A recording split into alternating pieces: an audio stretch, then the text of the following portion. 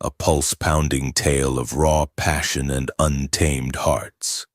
Meet Phoebe Taylor, a fiercely independent woman with a past she can't outrun who collides with Nero DeSantis, a ruthless billionaire whose dark charm and iron will command everything except his own desires.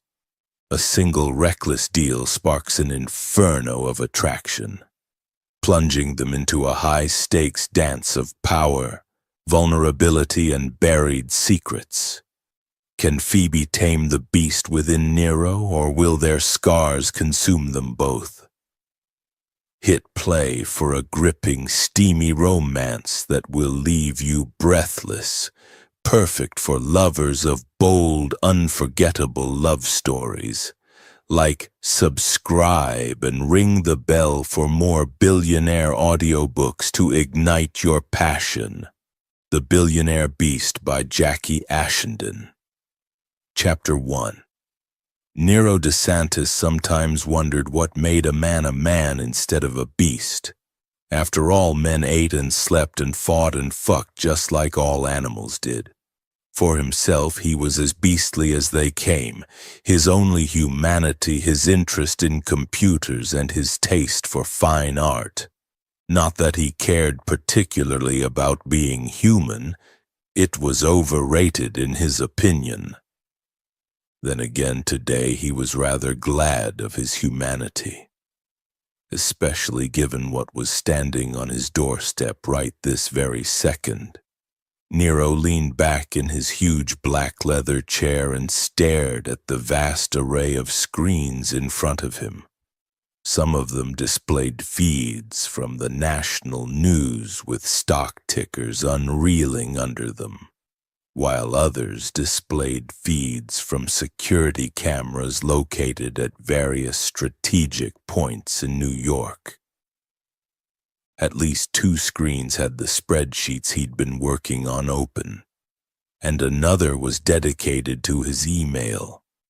A couple more were devoted to social media. Twitter for the most part, though he was fond of Instagram as well. And at least one had a movie playing on it. But it wasn't any of those screens that had irrevocably grabbed his attention at this particular moment in time. The screen he was most interested in now was the one that gave him the feed from the security camera on his front door. And the woman standing in front of it, she was neat as a pin in a plain charcoal skirt and crisp white shirt, her red hair pulled back in a tight bun, very corporate-looking, very secretary, which was pretty much as expected considering she was here for a job interview. As he watched, she smoothed her skirt and adjusted her matching charcoal jacket, glanced behind her once, then looked back at his front door. She wasn't beautiful. Fuck. She wasn't even pretty, which wasn't ideal since he liked something nice to look at. Then again, that wasn't a deal breaker. He'd stopped sleeping with his assistants after finding out their performances tended to drop once he'd taken them to bed. Her features were too sharp for beauty, but on second look, they weren't all bad. She had a nicely full lower lip, a determined chin, and her eyes were pretty, brown from what he could tell. Her skin was milky pale, and even though her hair was red, she didn't seem to have any freckles. He tilted his head, examining the rest of her. Well, she might not have been beautiful, but she definitely had the kind of body he liked on a woman. Full breasts and rounded hips and lots of soft curves. He wasn't a fan of muscles or skinniness or any kind of hard edges, at least not physically. When it came to women, he liked softness, and she was definitely soft. Not unattractive in many ways. Nero contemplated her a second longer, then hit a button. opening up another window alongside the image from the security feed, displaying her resume. Phoebe Taylor, 28, English, currently residing in the East Village, had worked as an assistant to various high-level executives in various Fortune 500 companies, and all positions accompanied by glowing references. Nice figure, and she looked like she was competent. A good combination. However, she'd left her last job 2 years ago, and there was nothing in the resume that indicated what she'd been doing for those 2 years. He narrowed his gaze at the woman standing on his doorstep. Sometimes he didn't let potential job applicants in. Sometimes he didn't even open the door depending on what he decided from the initial once-over he gave everyone who arrived at his house. Then again, it wasn't as if he had a lot of choice. In the last 6 months alone, he'd gone through at least 10 assistants, and it was now getting to the point where it was impossible to find anyone good who would actually work with him. Word had gotten out about how difficult he was, and even upping the basic salary to 6 figures hadn't managed to tempt anyone decent to apply. It was a problem. He preferred to hire the best, but when the best wouldn't even apply no matter how much money he offered, then his only alternative to the best was the not quite so good, or Phoebe Taylor with the 2-year gap in her resume. Making a decision, Nero reached out and pushed the button on the intercom that sat on his desk. "Show her into the sitting room, James," he ordered. "Yes, Mr. DeSantis?" James, his butler, responded in his usual lugubrious tones. Nero switched feeds to the entrance hallway, watching as James opened the door and greeted Miss Taylor before taking her into the sitting room where Nero liked to receive all the guests that came to the house, at least those he actually let inside. Switching feeds again to the sitting room cameras, Nero studied her as James showed her to one of the couches, then left the room, closing the door behind him. She clasped her hands in her lap, her attention darting over the room. It was the most normal room in Nero's vast house, and he'd purposefully had it decorated that way, making it as luxurious and as comfortable as possible so he could sit here in his control room and watch people's guards go down. Phoebe Taylor certainly seemed to like it, her posture relaxing slightly as she settled back on the comfortable white couch and looked around at the art on the walls. The fireplace with the cheerful spray of fresh flowers on the mantelpiece above it. The thick red and blue silk hand-knotted rug on the floor, and the shelves with the horrifically expensive little knickknacks on them. Normally, if people thought they were alone, they would get up from the couch and go and explore. Pull a book off the shelf or pick up one of the knickknacks. Sometimes they'd go toward the mirror above the fireplace and fiddle around with their appearance, or head toward the window that looked out over his Upper East Side street not far from the Met. Yet Phoebe Taylor did none of these things. She remained where she was, her hands lightly clasped. Occasionally her head would turn as she looked around her, but that was the only movement she made. She sat there very, very still. He frowned at the screen, caught despite himself. There was something about her. Maybe that stillness or the way she had her hands clasped together. Or maybe it was simply the aura of reserve and containment she projected. Whatever it was, it intrigued him. Pressing a couple of buttons on his keyboard, he zoomed the camera in on her so he could get a better look. Her attention had dropped to her hands, and she was now staring at them as if fascinated. Now that he looked closer, he could see the faint impression of freckles across her nose, hidden by her makeup, and that her lashes were long and thick. Her pretty mouth was moving ever so slightly, as if she was saying a prayer under her breath. Nero leaned back in his chair and glanced at her resume once again. On paper, she looked good, and certainly his first impression of her was that she seemed acceptable at least. A bit young, maybe. Certainly he'd had better luck with older assistants who didn't melt into a puddle of tears at the first hint of criticism, or get incensed by his apparently outrageous needs. He'd had one woman, she'd been in her late 50s, who'd managed to stay with him a whole 3 months without complaint, eventually leaving because he'd asked her to order him a selection of women for the night and she'd refused, saying she hadn't been hired to be the madam of a brothel. Nero had fired her on the spot. He wanted what he wanted when he wanted it. And if his assistants either couldn't or wouldn't do their jobs and assist him, then he got rid of them. No second chances. Be interesting to see what Miss Phoebe Taylor would do with a request like that.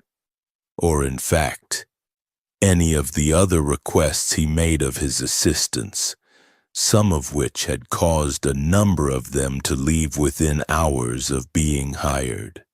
Many only lasted a week. Rarely did they last a month. Hiring new people was starting to get old.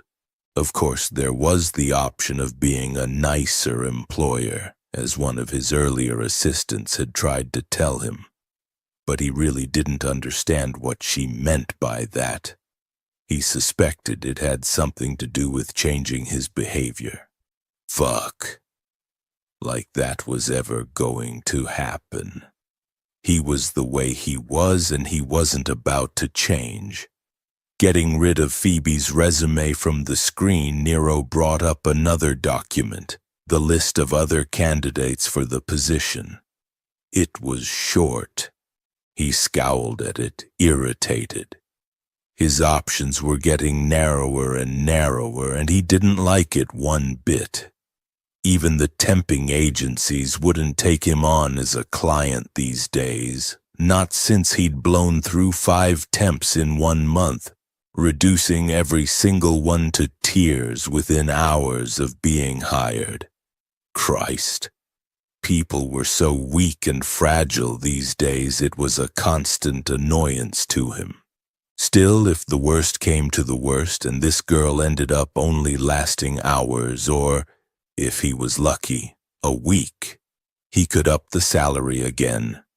Money tended to solve most problems in his experience, and it wasn't as if he didn't have plenty of it. Being the illegitimate son of Cesare DeSantis, the owner of DS Corp., one of America's biggest and richest defense and protection companies, wasn't without its perks, even if his father was one of the biggest pricks on the planet. Up on the screen, Phoebe Taylor raised her head from her hands and took another look around the room. A small crease had appeared between her brows. She was probably wondering how long he was going to keep her waiting. The answer was as long as he fucking well felt like it. Then again, maybe he should get this interview over and done with as soon as possible. Might as well see if she was as good in person as she looked on paper. Nero pushed the button on the intercom again. "Take her into my office, James." "Very good, Mr. DeSantis." Nero lounged back in his chair, watching as James entered the sitting room, going over to where Phoebe Taylor sat. She gave him a pleasant smile, betraying no sign of impatience, all calm self-possession, as if she could have quite happily sat there for another couple of hours. Fuck. Maybe he should let her. Maybe he should have tested her further the way he did sometimes with people who intrigued him. But there was plenty of time for that. In the privacy of his control room, Nero bared his teeth as Phoebe disappeared through the sitting room doorway on her way to his office. Looked like his day was just about to get interesting. There were 2 chairs in Nero DeSantis's office. A huge black leather executive chair that sat behind the dark oak monolith of his desk, and a much smaller, much more uncomfortable-looking one that sat in front of it. Phoebe didn't need to guess which one was meant for her. She walked straight toward the uncomfortable-looking one as soon as DeSantis's butler showed her into his office. And indeed, as she sat down, it was as uncomfortable as it looked. Then again, she'd spent much of the last 2 years sitting around in many different sorts of uncomfortable chairs. So it wasn't anything she wasn't used to. She was used to waiting too. The office was deathly silent, not even the noise from the city penetrating from outside. Phoebe folded her hands in her lap, resolutely ignoring the flutter of nervousness in her stomach, just like she resolutely ignored the doubt that was also sitting there. Before she'd gotten the interview for the job, she'd asked around the few job contacts she had left, trying to get what information she could about New York's most reclusive billionaire and the position she'd seen advertised on an online job site, a position with a salary that seemed almost obscene.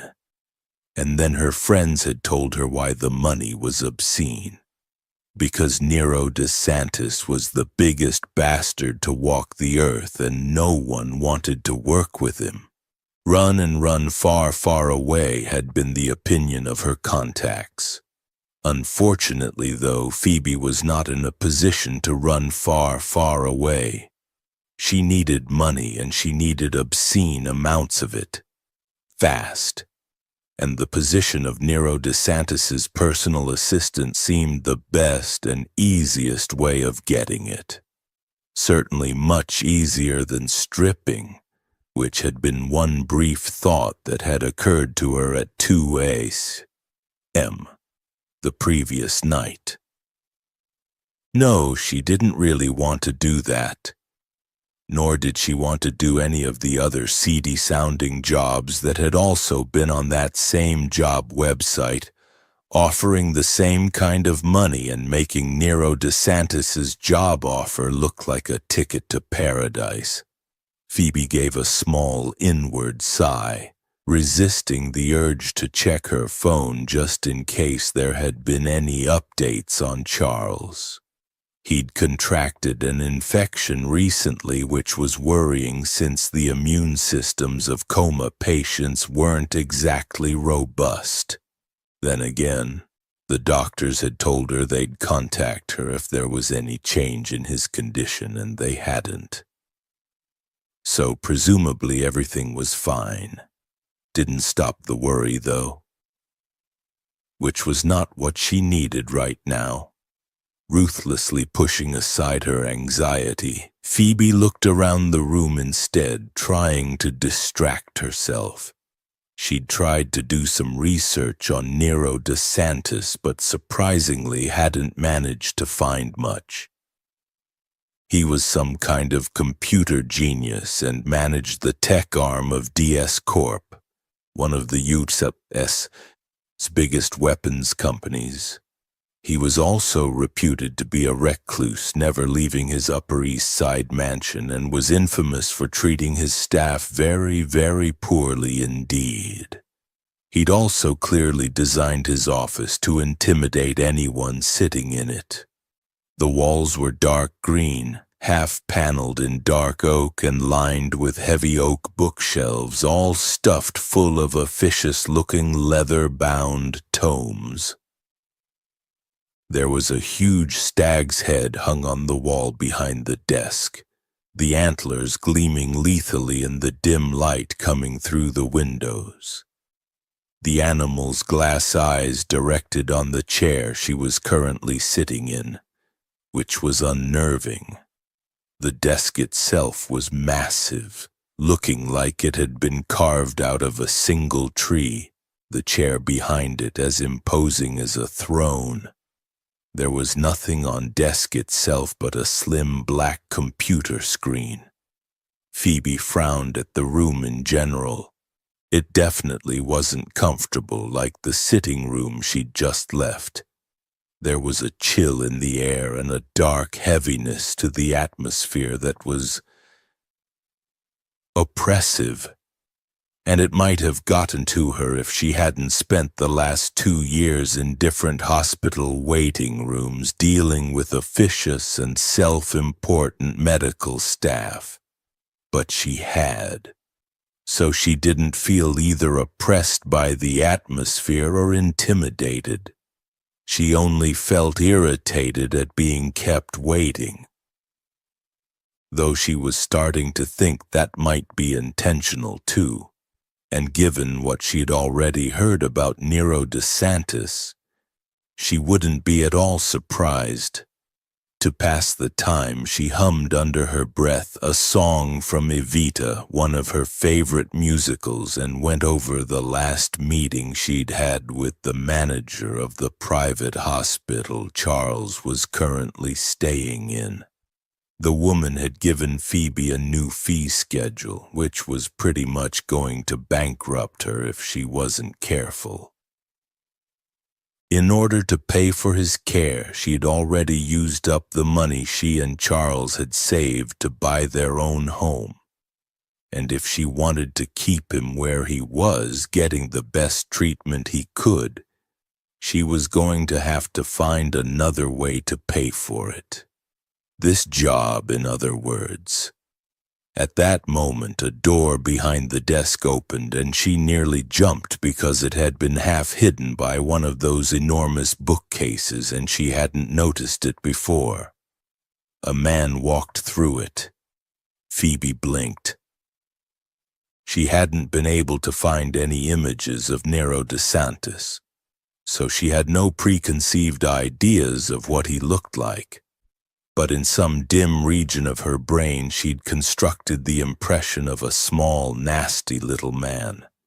Because in her experience the most difficult men were always small and nasty. Apparently Nero was neither. Her first impression was that he was big. Actually, no, not just big, he was giant. He towered over that monolithic desk like Godzilla over a tiny Japanese skyscraper. And she hadn't missed the fact that his head had almost brushed the top of the door frame as he had walked through it. And he wore a suit which she found confusing since he wasn't built like any businessman she'd ever worked with. In fact, he was built more like a pro wrestler or heavyweight boxer than some tech genius. The dark gray suit jacket pulling tight over massive shoulders, insanely muscled arms, and a hard, broad chest. She swallowed, her gaze roving helplessly over his impressive physique, trying to reconcile her hazy idea of small nastiness with the massive, muscled reality, before finally settling on his face. She felt something kick hard inside her. His features were rough, but there was a brutal sort of masculine charisma to them that she found almost mesmerizing. a hard blade of a nose, strong jawline, and broad, carved cheekbones. His eyes were as black as his shaggy hair, his gaze holding hers with an intensity that stole the breath from her lungs. He stood there only a minute, staring at her. And then he was moving with the easy, loping stride of a wolf or a panther coming straight toward her. And she found herself tensing up in her chair, bracing herself as if she was standing in the path of an avalanche, and there was nowhere for her to run. He stopped in front of her, standing between her and his huge desk, looming over her, making her feel like she was the size of an ant. His eyes glittered, and there was something feral in them, something that made her mouth go dry and fear curl up tightly in her chest. She could suddenly see why Mr. Nero DeSantis had difficulty finding a personal assistant who lasted longer than a week. So he said without any niceties at all, "You want to be my assistant?" His voice was deep, harsh, with a gravelly quality to it that for some reason felt like a velvet cloth rubbed roughly against her skin. She stiffened, not liking the sensation. In fact, she didn't much like the punch to the gut response to him, full stop. She rarely let people get under her skin, but she had a feeling that if she wasn't careful, he could. It would pay to proceed with caution from here on out. Controlling her instinctive irritation at his rudeness, Phoebe met his gaze calmly. "Yes, that's the general idea." "Why?" The abruptness of the question caught her off guard. "Why do I want to be your assistant, you mean?" He folded his arms, the fabric of his jacket pulling tight across his massive shoulders, and stared at her with the same kind of unblinking intensity as a great cat would stare a deer it would quite like to eat. "That's what I asked. Don't make me repeat myself." She blinked at the roughness of his tone. Okay, so she was starting to get more of an idea of why this man was considered so difficult. He was rude. Then again, she dealt with rudeness before, quite frequently. In fact, she'd gotten quite a name for herself as being an assistant who could handle difficult people. So she was pretty sure she could handle Nero DeSantis, despite whatever rumors there were about him. Well, she began carefully. "I'd like this job because it sounds like an exciting opportunity to—" "Bullshit." "Excuse me?" "I said bullshit." His arms dropped, and suddenly he was walking away from her, going over to the window and glancing out, then coming back over to where she sat and circling her. He moved with a kind of restless, kinetic energy crackling around him that made her feel unsettled, that made her want to keep her eyes on him in case he did something. Though what, she had no idea. "Don't give me that shit about opportunities and exciting challenges." He circled her chair, and she had to resist the urge to turn her head to follow him, her whole body tensing for reasons she couldn't name. "You must have heard the rumors, how I went through 10 assistants in 1 month and how I reduced every single one of them to tears." He came around the front of her chair once more and paused, looming over her like a mountain. "Or about how I like my assistants to be near me 24/7 and that I call them to fulfill my needs at any time of the day or night. How I expect instant obedience and do not tolerate protests or arguments." Phoebe took a silent, deep, calming breath. Actually, she hadn't heard some of those rumors, not that it would matter, of course. Fundamentally, she didn't care how difficult this man was or how difficult the job. She needed the money it was going to pay her to care for Charles, and she'd put up with anything for that alone. And hell, it was better than stripping. She gave the man looming over her a pleasant professional smile. She'd found that the best way to deal with difficult people was to be as calm and as pleasant and as accommodating as possible, at all times. "I have heard some rumors, yes," she said, keeping her voice utterly neutral. "They don't concern me." His eyes narrowed. "Why not?" "Because rumors are invariably just that, merely rumors." There was a silence where he looked at her for one long, uncomfortable moment. Then he leaned down very suddenly so they were nose to nose, his face mere inches from hers.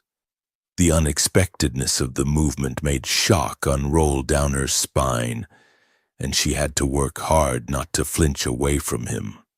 His eyes were so dark, sharp, and glittering like the edge of an obsidian blade. The pressure of his gaze like a hammer blow. "They're not rumors," he said, that harsh voice of his becoming softer, more deadly. "They're all true."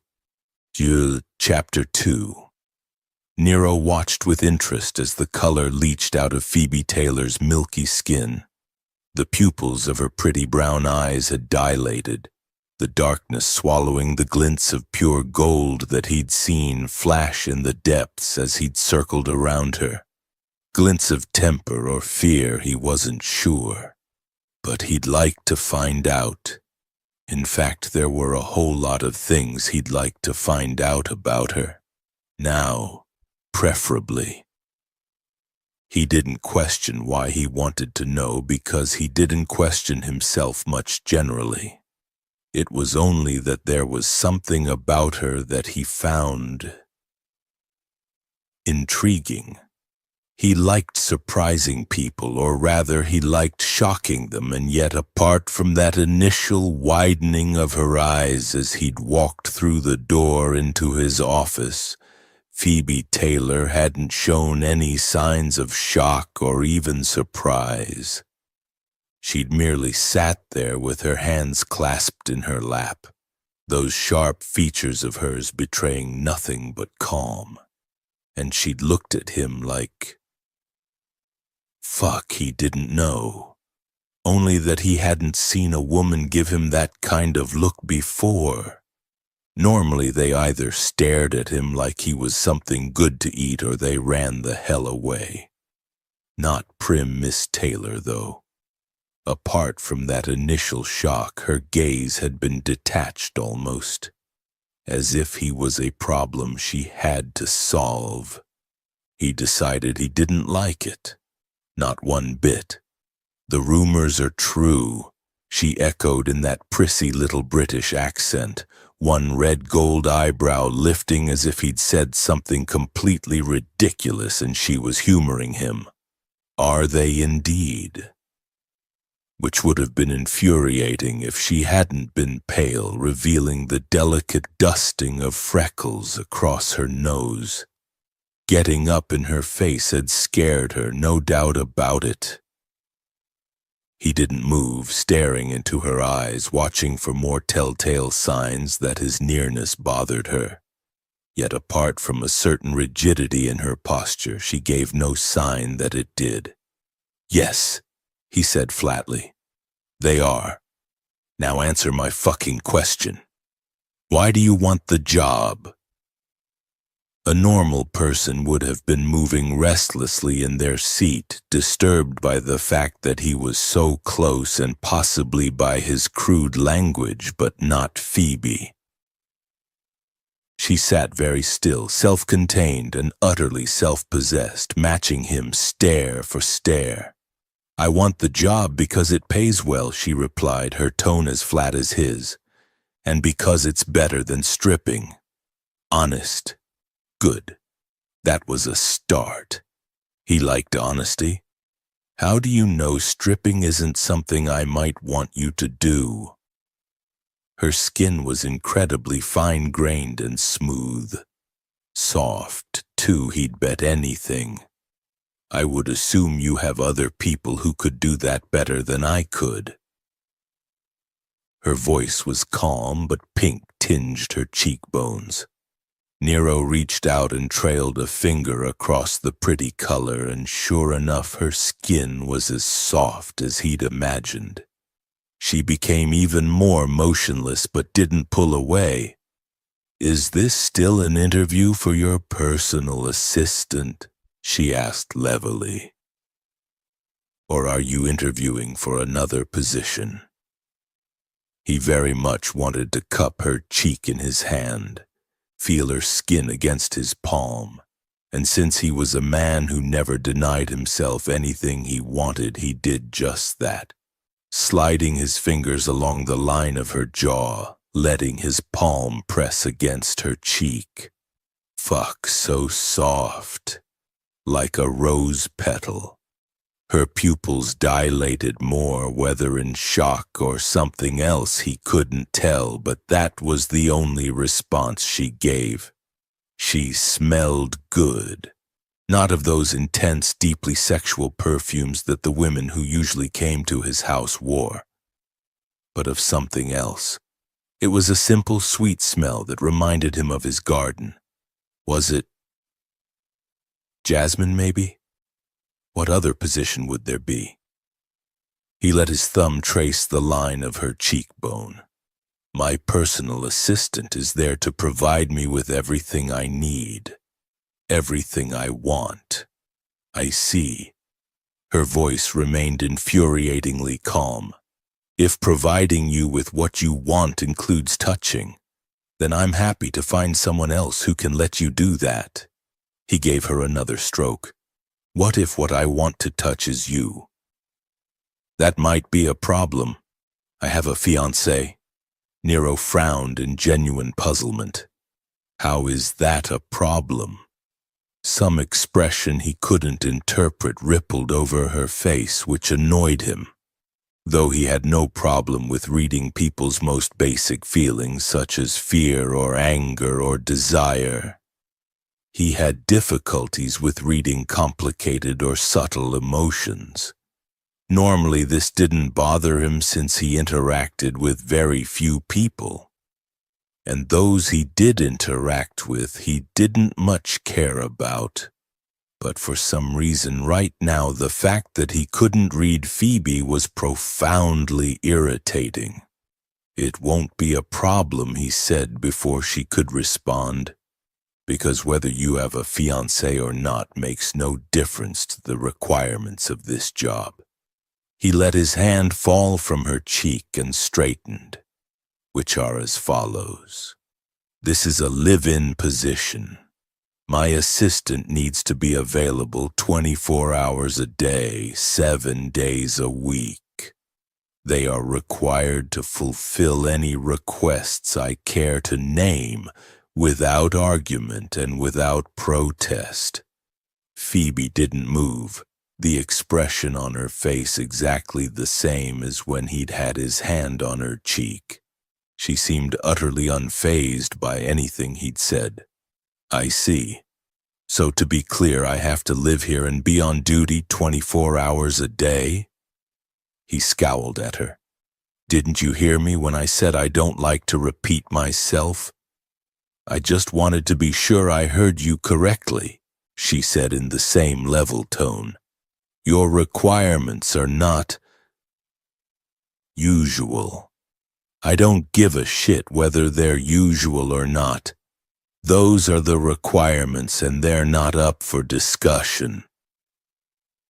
Abruptly restless, he turned away from her, moving over to the window that gave a view out to the walled area that was his private garden, pausing there to check the weather.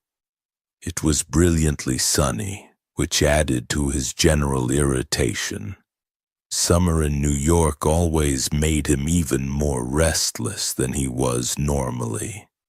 When you say you require every request to be fulfilled, do you mean anything? He stared at the greenery below him, noticing that one of the rose bushes looked like some insects were getting to it. Shit. He was going to have to get James to speak to the gardener again. Of course I mean anything, he said brusquely. I get what I need when I need it. End of story. What if I can't provide that? Then you're fired. There was a pause. Sensing some kind of emotion coming from her, Nero swung around. What? He asked. Her gaze was calm. I didn't say a word. No, but you have opinions, don't you? He moved away from the window. One thing you need to be clear on, Miss Taylor, is that I do not pay for anyone else's opinions. I'm not interested. The only opinions that matter are mine. Is that understood? Her expression didn't give so much as a flicker. Yes, that's understood. He moved behind her, but she didn't turn. Her gaze directed instead to the stag's head above his desk.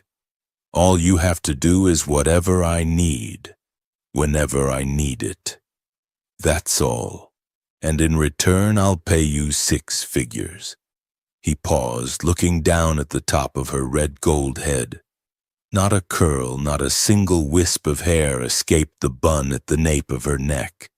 It was coiled neat and tight with small, practical brown hairpins. 6 figures every 3 months. Her head turned quickly to the side, and he couldn't help baring his teeth in a feral smile. Money. It always came down to that. Offer people enough and they do anything for you. Anything at all. Even things they wouldn't normally do. That wasn't in the advert. A certain sharpness had entered her tone. No, because I've just decided to up the salary right now. Why? Again her voice was sharp, and this time there was an edge of demand to it that should have made him angry and yet didn't. No, it excited him. You don't get to ask the questions, Miss Taylor. He reached out to take one of the hairpins, slowly sliding it out of the tightly coiled mass of hair. Like I said, this position requires total obedience, and if I don't get it, you don't get paid. If I take the job, she amended. Nero dropped the hairpin on the ground and reached for another one. You haven't answered my question. Which one? About why you want the position. He dropped the second pin and reached for a third, tugging it slightly. Clearly feeling the tug, she shook her head as if trying to free her hair from a branch that had caught it. Keep still, he growled, pulling the third pin free. She let out a soft breath. What are you doing? The question was perfectly calm, and yet, was there an undercurrent of something there? Some kind of reaction? I want to see what your hair looks like. He reached for a 4th pin. Answer the fucking question. She went very still, which pleased him. I did. I told you I wanted the money. Why do you want the money? Why does anyone want money? You're supposed to do whatever I say, not answer questions with questions. He eased out a 5th pin, then went on to the 6th. Fuck, she had a lot of hair. Last time. Why do you want the money? I see. This is a test. Very well. She was silent a moment. I need the money because my fiancé is in hospital. He's been in a coma for 2 years and I'm coming to the end of my savings. The care in this particular hospital is very good and I'd like him to stay there. Another man might have felt some sympathy for her or even felt sorry for her. But Nero felt neither. He generally didn't like to feel much at all beyond basic physical pleasures, and certainly other people's traumas were of no interest to him. Not when he had his own to deal with. If you want money, you'll have to work for it. He picked out the last few pins and discarded them with the rest on the floor, watching in fascination as the coil of hair began to loosen and fall down her back in thick red gold curls. I'm not a fucking charity. If his harsh words had any impact on her, she gave no sign. Obviously, she said, her tone cool. If it was charity I wanted, I would have used GoFundMe. Or you could try stripping. Reaching out, he pushed his fingers through her hair, watching as the coil began to break apart into a glorious fall of red gold curls. The strands felt silky against his skin, soft, too. Apparently, I still might if I take this job. That cool note was in her voice again, and for some reason it sounded like amusement. Strange. Why the hell would she find something she didn't want to do funny? He looked down at her, sifting her hair through his fingers, that sweet, flowery scent rising around him. You'd do it if I asked you to. He didn't make it a question. Or else you'd fire me, of course. A pause. I should warn you that I draw the line at getting rid of bodies. Nero frowned. Then he eased his fingers from her hair and prowled around her chair so he could see her face. She stared back at him, absolutely calm, as if he hadn't suggested he might want her to strip for him. As if she hadn't had a complete stranger take down her bun and run his fingers through her hair. And if I wanted you to? He demanded. She gave him a pleasant, if impersonal, smile, her lovely hair falling down around her shoulders, softening her sharp features. Then we'll cross that bridge when we come to it. Now, is there anything else I should know? Phoebe's heart was beating uncomfortably fast, and her scalp was prickling all over from the feeling of his fingers in her hair. But she absolutely refused to let any sign of her discomfort show. 6 figures every 3 months was worth any kind of provocation. Even letting a complete stranger touch her. Even having his fingers in her hair, taking out her hairpins and scattering them on the floor. She'd expected him to be difficult, but she hadn't fully realized just how difficult until now. Until he'd touched her cheek without asking. Until he'd run his thumb across her cheekbone. Until he'd taken her hair down. It had been a long time since anyone had touched her. Certainly the last time anyone other than her stylist had touched her hair had been when Charles had pushed it behind her ear as he'd kissed her goodbye. Just before he'd left on that business trip to Vermont. That had been 2 years ago. She hadn't wanted anyone's touches since then and still didn't. And that included Nero DeSantis. But for 6 figures every 3 months, hell, she'd even change her stance on the stripping thing. Phoebe sat still and calmly met Nero's black eyes. She badly wanted to fix her hair, but she ignored the urge to put it to rights. No point in letting him know he'd bothered her. He'd probably only repeat the same bad behavior if he did, or maybe do something even worse.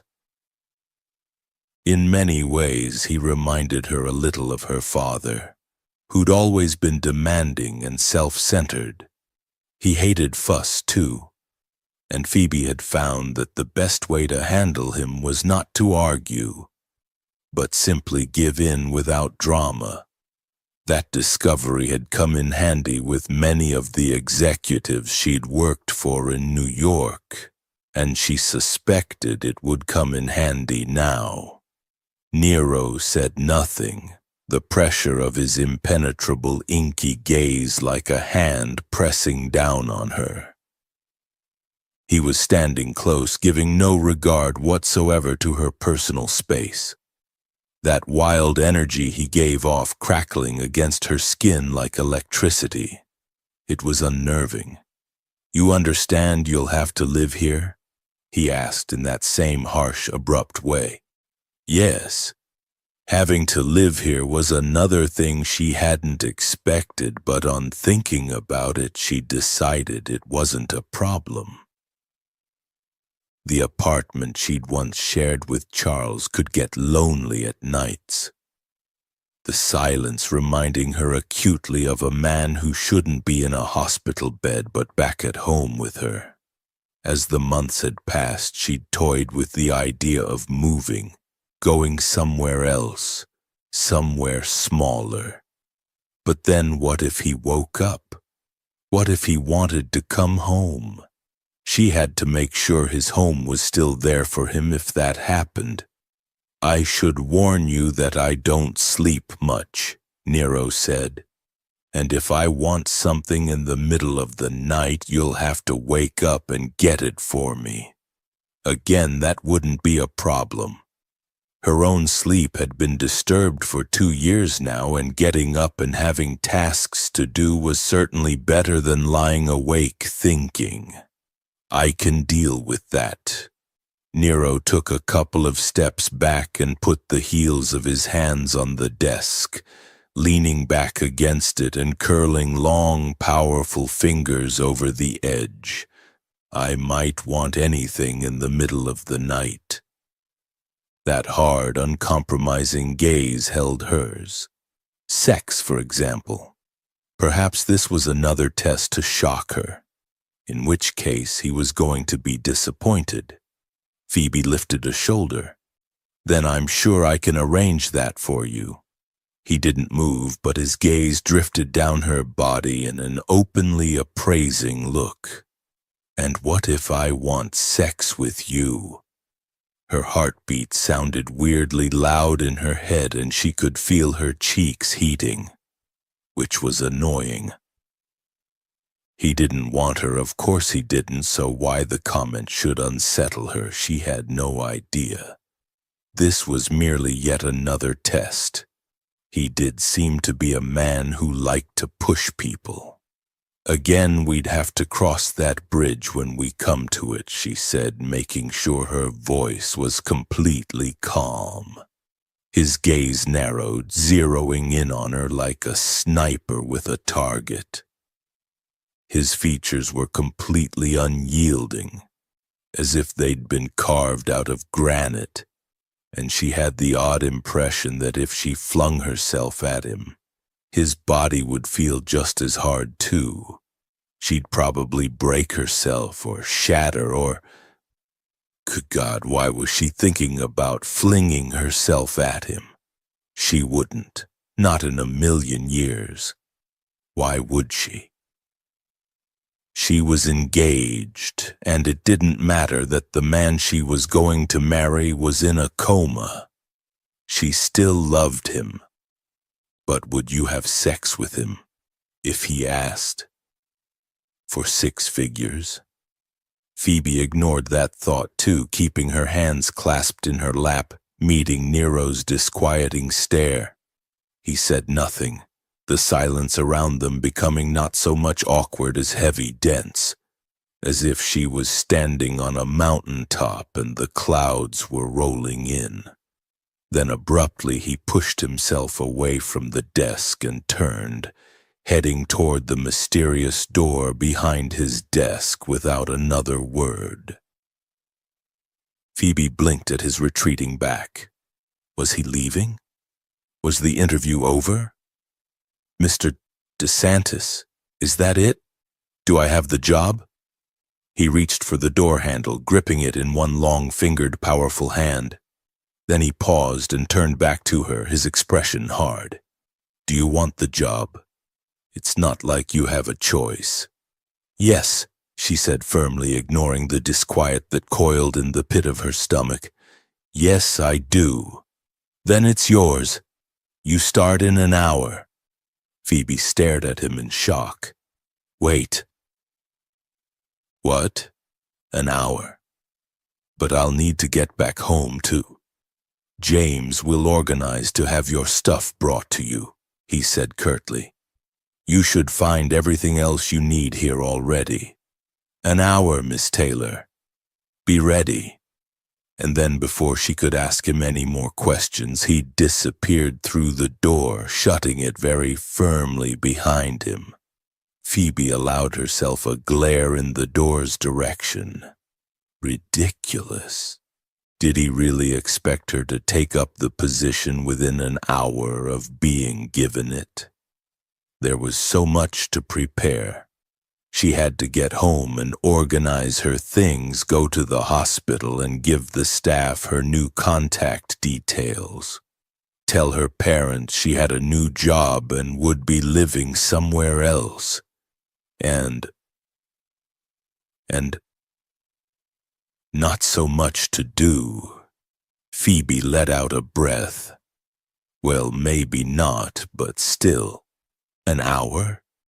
He really expected her to start what was sounding like a very difficult job without any preparation at all. Apparently he does. At that point the door to the office opened and James, the butler, came in, his craggy face expressionless.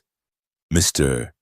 DeSantis has requested that your belongings be brought here, Miss Taylor.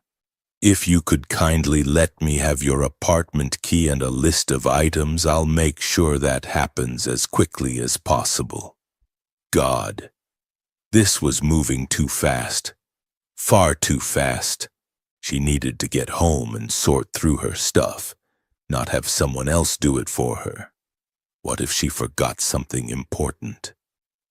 And did she really want some complete stranger going through her knicker drawer? Miss Taylor, James prompted. Come on, pull yourself together. This isn't how you deal with unexpected changes. You cope. You handle it. And apart from anything else, remember, 6 figures. Every 3 months. Phoebe shook herself. Yes, of course. Do you have something I can write on? 5 minutes later, after she'd collected her discarded hairpins and given a list of items to James, plus a few instructions on what not to touch in the apartment, Phoebe was escorted upstairs and through the hallways of the house to what would be her rooms. Nervousness and a certain amount of trepidation sat in her gut, though she did her best to ignore them, looking around her at the house to distract herself instead. It seemed much bigger on the inside than it had looked on the outside, with great long hallways, stairs spiraling up to other floors at various intervals, and lots of doors leading to many different rooms. It was almost maze-like, and there was hardly any furniture. A hall table there, an armchair shoved into a corner there, a shelf or two against a wall. What there was a lot of, though, was art. Paintings lined the dark walls along with beautifully shot photographs, all without exception landscapes, of cities, of jungles, of mountains, of deserts. There were none of people whatsoever. Interesting. Did he have something against people, or did he just prefer nature? As they passed one long, artfully framed panorama shot, obviously taken from the top of a mountain, Phoebe murmured, I see Mr. DeSantis is fond of the outdoors. Yes, James said. Mr. DeSantis appreciates landscapes. Lucky he has lots of walls in that case. She glanced over her shoulder at the long hallway stretching behind her. This house is certainly much bigger than I thought it was. Mr. DeSantis bought the whole block. The buildings have all been renovated into one house. Phoebe stared at the butler in surprise. Well, that certainly explained why the house felt so big inside. That's... What? 5 houses? Seems an awful lot of room for one man. Mr. DeSantis likes his space, James replied with finality, indicating that was the end to the matter. But she couldn't resist pushing a little. They say he never leaves his house. Is that really true? She could hardly imagine it was. There was something so vitally alive about him. A kind of raw animal vibrancy that didn't go with the image of a man huddling inside his house, too afraid to go out. It would be like putting a lion or a tiger in too small a cage. James didn't answer, his expression forbidding, so Phoebe let it lie. She'd find out the truth soon enough, she supposed. Finally, James led her through an ornate door and into a spacious and surprisingly light set of interconnected rooms. There was a bedroom painted a delicate shade of mint green with huge windows covered in swathes of sheer, billowy white curtains and an honest-to-God 4-poster bed in one corner. Off the bedroom was a small sitting room painted in the same shade, with lots of bookshelves full of books and a comfortable-looking white couch and armchair. There was a bathroom off the bedroom too, white-tiled, with a separate shower and bath that looked big enough for an entire football team. It was rather lovely, she had to admit. Not to mention unexpected. The decor was feminine and romantic. That made her think that Nero DeSantis had definitely not had a hand in planning it. Though maybe she was doing him a disservice. Maybe there was a hidden romantic underneath that hard, intensely masculine exterior of his. The thought made her smile. No, there was nothing romantic about him. She'd bet her life on it. "Anything else I can get for you?" James asked, already moving toward the doorway, clearly impatient to get on with whatever it was he did. "No, I don't think so." "Oh, I suppose Mr. DeSantis will..." "What? Call me when he wants something?" "Yes," James said. "He will." And before Phoebe could ask him anything more, the elderly butler vanished through the doorway, pulling it firmly shut behind him. Phoebe stood for a minute in the middle of the room, feeling the sudden silence settle down on her like a heavy weight, combining with the nervousness and considerable trepidation to form a thick, hard lump in her gut. Had she really done the right thing in taking this job? It clearly wasn't going to be easy, not with Nero as an employer. He was strange.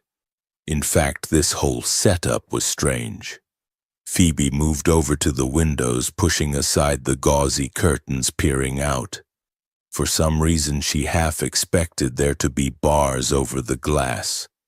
But there was nothing marring the view down into what looked to be a stunningly beautiful garden. There were small trees and shrubs and beds of colorful flowers. White shell paths wound through the foliage, and she could even see the sunlight catching on the drops of a fountain in one corner of it. She leaned her head against the glass, half smiling. New York could be wonderful like that, with small emerald gems of gardens hidden behind imposing brick walls or behind the gray facades of buildings. It reminded her of the rose garden in London her father was fanatical about maintaining, though that garden had been planted much more rigidly than this one here was.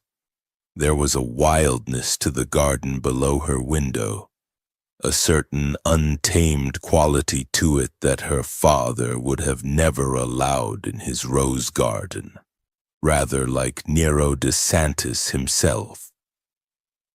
Her scalp suddenly prickled at the remembered sensation of his fingers in her hair, the skin over her cheekbone tingling from where he'd stroked it. Frowning, Phoebe shoved him out of her head. It wasn't time to be thinking about her employer. It was time to be preparing herself for her new job. Letting the curtain fall, she made her way over to the bed and sat down on it, putting her handbag in her lap and digging around for her phone. Bringing it out, she punched in the hospital's number, giving them her new details about which they sounded completely uninterested. After that, she quickly checked the time, then called her parents to let them know that she finally had a job and would be living somewhere else temporarily. Her mother answered the phone on the second ring, sounding the way she always did, light and slightly out of breath, as if she'd been running to get the phone. "Oh, Phoebe, I'm just on my way out. Why do you always call at such an inconvenient time?" Once, her mother's first words every phone call had been, "How is Charles?" Now they were either about how inconvenient Phoebe's call was or questions about why hadn't she called sooner. "Sorry," Phoebe said patiently. "I just wanted you to know that I have a new job." "But how wonderful!" "Yes, it is. But it's a live-in arrangement, which means I won't be at the apartment for a little while." "Sounds fabulous. Oh, Phoebe, I do wish you were back here. Your father has decided to give a dinner for those stuffy old colleagues of his and—" Her mother wittered on, relaying the usual catalogue of complaints and slights that had been the soundtrack to Phoebe's life for years. She didn't ask about Phoebe's new job, not one single question, which was pretty much what Phoebe expected since her mother was only interested in one thing, herself. "That sounds dreadful, Mum," Phoebe said, only half listening, her brain already going over whether the items she requested from her apartment were the right ones and what she'd do if she'd forgotten something. All her mother required was soothing anyway, not actual input. Another 5 minutes and more soothing noises later, along with the usual gentle, "No, I'm not coming home quite yet" statements. Phoebe disconnected the call and sat on the bed, fighting the feelings of vague frustration that always filled her after a phone call with her mother. Then, just as she'd begun the laborious process of pinning her hair back into place, her phone buzzed again with a text message that looked to be a long list of instructions. It was from Nero. Phoebe slid the last pin into place, smoothed down her skirt, and picked up her phone. "Okay, Nero DeSantis. Bring it on." She was ready. Chapter 3. Nero hit Phoebe's name on his contact list and she answered on the second ring, which pleased him since he hated to be kept waiting. In fact, she'd proved to be incredibly responsive over the past 3 days. No matter what time of the day or night he'd demanded her presence, which also pleased him, especially as he'd been working her hard. The first day he'd kept her up till midnight in his office, taking notes at a video conference with some of his Silicon Valley team. She hadn't murmured a word of complaint, not even when he'd kept her up for another hour after the meeting had finished. Then he'd woken her at 6 a.m. the next morning to go get his morning coffee. There hadn't been any complaints then either, nor when he'd sent her to a DS Corp meeting at DS Tower downtown in his stead, or when he'd sent her to an art auction afterward to purchase a rare Van Gogh landscape that had unexpectedly come up for sale, or that second night at 3 a.m., and when he'd gone for a run on his treadmill and then discovered afterward that he was out of his favorite soda, which had necessitated Phoebe making a run to the nearest 7-Eleven. Yes, at 3 a.m. She'd answered on the second ring, which even his best assistant hadn't managed. It was impressive, he had to admit. "Mr. DeSantis?" she inquired in her cool, calm way. "I need coffee," he said without preamble. "Espresso, 2 sugars. Also, get me a plain bagel with cream cheese and lox. I can do that for you. When would you like these?" Now. He didn't wait for a response, disconnecting the call and tossing his phone carelessly down on his desk before going back to the email he'd been reading, which he read a second time just to be sure he understood what it said. Sure enough, he had. The lead he'd been following for months now had ended up with yet another dead end. "Fuck," he growled, his mood darkening as he slammed a hand down on the desk, only barely missing his keyboard. He wanted to pick something up and break it, or fling something at the wall and listen to it shatter. Eyeing his phone, he considered throwing that for half a second, then decided against it. He couldn't be bothered getting another, and there were more productive things he could be doing with his fury. Glancing over at the file he had open on one of his other screens, Nero scowled at it. In between his own work and his half-brother Lorenzo getting in his face about investigating some sketchy behavior in one of their father's accounts, he'd also been fiddling with this particular file. In fact, he'd been fiddling with it for a long time now, gradually accumulating names and dates and locations, trying to put together a picture of a man he'd been trying to find for years. Unfortunately, though, like the lead he'd been following up on today, every single piece of new information he'd received had led precisely nowhere, which made finding this particular man, his stepfather, incredibly fucking difficult. And he did want to find him. Even before the police had discovered him, a small, emaciated teenager in a walled-up room in the back of that house in Queens, Nero had been fueled by thoughts of revenge. It had been the fire that had kept him warm at nights when he'd had nothing but a single threadbare blanket to cover himself. And it was the ice that had kept him cool when temperatures climbed to over 100, turning the little room that was his world into an oven.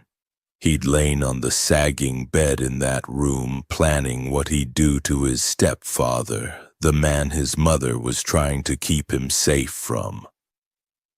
Nero had actually never seen him, but he had no doubt the guy existed because he'd heard him shouting some nights outside Nero's secret room.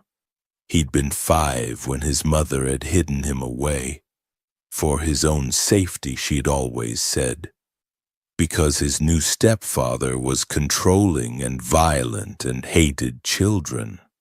However, his mother had told Nero that she needed to stay with him because he was helping her pay off her debts, and that as long as he didn't find out Nero existed, everything would be fine. "Be patient," she'd told Nero. Once her debts were paid, they could both escape, perhaps even try to find Nero's real father. But until then, Nero just had to stay there and be quiet and not attract his stepfather's attention. He had to stay out of sight and out of mind. The ghost in the walls. He'd gotten out of that room and that house a long time ago, and not with his mother in the end, but the need for revenge burned hotter in his blood than ever. He wanted to destroy his stepfather, the man who'd ensured that for 10 years Nero had to stay hidden in one tiny room. He wanted to destroy him utterly. Except that prick had seemingly disappeared off the face of the earth. It was frustrating, especially given all the resources at Nero's fingertips. He was a goddamn computer genius who not only designed some of the world's foremost digital defense systems, but could hack into them too. And he could not find one stupid, lousy asshole. His irritation deepening, Nero pushed himself out of his chair and stalked out of the control room, heading for the doorway to the gym that led off his main office. It was going to be impossible to get any other work done when he was this pissed, and the only way to burn off the frustration was to run it out on the treadmill or bury it under some good old-fashioned weightlifting. His gym was high-spec and huge. He preferred having lots of room, and it had big glass sliding doors that gave a view out onto the garden. He liked that too. Sometimes he had the doors open so that the scent of the plants and flowers drifted in, making him feel as if he were running through a field or a forest. Sometimes he kept the doors firmly shut, his attention on the big screens displaying different news channels and various social media accounts. Today he kept the doors shut, stripping his clothes off and leaving them in a careless heap on the floor before going over to the shelf unit and drawers where he kept his workout gear. Changing into some workout shorts, a tank, and some running shoes, he went to fill a water bottle from the drinking fountain before going over to the top-of-the-line treadmill and programming in something ultra-tough and punishing. He was half an hour into his run when suddenly the door opened and Phoebe came in, a takeout coffee cup in one hand, a paper bag in the other. Nero didn't bother stopping, merely glancing over at her briefly before directing his attention back to CNN and the news story he was currently following. "I asked for these half an hour ago," he said flatly. "I'm sorry." The sound of her heels echoed on the gym's wooden floor as she moved over to the shelving unit and placed the coffee and bagel down on it. "I got them 20 minutes ago, but it took me a little while to find you." The delay irritated him unreasonably. For the past 3 days she'd been incredibly responsive, so what was the problem now? "You should know where to find me by now." He didn't bother to mask his annoyance. "The gym isn't that far away." "I'm sorry," she said, repeated, apologetic. "It won't happen again." Yet he caught it, the briefest of hesitations before she'd answered him. He kept his gaze on the screen, every instinct suddenly zeroing in on her, and that slight hesitation. "One coffee and a bagel shouldn't have taken you that long." The cafe was very busy, and there was also fucking bullshit. That cafe knows they make my coffee first before they do anything else. He turned his attention from the screen to stare at her, his irritation at the delay combining with the anger already seething inside him, becoming something hot, explosive, a missile seeking a target. "Give me the truth or else you're fired." She stood near the door, neat as a new pin in her plain black skirt and boring white blouse. Her hair was in its customary bun, not a curl or strand out of place, and her sharp features were, as usual, completely calm, not a single emotion on them that he could read. Her gaze, too, was unreadable, meeting his without flinching. I had a phone call that took slightly longer than anticipated, she said in that cut-glass British accent of hers. As I said, it won't happen again. A personal phone call? Yes. No hesitation this time. He kept running, his feet hitting the treadmill hard. About what? A slight, so slight that if he hadn't been watching her closely, he would have missed it. Flicker in her steady gaze. As I said, it was a personal... I don't give a fuck how personal it was. Tell me what this goddamn phone call was about that it took up 20 minutes of your time. 20 minutes that I am paying you for, don't forget. Phoebe's stubborn jaw tightened minutely. He may not have been good at reading the subtler emotions in people, but he certainly knew when someone was pissed with him, and he could tell that she was pissed with him right now. A bolt of excitement cut through his anger. Shit. If she thought she could take him on, then she was more than welcome to try. He could use a good fight. It was the hospital, she said after a moment, her red gold lashes briefly veiling her gaze. Giving me an update on my fiancé's condition? Ah, her fiancé. She'd mentioned him in the job interview 3 days ago, hadn't she?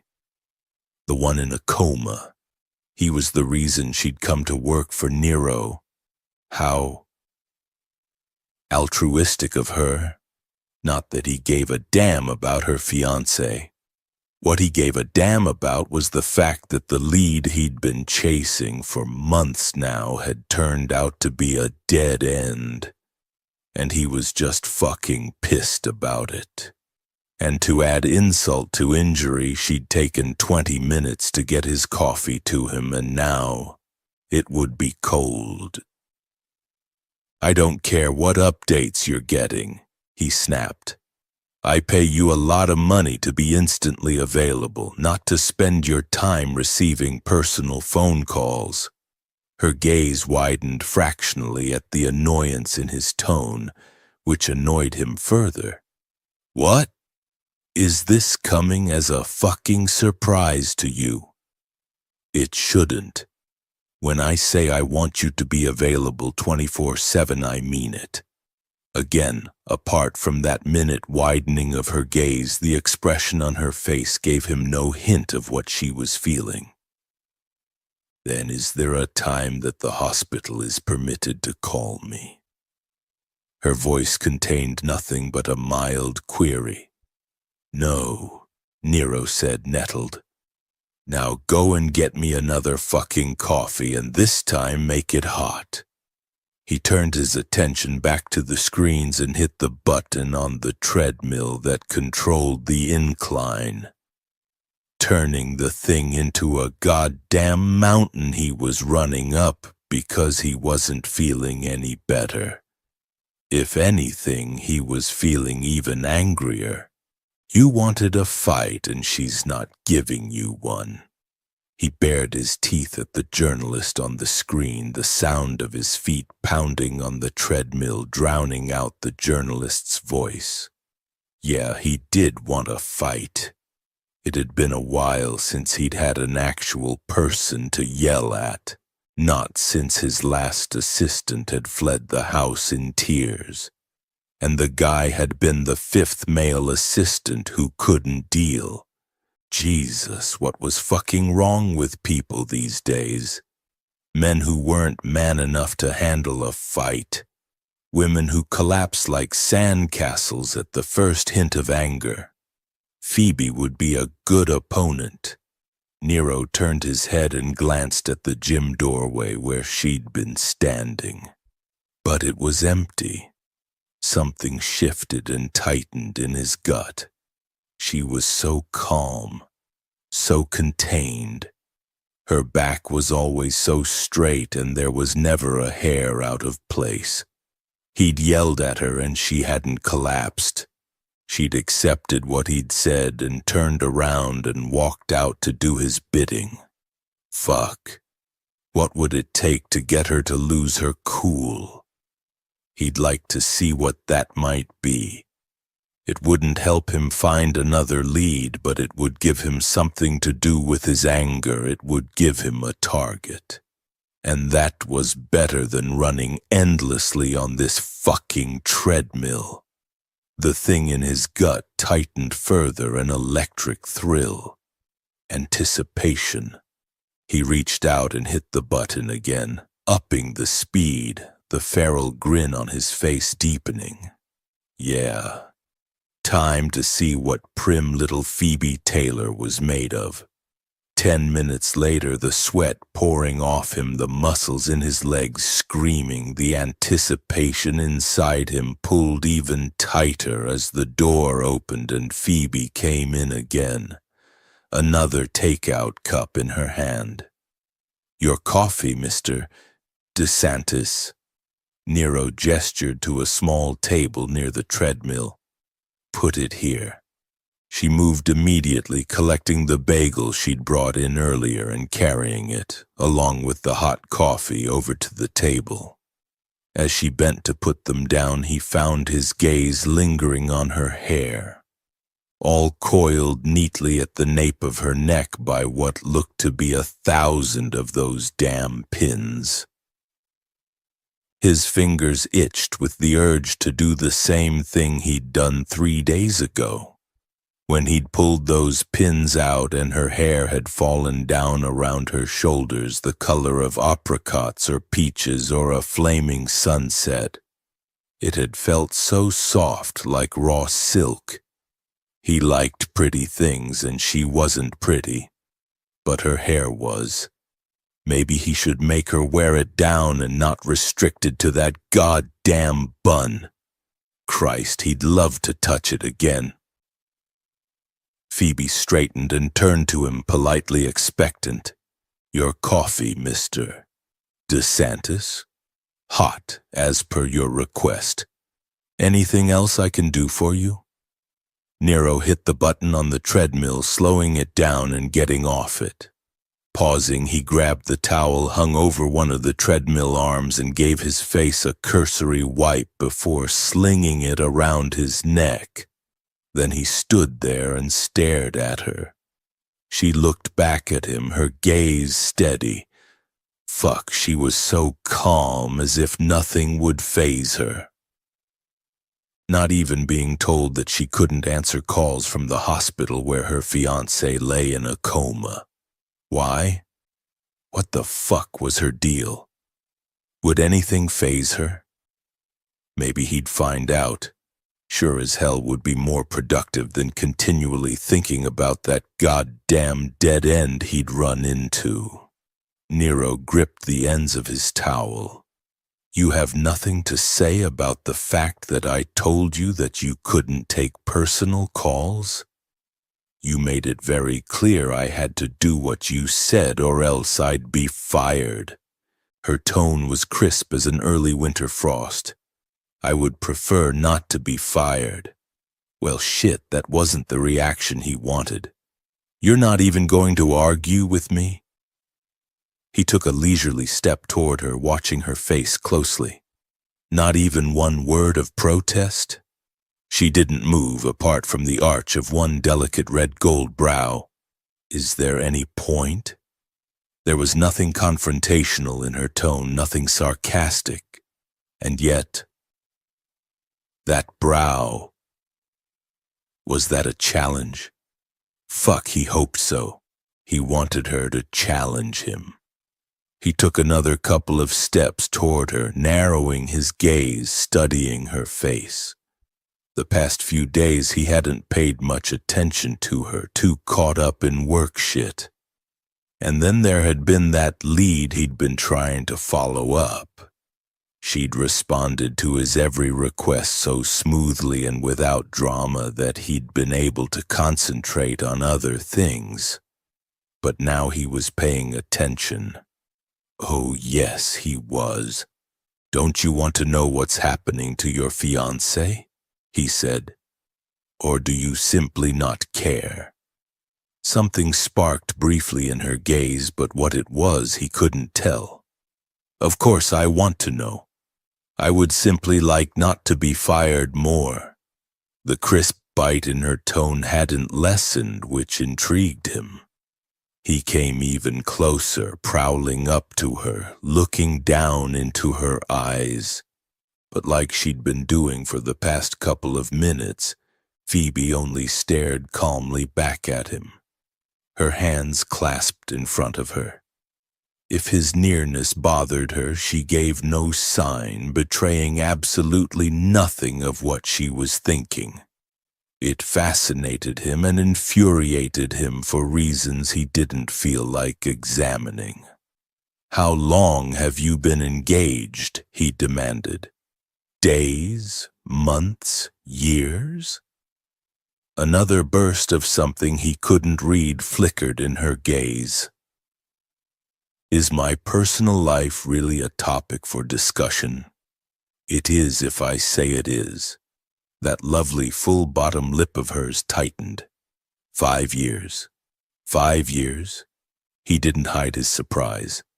"What's the point of getting engaged if you're going to wait 5 years to get married?" "We both decided we would like to wait a little bit." She glanced down at the coffee cup on the table. "Would you like your coffee?" "You don't want it to get cold." He ignored that.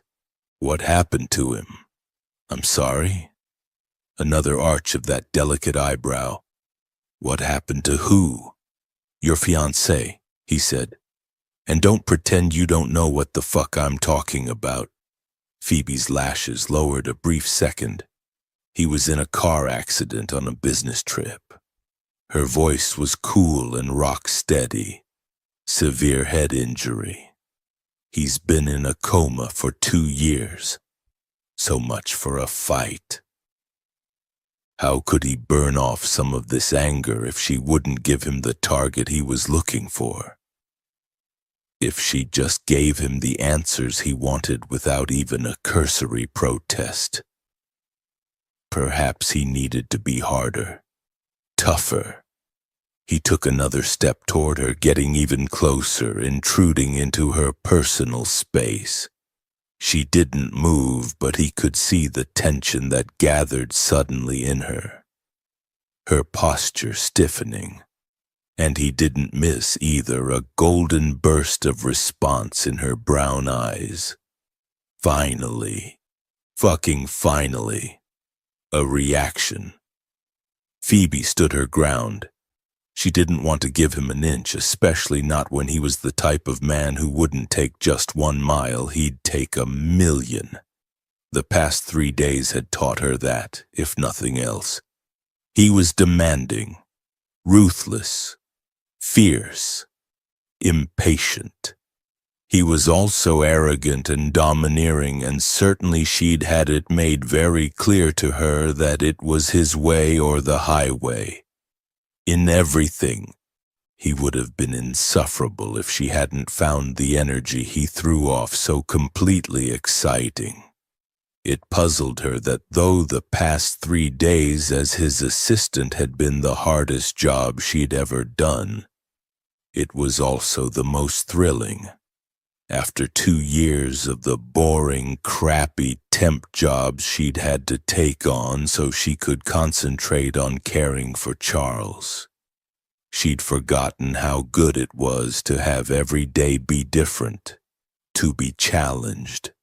She also got intense satisfaction from always giving him exactly what he asked for, without protest and without fuss, making him look at her with a vaguely suspicious expression on his intense, handsome face. as if her obedience wasn't what he'd expected and she was waiting for some other kind of reaction from her. A reaction he knew would be unpleasant. Except she never gave him one, and it always made that suspicious expression get even more suspicious, which only satisfied her even more. Dangerous to enjoy that. And yet she couldn't seem to help herself. For too long, the only man she'd had any contact with had either been of the medical kind or the one unconscious in a bed. And after a while, no matter that all the doctors and nurses had told her that Charles could hear her voice, those long hours of one-sided conversations had taken their toll. It was good to have someone look at her and see her, react to her. Even if that reaction was negative, she preferred that to nothing. The only problem was that Nero DeSantis was not an unconscious man in a hospital bed, and that pushing him, even in the small, subtle way she pushed him, meant him pushing right her back. She was horribly aware of that right now, with him standing right in front of her, towering over her the way he had when she'd had her interview in his office. She thought she'd gotten used to his size, to his raw, primal energy, but apparently she hadn't. Not when he was only inches away and dressed in nothing but a tank and shorts, a towel around his neck. His magnificent body gleamed with sweat, the fabric of his tank sticking to his chest and stomach, the damp cotton outlining the hard-packed muscle of his torso. He smelled of sweat and spice, and it wasn't unpleasant. In fact, it made something inside her shift and turn like an animal waking up from a long sleep. You should step away from him. The thought echoed in her head, an instinct she didn't know was there kicking in, making her want to back away and put some distance between them. Except she couldn't think why. Yes, he was her boss and wouldn't hurt her, that much she was sure of. So there was no reason to give any ground. Instead, she took a slow, silent breath, trying to ignore the strangely mesmerizing masculine scent of sweat and spice, trying to quell that equally strange shifting sensation in her stomach, meeting his gaze as calmly as possible. It was difficult, though. His stare was dense as a black hole and pulled at her in almost the same way. Like a compulsion, she couldn't look away. She should be angry with him for making her tell him all about Charles, and certainly she should be angry with him for forbidding her the hospital's phone calls, especially when Charles's infection was proving to be stubborn and sticking around. Dimly she was angry. But she knew that wouldn't help and was more likely to get her fired than anything else, especially given he'd already stated he wanted her to do what he said without protest. Far better to accept his orders and swallow the anger, to keep calm and keep her eyes on the money. Luckily, she was very good at keeping calm. She'd had a lot of practice after all. 2 years? Nero's voice was rough, gritty. He's been in a coma for 2 years? Yes. She kept her tone even, not allowing even a hint of the sadness she felt whenever she thought about the time passing to color it. His dark gaze intensified, as if there were words written on her face in invisible ink and he was trying to read them. Has he woken up then? Is that why the hospital was calling you? Phoebe swallowed back the sudden constriction in her throat at his bluntness, at the thought of Charles just waking up.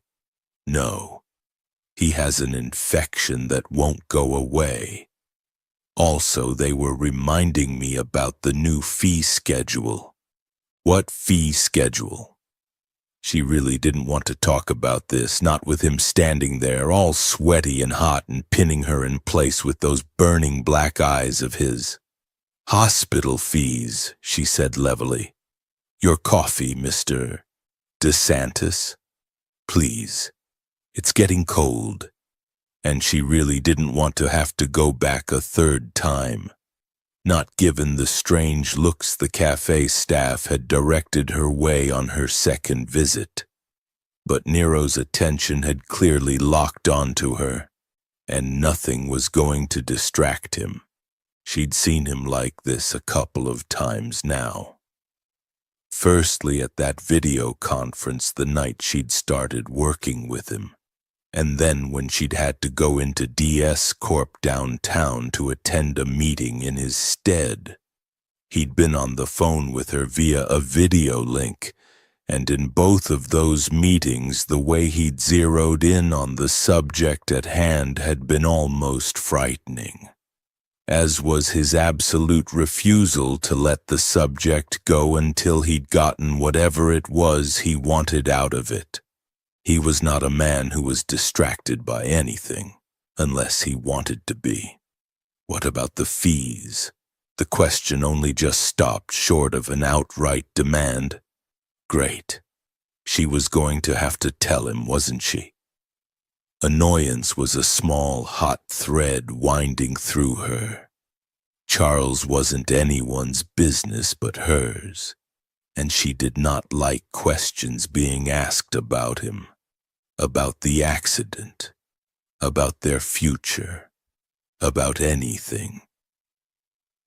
I'll get this heated up for you, she said in a last-ditch effort to distract Nero, reaching out for the coffee on the table. Nero moved so fast she had no time to react, his hand flashing out to grab her wrist, preventing her from reaching the cup. And instantly something in her brain flared white-hot as his long, strong fingers wrapped around her wrist. Heat flashed up her arm, the sensation so foreign and strange it made her go stiff with shock. Nero's gaze never moved from hers. He watched her with all the intensity of a hunter. You know how I hate to repeat myself, Phoebe. His voice was thick with menace. Don't make me have to. Breathe. Just breathe. In. Out. Phoebe inhaled silently, then let it out, trying to get her muscles to relax. Difficult when every part of her wanted to rip her hand away from him, then turn around and walk out of the room. But of course she couldn't do that. Never make a fuss, never show a reaction. Never display weakness in front of those who would exploit it. She'd learned that early on, both from her mother's emotional blackmail and from her father's relentless criticism. Give them nothing but a calm, smooth front, and all those little hooks, those little barbs would slide right off. She ignored the grip on her wrist and the fact that he was standing closer than was comfortable, kept her expression absolutely neutral, giving him nothing to react against. Fine. The hospital fees are going up, which means that if I want to keep him where he is, I have to find the money for it. Luckily, working for you will help. Is that what you wanted to know? Which hospital? Nero's fingers remained wrapped around her wrist, his black eyes locked onto hers. Where? The thread of annoyance pulled tight inside her. Why was he being so persistent? Why did he want to know? She'd pegged him as being like her father, demanding and selfish and uninterested in anyone but himself, the way rich men often were, and certainly nothing had happened in the past 3 days to make her revise her opinion. Yet now he was staring at her as if she was keeping secrets from him, demanding to know all about Charles and the situation with the hospital. Part of her was desperate to tell him where he could shove his questions, and yet another part, the part that was far more sensible, whispered that she should just give him what he wanted because then he'd leave her alone. "Why are you so interested?" The words came out of her before she'd had a chance to stop them, all sharp-edged with the annoyance she'd been desperately trying to mask. "It's none of your damn business." His head went back as if she'd hit him, and his nostrils flared, a black spark igniting in his midnight eyes. Then his hard mouth widened in a fierce, savage kind of smile, and Phoebe knew she'd made a terrible mistake. Chapter 4. Her eyes weren't just brown. They were the color of a deep, rich brandy. The kind that sat in your gut like a hot coal, warming you, and yet burned like fuck on the way down. They were burning now, full of gold fire, the calm, steady mask she'd been wearing slipping for a second. So she did have a line. She could be pushed. And there was something else beneath that smooth, not a hair out of place exterior of hers. Something like fire. It made a savage smile twist his mouth, and he kept his fingers wrapped around her wrist because he knew that somehow his touch was disturbing her. Could feel it in the way her arm had gotten all tense the moment he'd grabbed her, the way her whole body had stiffened up, her eyes widening. Her skin was warm, and he could feel her heart beat against his fingertips, could feel it get faster and faster. The pulse at the base of her pale throat was fast, too, and he had a sudden intense urge to put his mouth there and taste it. Phoebe swallowed and looked away from him, her lashes veiling her gaze. "Please let me go, Mr. DeSantis." The edge had gone from her voice. He ignored her. "Of course it's my business. Anything that might potentially affect my employee's ability to do her job is my fucking business." She'd relaxed in his grip, but not totally. He could still feel the tension in her arm and the quick beat of her heart against his fingers. "I assure you that paying for Charles's medical care will not affect my ability to do my job, not in any way. In fact, it'll make me more likely to do a good job." Nero had never denied himself anything he wanted. Not after 10 years of being denied virtually everything, even the most basic of things such as food, warmth, human company. Oh, he'd had enough to keep him alive, but only barely. Back then, his needs had been simple. He would have sold his soul for an apple or a thicker blanket in winter, for more than a day or two here and there of his mother's company. But one of the few blessings of that existence had been the fact that he hadn't known what he was missing. Only the taste of apples, warmth, the sound of his mother's voice saying his name. He hadn't known there had been anything else out there until the police had broken down the boards covering the door and found him. The dirty little secret hidden in the walls. It hadn't been until then that he'd found out. Oh yes, then he'd discovered all the things that had been kept from him. Slowly, Nero tugged on her wrist, pulling her closer. Because something about her was fascinating him and he wanted to study her. Because her skin was so very warm and soft, and that sweet jasmine scent was intriguing. Because he wanted what he wanted, and his days of denial were behind him. Phoebe's eyes widened in surprise, and he could feel her resistance. But he ignored it, exerting a bit more strength, urging her right up close so they were inches apart. Her mouth had opened, and he found his attention caught by the shape of it, the rounded softness of her lower lip, so at odds with the sharpness of the rest of her features. "Mr. DeSantis?" Her voice had gone breathy, the crispness of her accent blurring around the edges. "What are you doing?" Jesus Christ, how long had it been since he'd had a woman in his bed? A couple of weeks at least. Maybe he should have her. He certainly wouldn't be averse, even though she wasn't his type. Her skin was very pretty, and her hair was a glory. Her eyes, too, that intoxicating shade of brandy, and if anger could make them glow gold the way they were doing right now, then what might pleasure do to them? With her hair down and her clothes off, looking at him with that same flare of challenge.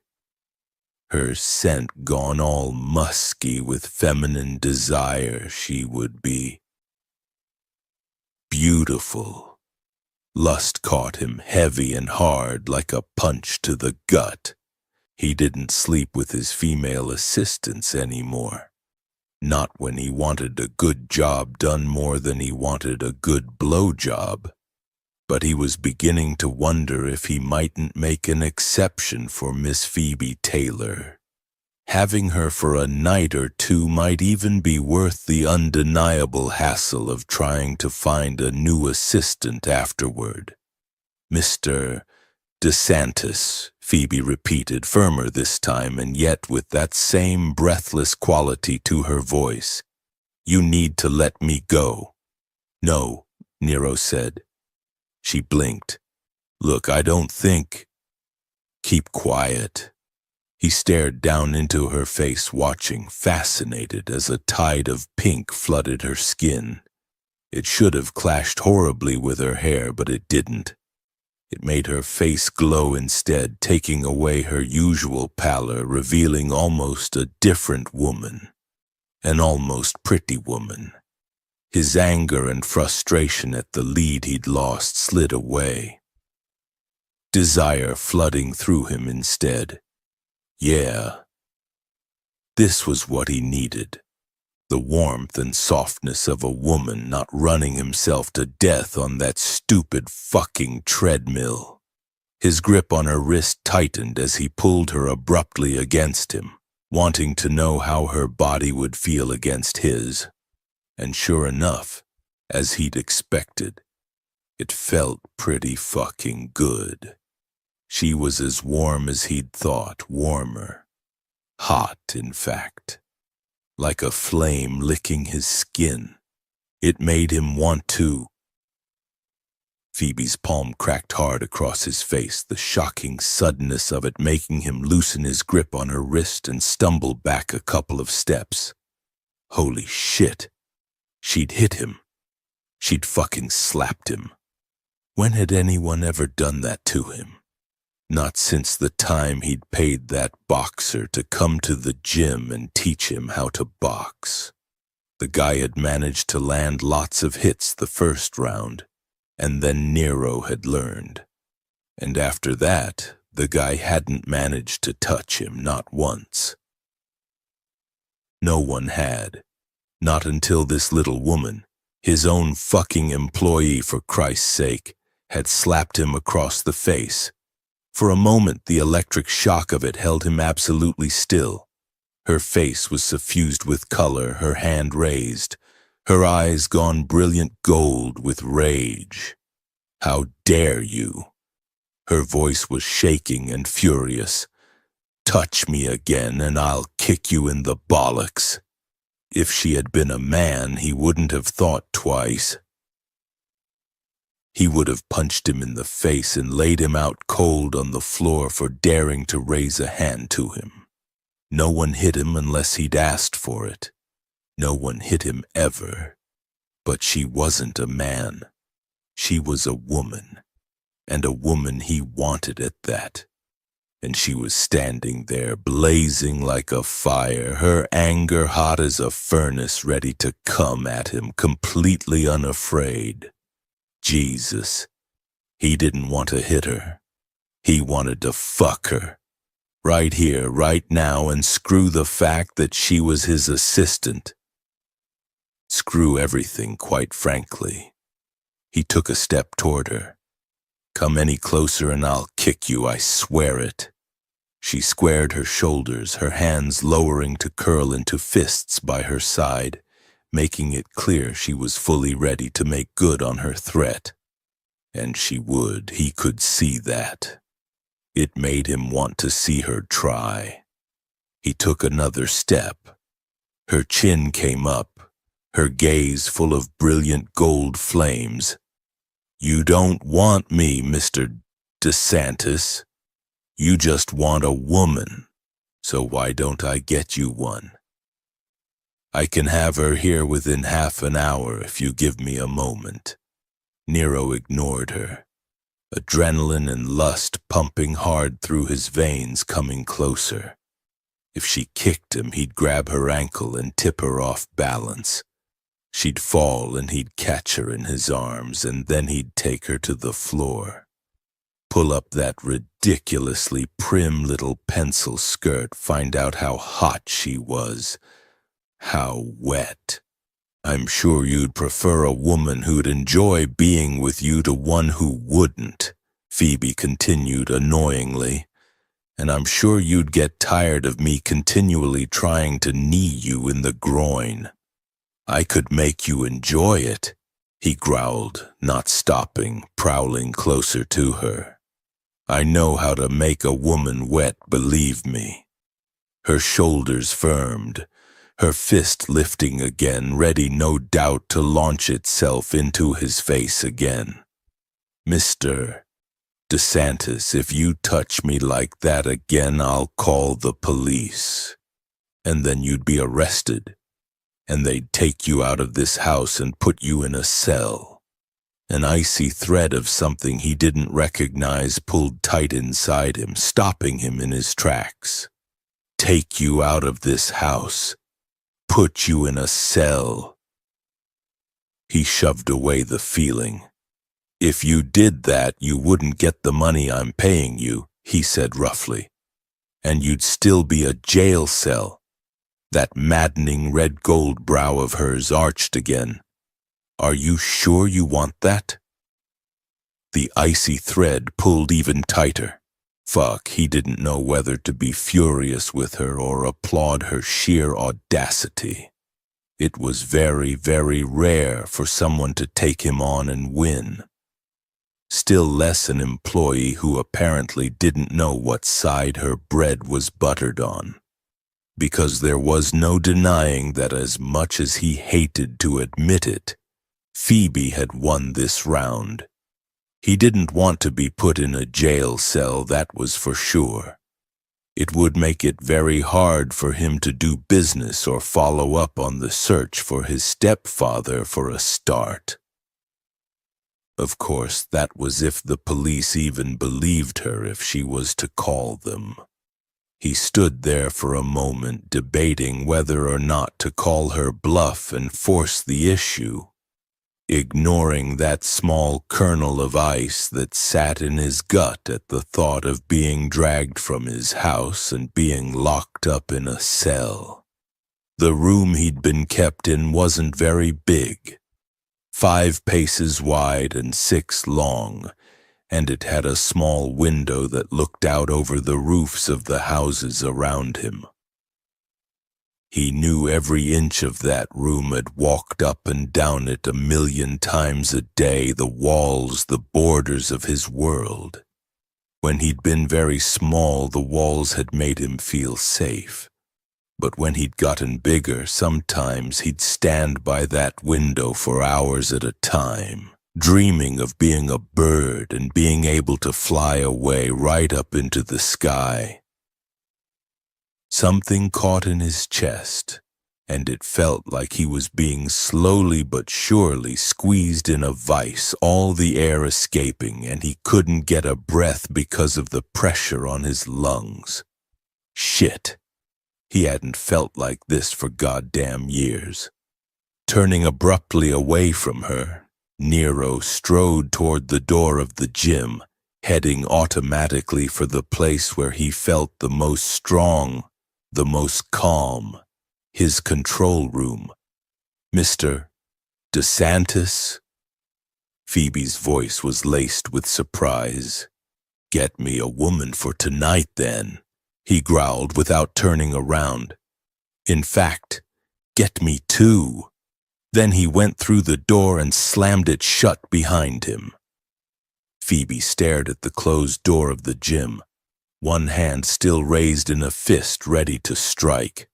Her heartbeat thundered in her ears and she could hear the harsh sound of her breathing. Too fast, too heavy. And she was shaking, adrenaline snapping and crackling in her bloodstream like electricity. But it wasn't because she was scared. She inhaled sharply and turned away from the door, taking a few steps toward the big glass windows that gave a view out over the magnificent garden, looking blindly at it. Then she noticed that the fingers of the hand that had hit him were curled inward, as if she wanted to hold on to the memory of that contact and not let it go. He'd felt hot, his jaw hard, the scrape of stubble prickling against her palm. Phoebe swallowed. No, it wasn't fear that was making her shake, and she knew it. And the fact that it should have been made no difference. When he'd grabbed her wrist and pulled her close, when he'd refused to stop even when she'd told him to. It hadn't been fear that she'd felt. She'd been angry, certainly. No, more than angry, she'd been furious. And something else. Something she didn't want to look too closely at. He'd been so big, so tall. That tank had clung damply to his skin, outlining every hard muscle, and she hadn't been able to take her eyes off him. He'd been hot, too. So very, very hot. Like a radiator on a cold day, throwing off heat, that intense vital energy she found impossible to resist. Yet if it had only been the physical pull of him, she might have been able to shrug it off. But it wasn't, and that was the really difficult part. It was the way he'd looked at her, those black eyes staring intently into hers. As if she was a fascinating piece of text he was desperate to translate. No one had looked at her like that before. No one had looked at her like she was an unknown quantity they were interested in figuring out. Even Charles had never looked at her like that. When they'd met, an almost cliched cute meeting in a tube station in London, when he'd been the clueless American tourist trying to work out a tube map and she'd helped him out. He'd shown his interest in her immediately, sure. But he'd already decided who she was even before he'd asked her for coffee. The pretty English Rose with her sexy accent and typical English reserve, needing the right man to crack it. At the time, she hadn't cared. Charles had been handsome and foreign, and the help he'd needed from her had been of a different kind. Of course, he'd needed her help back in New York as well, since Techo'd not only been inept with a tube map, but with a whole lot of other things too. Though that was neither here nor there. Her parents were the same. When they looked at her, they only saw what they wanted to see. The daughter who provided emotional support whenever her mother needed it. The daughter who could be criticized whenever her father needed a target. They never looked deeper. They were never interested in who she actually was. She was what they needed her to be, and that's as far as they were willing to go. Phoebe pressed her hands to her hot cheeks, trying to get her racing heartbeat under control.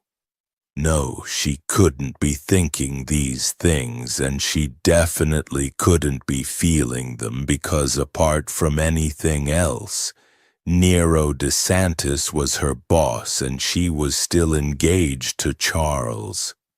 God, she loved Charles. She'd been caring for him for 2 years now, and she was going to be there for him should he ever wake up. What if he doesn't? No, she couldn't think like that. He would wake up. He would. Taking a few more deep breaths, Phoebe pulled herself together, lowering her hands and smoothing down her skirt, touching her hair to make sure her bun was still firmly in place. The familiar movement settled her, calming the riot of emotions twisting and knotting in her gut. She shouldn't have hit Nero. That had been a huge loss of control, not to mention a massive mistake, and she'd known it the second her palm had come in contact with his cheek. Something had ignited in his black eyes then, and it hadn't been fury. It had been something far more dangerous, something that had called a response from way down deep inside her. An intrinsically feminine response she hadn't expected and didn't want. Phoebe sucked in another breath. Thinking about that look was also a massive mistake. Perhaps what she should be thinking about instead was what had actually made him stop. Because even the threat of being kicked in the balls hadn't been enough. He'd been very intent on coming for her. At least until she'd mentioned the police and a jail cell. Realization seeped slowly through her, and she blinked at the expanse of green outside the windows. He'd stopped in his tracks the moment she'd said she'd call the police, the fire in his eyes dousing instantly. Had it been because he didn't want the police themselves here? Or was it the jail cell threat? Silly question. She knew which one it was. He wouldn't be scared of legal trouble, not a man like him. It was the threat of being dragged from his house that had gotten to him, she was sure. She'd been very busy the past 3 days, busy enough that she hadn't thought about the fact that she hadn't seen him leave his house not once. But there were those rumors, the ones about how much of a recluse he was, about how no one had ever seen him outside. In fact, one of those job contacts of hers had told her that Nero hadn't been seen outside his house for 10 years. Phoebe turned around, staring at the door again, frowning. He was so vital, so alive, so full of that fierce, primitive energy. She couldn't imagine him allowing himself to be contained anywhere, let alone in one giant house for... what? An entire decade? Surely that was impossible. And yet in the 3 days she'd been here, he hadn't gone out. Or at least not that she'd seen. In fact, now she thought about it, he seemed to live in only 4 rooms, his office, his gym. The mysterious room behind the door in his office that he disappeared off into every so often. And sometimes he went into his library, situated right next to his office, but not very often. Something shifted inside her. The same thing that always shifted inside her whenever she encountered someone who was in trouble or someone who was broken. An intense sympathy. A desire to help, the need to do something for them, make them better, heal them. It was an old familiar urge, and she really didn't want to feel it for such an arrogant, selfish man as Nero. A man who seemed quite able to look after himself and who didn't seem to care about anyone else's feelings. He certainly hadn't given a thought to hers just now. All he'd been concerned about was what he wanted. So no, she shouldn't want to help him, God forbid.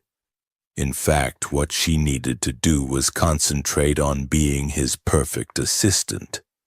Earn herself those dollars so she wouldn't have to move Charles somewhere else, somewhere cheaper, somewhere that might compromise his care.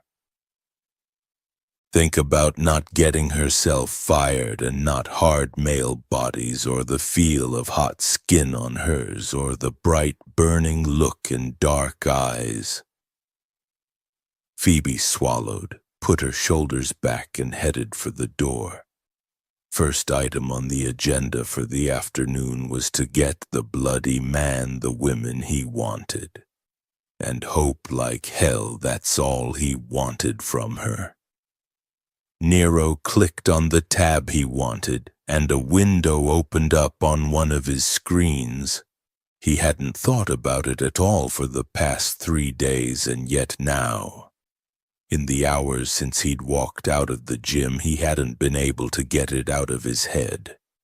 And since temptation was something he never resisted, he didn't bother resisting it now. On the screen was Phoebe, in the little sitting room that was part of her suite. She was on the white linen couch, a laptop on her knees, and she was looking intently at it, her finger moving on the trackpad. Nero had cameras in every room in the house, and he had no qualms about checking them now and then. It was part of his considerable personal security. And it also enabled him to make sure his staff were doing exactly what he required of them. Some would call it an invasion of privacy, but Nero didn't give a shit what people might call it. His house was his property, and he could do what he liked with it.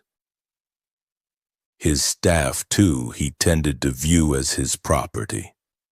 And not only did he want to make sure they were doing a good job, but he also liked to check to see that nothing had happened to them. Shit, if he hadn't been watching James last year, the old guy would have died from the heart attack that had struck him as he'd walked down the main staircase to Nero's office. Of course, Phoebe wouldn't be in any danger of having a heart attack. Nor was she likely to not be doing her job. So really checking up on her was unnecessary. Yet he didn't stop himself from staring at her on the screen, watching her face as she frowned at the laptop in front of her.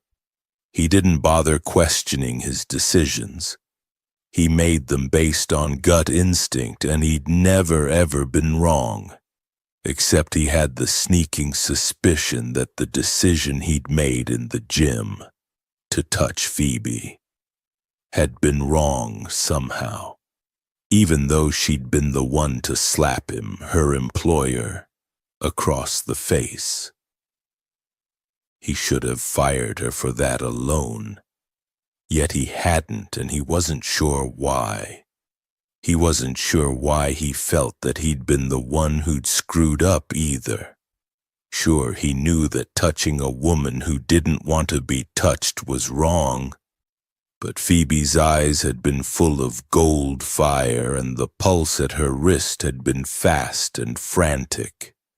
She'd radiated anger rather than fear, of that he was sure. In fact, he was sure that for a moment she'd been as excited by him as he was by her. Certainly, if she'd been afraid, he'd never have gotten so turned on, since he'd never found fear attractive in anyone. So why had she gotten so angry about it? Why had she hit him? Not knowing infuriated him. He'd hoped studying her where she couldn't study him back would give him some insights into why she might have denied him, and why the feeling of wrongness was so fucking persistent. Her expression gave him no clues, though. There was a slight crease between her delicate brows, the rest of her features drawn tight in lines of concentration. Whatever she was doing was taking her whole focus. Was it her fiancé again? The fee schedule she mentioned? Hospitals were expensive, he knew that much. Or was she putting all her effort into finding him the women he asked for? Or was it something else entirely? He leaned his elbows on the massive black desk in front of him and interlaced his fingers, scowling at the screen. He'd never not gotten what he wanted, not since he'd escaped the room he'd grown up in. Yet here he was, having retreated to his control room to lick his wounds because this uptight Englishwoman had denied him, had stopped him from getting what he wanted with only one little fist and a threat she'd had no idea of the power of. Nero narrowed his gaze at her. She'd taken her shoes off and was leaning back against one of the arms of the couch, her legs stretched out in front of her and bent at the knee, her feet resting on the couch cushions. Her skirt had rucked up, revealing a bit of pale thigh. The closest he'd ever gotten to seeing her not completely neat and tidy. His cock hardened, the response almost instant. He growled, cursing softly under his breath. Of course, what a fucking cliché he was. His body had decided that what it wanted was the first thing it had been denied in years. And that was a goddamn problem, especially when she'd been very clear that she'd call the police the second he touched her. And he had no doubt at all that she would. And they'd come, invading his house, invading the space that was his and his alone, his domain, where he was king. It was true that he could probably get them to leave him alone. He was rich, and money talked when it needed to, but it wasn't a guarantee.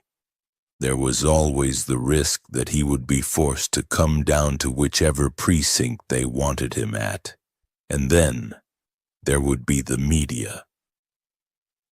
He glanced down, noticing that his hands were pressed to the black wood of his desk, his nails digging in as if he was hanging off a cliff and only moments away from falling.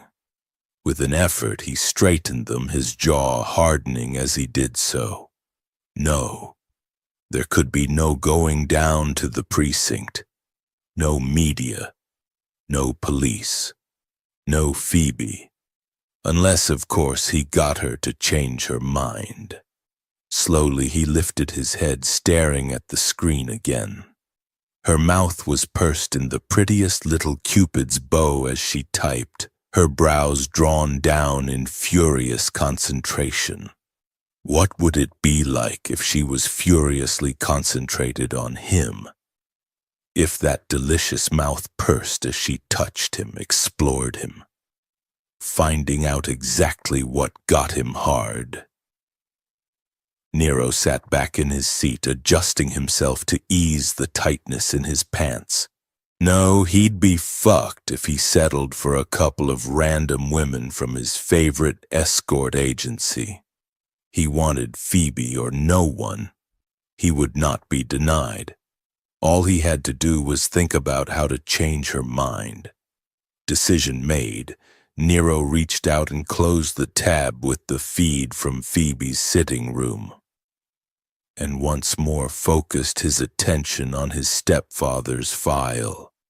He had one more lead to follow up on, one he'd been letting lay low for a few years now, because it was a long shot, but since that last one had ended up a dead end, he had no choice. Nero pulled up the details he had, staring at the picture that appeared on one of his screens. An older woman who'd once, long ago, been beautiful, until time and hardship had blurred her features, scoring them with rough lines, a sagging chin, a thinning mouth, dulling the dark eyes that had once been full of laughter, the one bright spot in his shitty childhood, the woman who'd kept him safe for so many years. His last lead, his mother. Chapter 5. Phoebe took dinner in her sitting room that evening, her laptop open on the coffee table beside her, scrolling through likely-looking candidates for Nero's bed. She'd spent most of the afternoon looking and hadn't found any she thought would be suitable. Not that she had any idea who would be suitable, since she had no idea of Nero's tastes. She supposed she should have asked him before he disappeared off to wherever he disappeared off to. That wasn't either his office or his gym, and where he wasn't to be disturbed on pain of being fired. Except she hadn't asked him. And so here she was, hours later, looking at various high-class escort websites and trying to determine what he might like in a woman and what he didn't, and coming up with nothing. God, she had a feeling he was going to be extremely annoyed if she didn't find anyone for him tonight. He might even ask you to fill in for them. The thought sent a hot electric pulse through her that made her deeply uncomfortable. Damn, hadn't she told herself she wasn't going to think about that once already today? So why was she thinking about it now? She'd been celibate since Charles' accident, and she was okay with that. She didn't want to get involved with anyone else. This whole thing was insane anyway. What did she know about what kind of woman a man like Nero wanted? Yes, she could navigate meetings and buy paintings and get umpteen dozen cups of coffee, but hire him a couple of escorts? That wasn't anything she'd done before for anyone. You wanted challenging, remember? Phoebe scowled at the parade of women currently cluttering up her screen. Well, a challenge was one way of thinking about it, that was for sure. Except it wasn't a challenge she particularly wanted to take on. She sighed. Looked like she was going to have to ask him what he liked in a woman, or at least get more information as to his tastes. Or she could just choose a couple of women at random, and if he didn't like them, then that was too bad. But no, she couldn't do that. She couldn't abide not doing a thorough job, especially with a boss as exacting as Nero. She'd already made one mistake by hitting him across the face, and she was lucky he hadn't fired her on the spot, no matter that he'd been in the wrong. Phoebe frowned. Actually, now that she thought about it, that was a good point. Why hadn't he fired her? Because he could have. Instead, he'd merely ordered her to get him a couple of women for the night, then walked out, slamming the door behind him. Maybe it was because she was doing a good job and he hadn't wanted to get rid of her? Or was that merely wishful thinking? Whatever, it meant that now there was extra pressure on her, and she did not want to make a mess of things. Especially not now that Charles's care depended on her doing a good job. Pushing away her half-eaten dinner, Phoebe made a decision. "What sort of woman do you like?" She typed quickly into the message program, pressing send before bracing herself for Nero's terse and usually one-word answers. "Send me a list," was the response. She frowned and answered, "I don't have a list. There are too many and I can't choose." He responded within seconds, "Link me." Phoebe sighed. "Which site do you want?" "There are a few." For a brief moment where there was no response, and then another message appeared. "Come to my library. Now, arrogant so-and-so." Rising from the table, Phoebe gathered up her laptop, then went out the door. It had taken her a good 2 days to get familiar with Nero's huge house and to know where his main haunts were. Yet even so, sometimes she lost her way and ended up in parts of the house she'd never been in. His library, though, had been easy enough to find given it was right next to his office. The door was closed, so Phoebe knocked once, one of his rules, and then entered. The library was a fairly grand affair, all wood paneling and tall floor-to-ceiling shelves that virtually lined the walls. There was even a rail set up for a ladder to make it easier to reach the upper shelves. A massive fireplace was set into one wall, which would be cozy in winter when it was lit. But now, in the middle of summer, it was merely a cavernous black space. A couch and armchairs were grouped around the fireplace, leather-covered and comfortable-looking. And on a side table was a tray with a decanter of whiskey, a couple of tumblers beside it. The floor was polished wood, thick silk rugs softening it, plus a rather alarming bearskin in front of the fireplace. The head was still attached, the mouth open in a soundless roar. What wall space there was left was hung with yet more landscapes. For this room there was a definite theme: forests, both evergreen and snowy, with the suggestion of animals, either as shadows or vague shapes in the undergrowth, or merely a pair of glowing eyes. There was something mythical about the scenes, like they were places from a fairy tale or from old legends. Resisting the urge to gaze at the paintings, Phoebe kept her attention on the man sitting in one of the armchairs, the floor lamp beside him casting a pool of light down onto the black silk of his hair.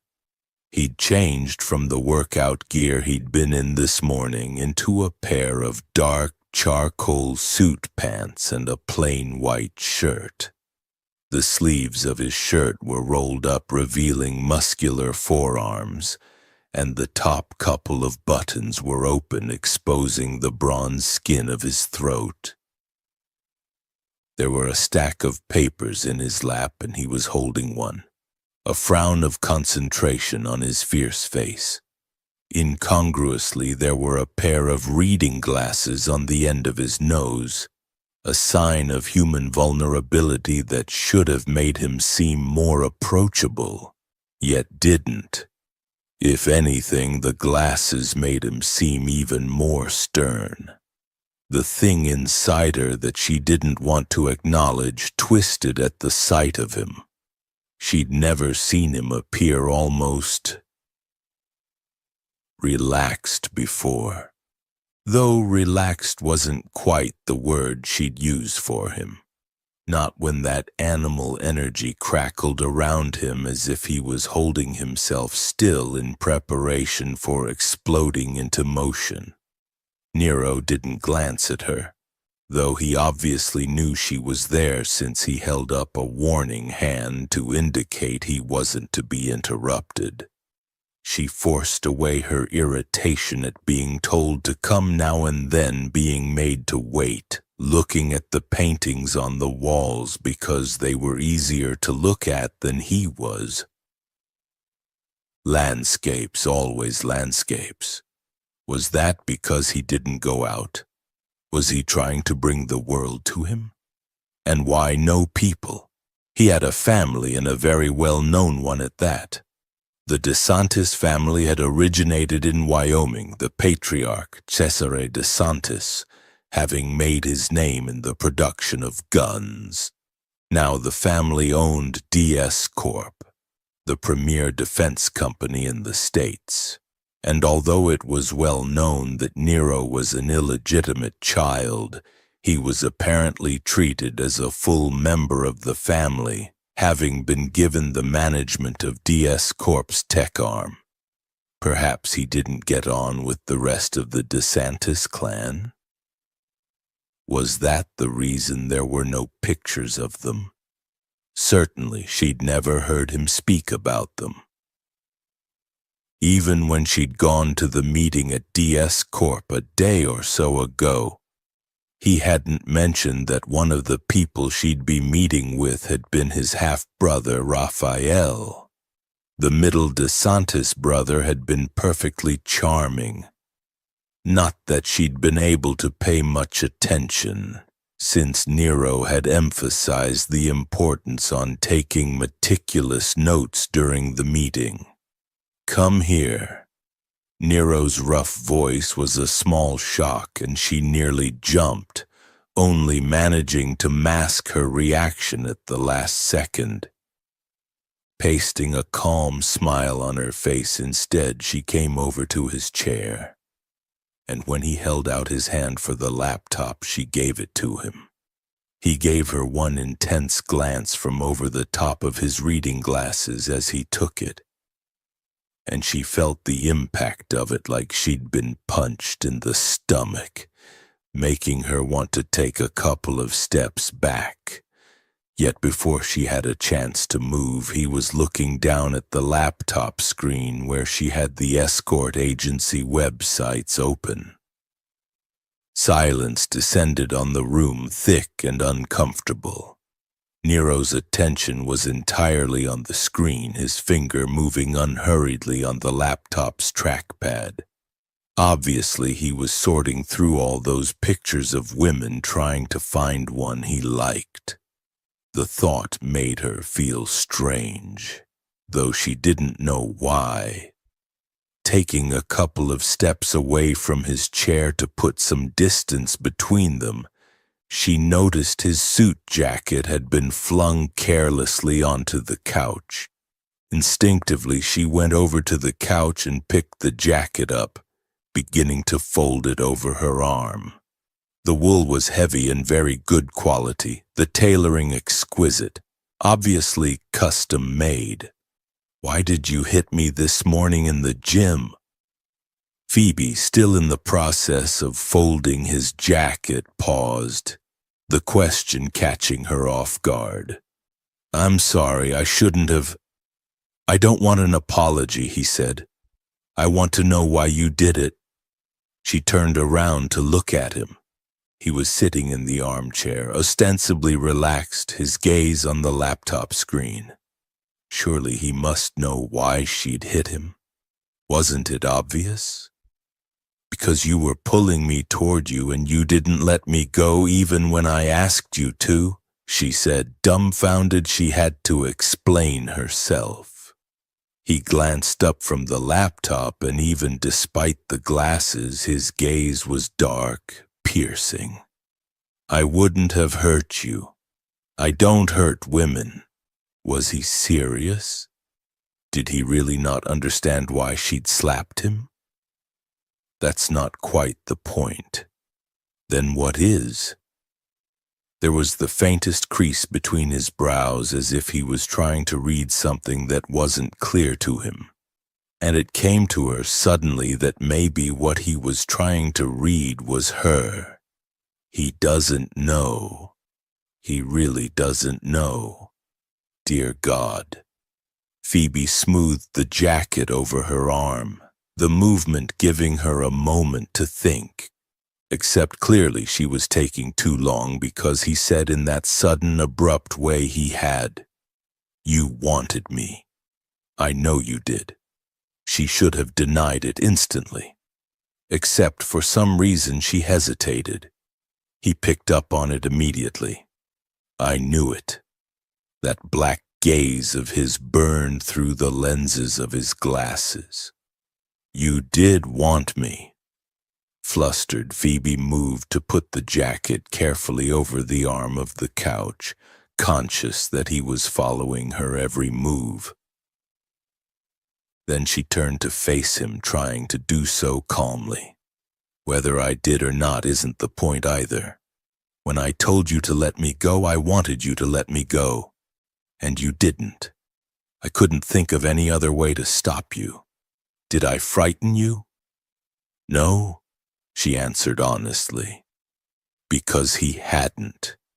At least not in the way he was thinking. Why didn't you let me go when I asked? I wanted you. And I always get what I want."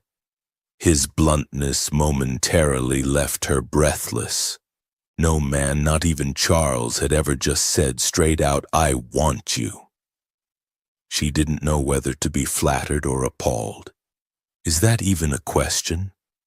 "You're flattered, you know you are." Phoebe ignored the thought. "And if I didn't want you to take me?" His expression intensified. "Then I'll make you change your mind." The sheer arrogance of the statement shocked her.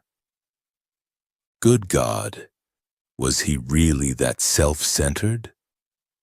"So my thoughts and feelings don't matter?" she asked carefully, trying not to lose her grip on her temper because she had a feeling that getting angry with him right now would not be helpful. He didn't answer, only studied her intently from over the top of his glasses. "You were worried about the hospital fees, weren't you?" She blinked. "What's that got to do with anything? You don't have to worry anymore. I paid the fees for your fiancé's care for the next year." Phoebe stared at him, dumbfounded. "You what?" He let out an impatient breath. "You know I don't like having to repeat myself." "I'm sorry," she said sharply, her heart beating way too fast all of a sudden. "I thought I heard you say you paid Charles' hospital bills." "I did." Shock pulsed through her. The bills for Charles' care were astronomical, and how to pay them had been all she'd thought about for the past 2 years. And now Nero had just... What? Written a check? Why? The question came out far too abrupt, but for once she didn't care. "Why would you do that?" "Because you were worried about it." His dark gaze held hers. "And because I want you to change your mind about sleeping with me." All the breath went out of her. Was he insane? Maybe he was. Maybe he'd been alone so long he no longer knew what acceptable human behavior was. "I am not one of your escorts." She tried to hide the shaky note in her voice. "You can't pay me to sleep with you." He frowned as if her response puzzled him. "I'm not paying you. I'm paying the hospital." "Yes, but..." "But what? You want me, Phoebe. And you want your fiancé taken care of. So now you can have both. What's the big deal?" The gall of him astonished her, and for a moment she just didn't know what to say. He studied her, his frown deepening as if her astonishment had annoyed him. "The money hasn't gone through yet. I can stop it if I want. So what you're saying," she said carefully, still struggling to process it, "is that I have to sleep with you or else you'll stop the payment." His gaze searched her face, his expression darkening. "I won't hurt you, Phoebe. If that's what you're worried about." She almost laughed. "That's not what I'm worried about. What I'm worried about is that you're blackmailing me into having sex with you. So..." It was clear he didn't think that was a problem. "You get something out of it, and so do I." He was serious. He was honest to God, completely and utterly serious. He genuinely did not see that what he was asking was wrong. Phoebe had always been sensitive to people who needed help, to people who needed fixing. And she knew in that moment, without a shadow of a doubt, that some part of Nero DeSantis was broken. She didn't know how, and she didn't know why. But he was. Maybe that's why you're here. To fix him. No, of course that wasn't why she was here. She was here because she needed the money for Charles. But you can't fix Charles. A small electric thrill jolted through her. It was true that she'd put a lot of effort into taking care of Charles. Going to the hospital, sitting by his bed, talking to him and playing him music, doing all the things that were supposed to make a difference. Yet nothing had. His condition remained unchanged. You could make a difference to Nero. Well, she could, but why would she want to? Nero DeSantis was arrogant and selfish, and clearly he had a few issues with the difference between right and wrong. Why would she want to take that on? Nero's dark, piercing gaze was on her, staring so intently at her it was as if he was trying to read her mind, as if he was genuinely trying to understand. It came to her then quite suddenly that at least Charles had her to take care of him. Nero had no one. He was massively strong, powerful, exceedingly rich, and extremely charismatic. And apart from his butler, he was quite alone. "It's not about getting something out of it," she said, meeting his eyes, the decision made before she was even aware of having made it. "It's about respecting other people. It's about respecting their choices, even when you don't like it, even when it's not what you want." The harsh lines of his face hardened. What if the other person's choices aren't worthy of respect? So what you want is the most important thing in the world. She kept her voice calm, patient. That it's more important than anyone or anything else? He scowled at her. "Careful, Phoebe. Be very fucking careful with that judgment of yours." Phoebe took a little breath. This was clearly going to be a challenge. Then again, the challenge was exactly what she'd been enjoying so much about the past couple of days, wasn't it? "It's not a judgment, Nero." She held his gaze unflinching. "Here's an example for you. Do you respect me?" His eyes were full of glittering black sparks. Yes. The word could not have been more grudging. "Then if you respect me, you need to respect my choice," she went on, determined now. "Blackmailing me into changing my mind isn't showing me any respect." She took a breath. "It's wrong." Another silence fell, loud as a thunderclap. He said nothing for one long, endless moment. Then, without taking his obsidian gaze from hers, he spun the laptop around with a sharp movement so the screen was facing toward her. "I've chosen," he said flatly. Phoebe's steady amber gaze dropped from his to the screen where the two redheads he'd chosen were prominently displayed. The likeness was pretty clear. They looked like Phoebe. Of course, he never had any intention of getting her to hire them. He just wanted to make a point. Yet the only sign she gave that she'd noticed was a tightening of that delectable mouth. Well, if that was all he was going to get, he'd take it. Anger glowed like a hot coal in his gut. She'd been so fucking patronizing, explaining how wrong paying her fiancé's hospital bills was. How it was blackmail to get her into bed. He hadn't seen it as such, more as a... business proposition. She got something out of it, and so did he, and yet... She's right, and you know it. Nero shoved the thought away, battling with the urge to throw the laptop against the wall and grab her anyway. Jesus, he didn't need money to get her to change her mind. He could use his cock.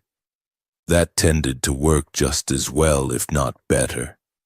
Besides, he wouldn't hurt her.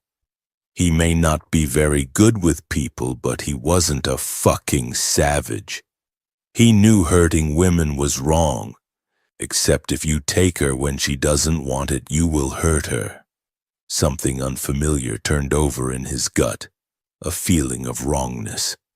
Jesus fucking Christ. What the hell was the matter with him? What he wanted was always of paramount importance, and he didn't much care about other people. He never had. After all, no one had given a shit about him when he'd been locked in that room.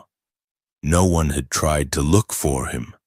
No one had even known of his existence or even bothered to find out.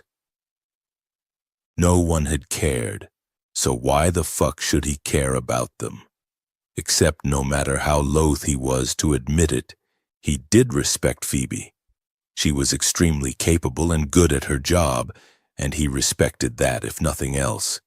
It made the thought of riding roughshod over her choices feel wrong, made him feel uncomfortable. He had no idea why. She was only some woman he'd known all of 3 days. She wasn't anyone special. Sure, in the gym this morning he'd wanted her quite badly, but now, after her little lecture about respect and choice and all sorts of other bullshit words that didn't mean anything to him? Yeah, maybe not so much. Maybe he would have those other women after all. Very well, she said in her infuriatingly cool voice. I'll contact the agency. And she held out her hands for the laptop, as if she was expecting him to bring it to her. She could fucking wait all day.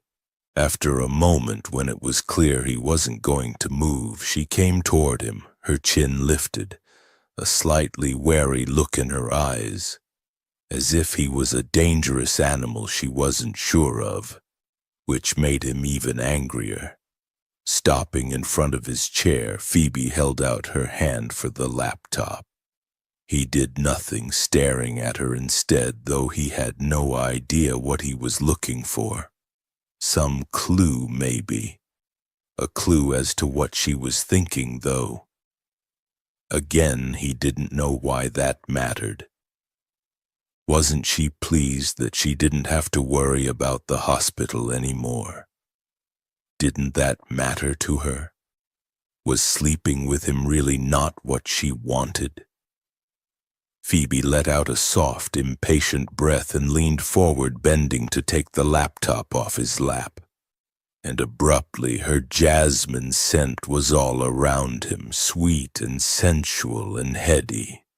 Like the sun was shining on his skin. He didn't stop himself, reaching up on instinct to slide his fingers around the back of her neck, holding her there so he could have that scent around him for a moment longer. He heard her breath catch. She'd gone quite still, half bent over him, her fingers gripping the computer, her face close to his. She wasn't looking at him, her attention on the flimsy bit of technology she held in her hands. He was conscious of the warmth of her silky skin beneath his fingertips, of the red-gold gleam of her eyelashes and the dusting of freckles on her nose, of the curves of her upper lip. She was very small, very fragile. I wouldn't have hurt you. He pitched his voice low. I'd make you feel good. Phoebe lifted her head slowly, and her pretty eyes were right there, so close he could see the glitter of gold in the depths. Or maybe that was anger he didn't know. "You don't understand, do you?" she said huskily. "You don't understand why what you did was wrong." His fingers tightened on her neck just a little, her skin pressing against his, the scent of her surrounding him with a garden of flowers. "Don't treat me like a fucking child," he growled, the smell of her making him hard, making him want to pull her close so her mouth met his. "Of course I understand." Except her gaze had sharpened on his, searching his face as if she could see his frustration, his confusion, his blindness. "No," she murmured, a hint of pity in her voice. "You really don't, do you?" He hated that note of pity, because whatever had happened to him, it was far, far behind him now. He wasn't that small, emaciated teenager anymore. The boy who'd cried and tried to hide under the bed when the police had smashed down the door. Who'd screamed as they'd carried him from the room into a world that was too big, too bright, too much for him to even comprehend. It had been like being born again, and like a newborn, he'd been helpless. Unable to make sense of anything, still less the frightening strangers who'd tried to talk to him. Later he'd realized that they'd only been wanting to help. But at the time they were just frightening, and all he'd wanted was the reassurance of four walls and silence. A pitiful creature. He wasn't pitiful. Not anymore. Nero tightened his grip on the back of her neck and exerted some pressure, bringing her closer. Her eyes widened as she realized what he was about to do. A bright, blinding flare of gold. "Nero," she said breathlessly. "Don't—" But he didn't let her finish, bringing her mouth to his, taking what he wanted. She made a little sound, but he ignored it, firming his grip. The cushiony softness of her lips felt even better than he thought it would, though her lips firmed as she closed her mouth against him. But he was having none of that, lifting his other hand and using his thumb to push down her lower lip, granting him access to the heat of her mouth. Another sound escaped her, soft and desperate, yet he ignored that too, deepening the kiss, sliding his tongue inside and tasting her. Sweet again, just as he'd thought. Christ, so fucking sweet. And hot. Who'd have thought that prim Phoebe Taylor would taste like this, like candy, like ice cream licked up on a hot summer day? He spread his fingers out on the back of her neck, his fingertips grazing the silkiness of her hair, at the same time as his other hand slid to her chin and gripped it tight, keeping her exactly where she was. She'd stiffened, and he could feel her resistance, the muscles beneath his hand on the back of her neck tensing. Yes, she definitely wanted to pull away, but he wasn't going to let her. He didn't want her pity, he didn't want her to look at him as though he was a child. As if he was a fucking idiot. He'd rather have her anger. He'd rather have her hitting him again. She'd let go of the laptop, her hands landing on his chest and trying to push him away. But he only slid his tongue deeper into her mouth, exploring her, relishing the taste of her anger, and something else, something even more intoxicating. A shudder went through her, her muscles relaxing minutely, the feeling of resistance growing fainter and fainter. Then he felt it, the spread of her fingers on his chest, no longer pushing him away but pressing down as if she was relishing the feel of him. Desire flared like a torch inside him, bright and hot. Because yes, he fucking knew it. She wanted him. He took his hand from her chin, sliding it along the satiny skin of her jaw, his fingers pushing deep into her hair, trying to loosen her little bun. She was leaning into him now, her mouth opening to him, her tongue tentatively touching his. Responding to the kiss, it made him growl, made him pull at the pins holding her hair in place until he felt the soft weight of it uncurl against his fingers and fall over the backs of his hands, like a silk scarf unfurling over his skin.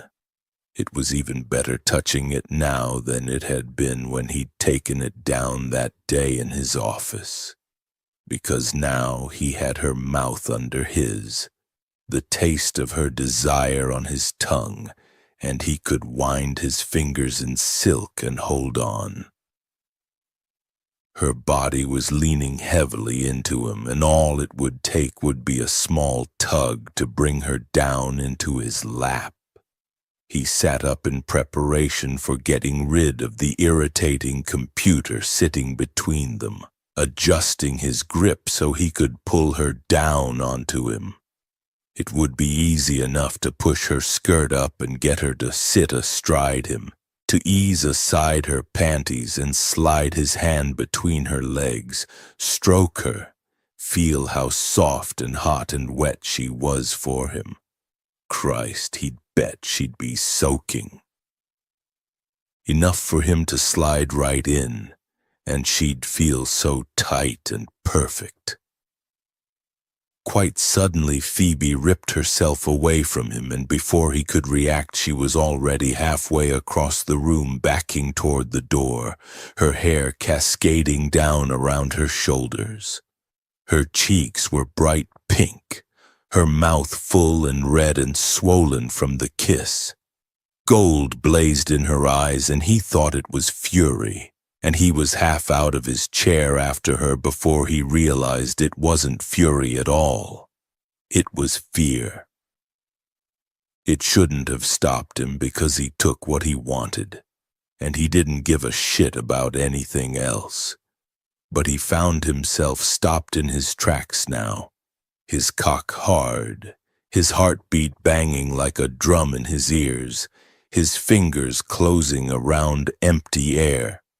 Phoebe didn't say anything as she reached the door, but her chest was heaving as if she'd run a long, hard race, and something glinted in the corner of one eye, small and bright as a diamond. "Phoebe," he said thickly. "Stay." But she didn't. She turned around and was out the door before he could say another word. Chapter 6. Phoebe was in the middle of a very pleasant dream. Someone was touching her, trailing their fingers lightly over her body. It felt so good, making her want to arch and stretch like a cat. God, it had been so long since she'd been touched that the pleasure of it was indescribable. Charles's fingers, of course, because who else would be touching her like that? So gentle. So light, so sensual, as if she was a precious and sacred object that he was worshipping. Then the dream changed, a thread of doubt winding through her because there was something wrong, something that she couldn't quite put her finger on. The touch changed too, becoming more demanding, more overtly sexual, pinching her nipples and pushing between her thighs, making her restless and hot and needy in a way that Charles never had. It's not Charles, and you know it. She'd loved him. She still did. But Charles had never touched her like that. He wasn't a sensualist, and he wasn't much for lingering. He didn't demand. He liked sex, but his tastes had always been simple. He never took his time. In the dream, Phoebe tried to close her legs to the marauding hand touching her. but it pushed between her thighs anyway, and then there was a firm pressure against her clit, insistent, and a finger sliding inside her, and there was no resistance at all because she was wet, so very, very wet. She sucked in a desperate breath, wanting to open her eyes, see who it was, because although she was certain it was Charles, there was that thread of doubt, making her afraid that it wasn't Charles after all. Then the dream changed again, and she wasn't in a bed being touched by someone, but in a car on a dark road speeding faster and faster. Headlights appeared coming toward her, and she pushed on the brake to slow down. But it didn't work. No matter how hard she put her foot down, nothing happened. And those headlights kept coming, racing toward her, getting brighter and brighter, becoming the only thing she could see. She screamed, terror gripping her by the throat, her whole body bracing itself for the impact. And then she woke up, the sound of her scream echoing off the walls, her heartbeat deafening her. She lay there for a moment, staring up into the blackness, her mouth dry, her body trembling, her sheets damp and sticking to her skin. Fear was pulsing through her, yet weirdly the arousal from the way the dream had begun lingered. The combination was disturbing. God, she hadn't had a sex dream for a long time, or a nightmare for that matter, so why on earth she was now was anyone's guess. Guilt, perhaps. Yet before she had a chance to explore that thought, her bedroom door was thrown open with such force it bounced off the wall. The sound jolted her, making her heave in a breath and push herself groggily upright, clutching at the sheet and squinting toward the doorway to see what the hell was happening. Someone was standing in the doorway. Someone very large. The fear lingering from her nightmare bolted down her spine as her brain tried to make sense of the looming shape. Definitely a man, very tall with massively broad shoulders. Nero. She knew the security he had in his house. No one else would get past it unless he himself let them, which meant that of course it was him. And that should have made her feel better, but it didn't. If anything, it only made the fear worse. That kiss. Her mouth burned, her heartbeat getting faster, the memory of what he'd done to her in the library echoing through her entire body. Hot, desperate, shattering. She'd never been kissed like that before, not without her permission, not without being asked. Charles had asked before he'd kissed her that first time, his blue eyes full of gentle desire and hope. It had been light and tentative, and she'd been utterly charmed by it. Nero's kiss had not been charming. It had not been light or tentative. There had been no gentle desire in it, no desperate hope. He'd taken that kiss whether she'd wanted to give it to him or not, and he'd been ruthless, pushing down her bottom lip with his thumb, his tongue sliding deep into her mouth, one hand hard on the back of her neck, the other hard on her chin, keeping her in place, holding her there, making her take it, taking without permission like he hadn't heard what she'd told him, that he needed to respect her choice. But that wasn't the worst thing. No, the worst thing was how something inside her had just erupted like a volcano exploding. A wild, primitive, out-of-control part of her that she'd had no idea was even there. A part that didn't care about the fact that she was engaged, that her fiancé was lying in a hospital bed in a coma. a part that didn't care that she was in love with one man while being kissed by another, a part that Charles, with all his gentle desire, had never woken, not even once. But it was awake now. Nero had woken it, and it wanted his kiss, his touch, the warmth of all that animal energy that lived in him, the fire in his eyes when he focused on her, the intensity of his attention. It wanted all of that and more because the silence and loneliness of that hospital room had frozen her right through. The realization had terrified her. She'd run from the library thinking of nothing but putting distance between her and Nero. The taste of him was in her mouth, hot and alcoholic and delicious. And she knew that if she stopped running, she might very well turn around and go back into the library for more. She didn't stop running until she'd gotten to her room, where she'd locked the door, then turned on the shower, switching it to cold. And she'd stood under the icy spray until her teeth had begun to chatter, and the heat inside her had cooled. Then she'd gotten out, wrapped herself in her favorite dressing gown, and ordered the women Nero had wanted. She didn't think about that kiss again. Didn't think about the fact that the women he'd wanted were redheads. Didn't think about that needy, aching part of her that was helplessly drawn to his intense, uninhibited masculine sexuality. She only picked up a book and lost herself in that instead. Then she'd gone to bed and dreamed.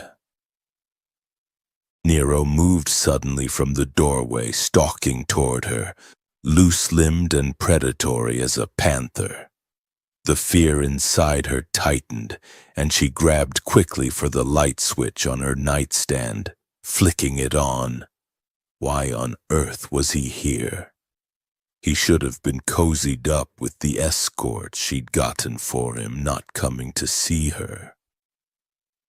Unless they weren't suitable. Or maybe they hadn't turned up. Or did he want something else? Light flooded the room, illuminating Nero's rough, brutally handsome features, and her heart paused mid-beat at the expression on his face. His eyes were glittering, his jaw tight and hard, his lips curled back in an almost snarl. He had his hands in fists at his sides, and if she didn't know any better, she'd have thought he looked slightly pale. Nero. She clutched the sheet to her chest in an unconsciously protective movement. What's wrong? It's the middle of the night. Are you okay? He demanded, low and rough, continuing to come toward her. What? What do you mean? I heard you scream. He came to a stop beside the bed, his whole posture stiff, radiating tension. Answer me. Are you all right? Phoebe blinked, staring at him in shock, her fear beginning to ebb. Had he really burst into her room in the middle of the night simply because he'd heard her scream? That seemed odd when he wasn't supposed to care about anyone but himself. How had he hurt her anyway? Yes, I'm fine. She hoped her voice sounded steady. It was only a nightmare. Nero's gaze flickered.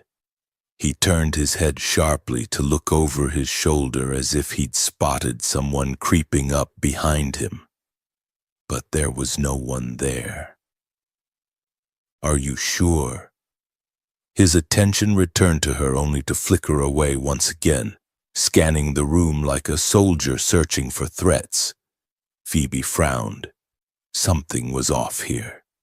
He was holding himself strangely, his massive shoulders hunched as if a great weight was pressing down on him. Yes, I'm positive. She studied him, noticing the gleam of sweat on his forehead. And God, were those big fists of his shaking. "What about you?" She kept her voice low. "Are you okay?" Instantly, his gaze came to hers and stayed there. "Of course I'm fucking okay," he snapped. "Why wouldn't I be?" "I don't know. You look—" She stopped, afraid. He looks afraid, which was strange.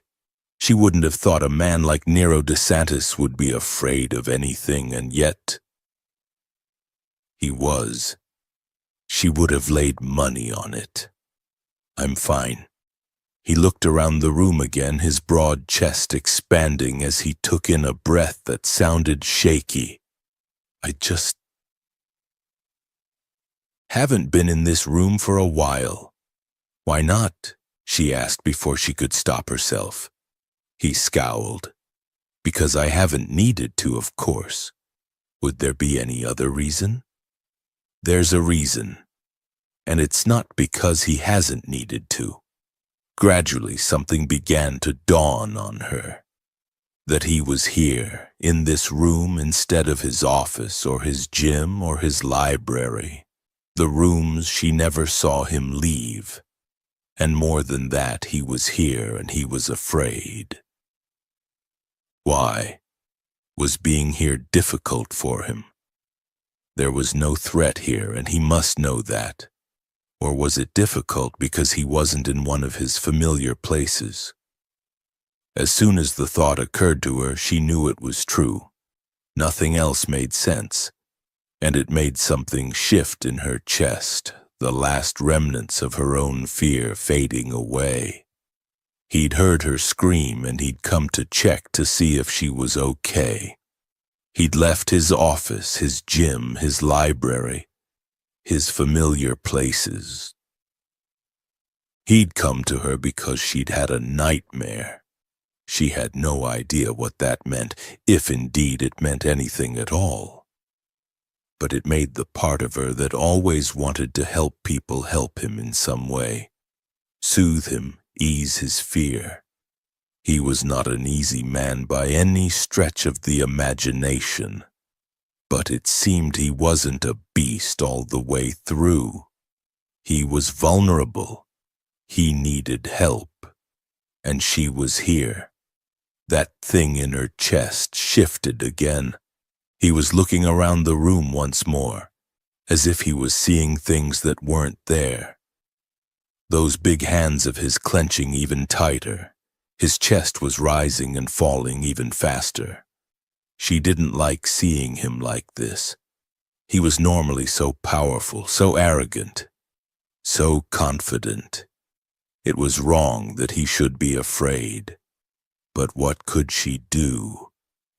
He would hate knowing she'd spotted his vulnerability. She understood that instinctively, so talking to him about it probably wouldn't help.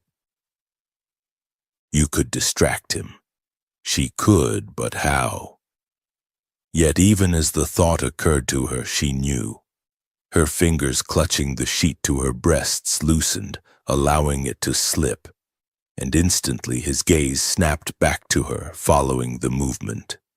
Her nightgown was white cotton, modest, with a high neckline, but the fabric was very fine, almost see-through.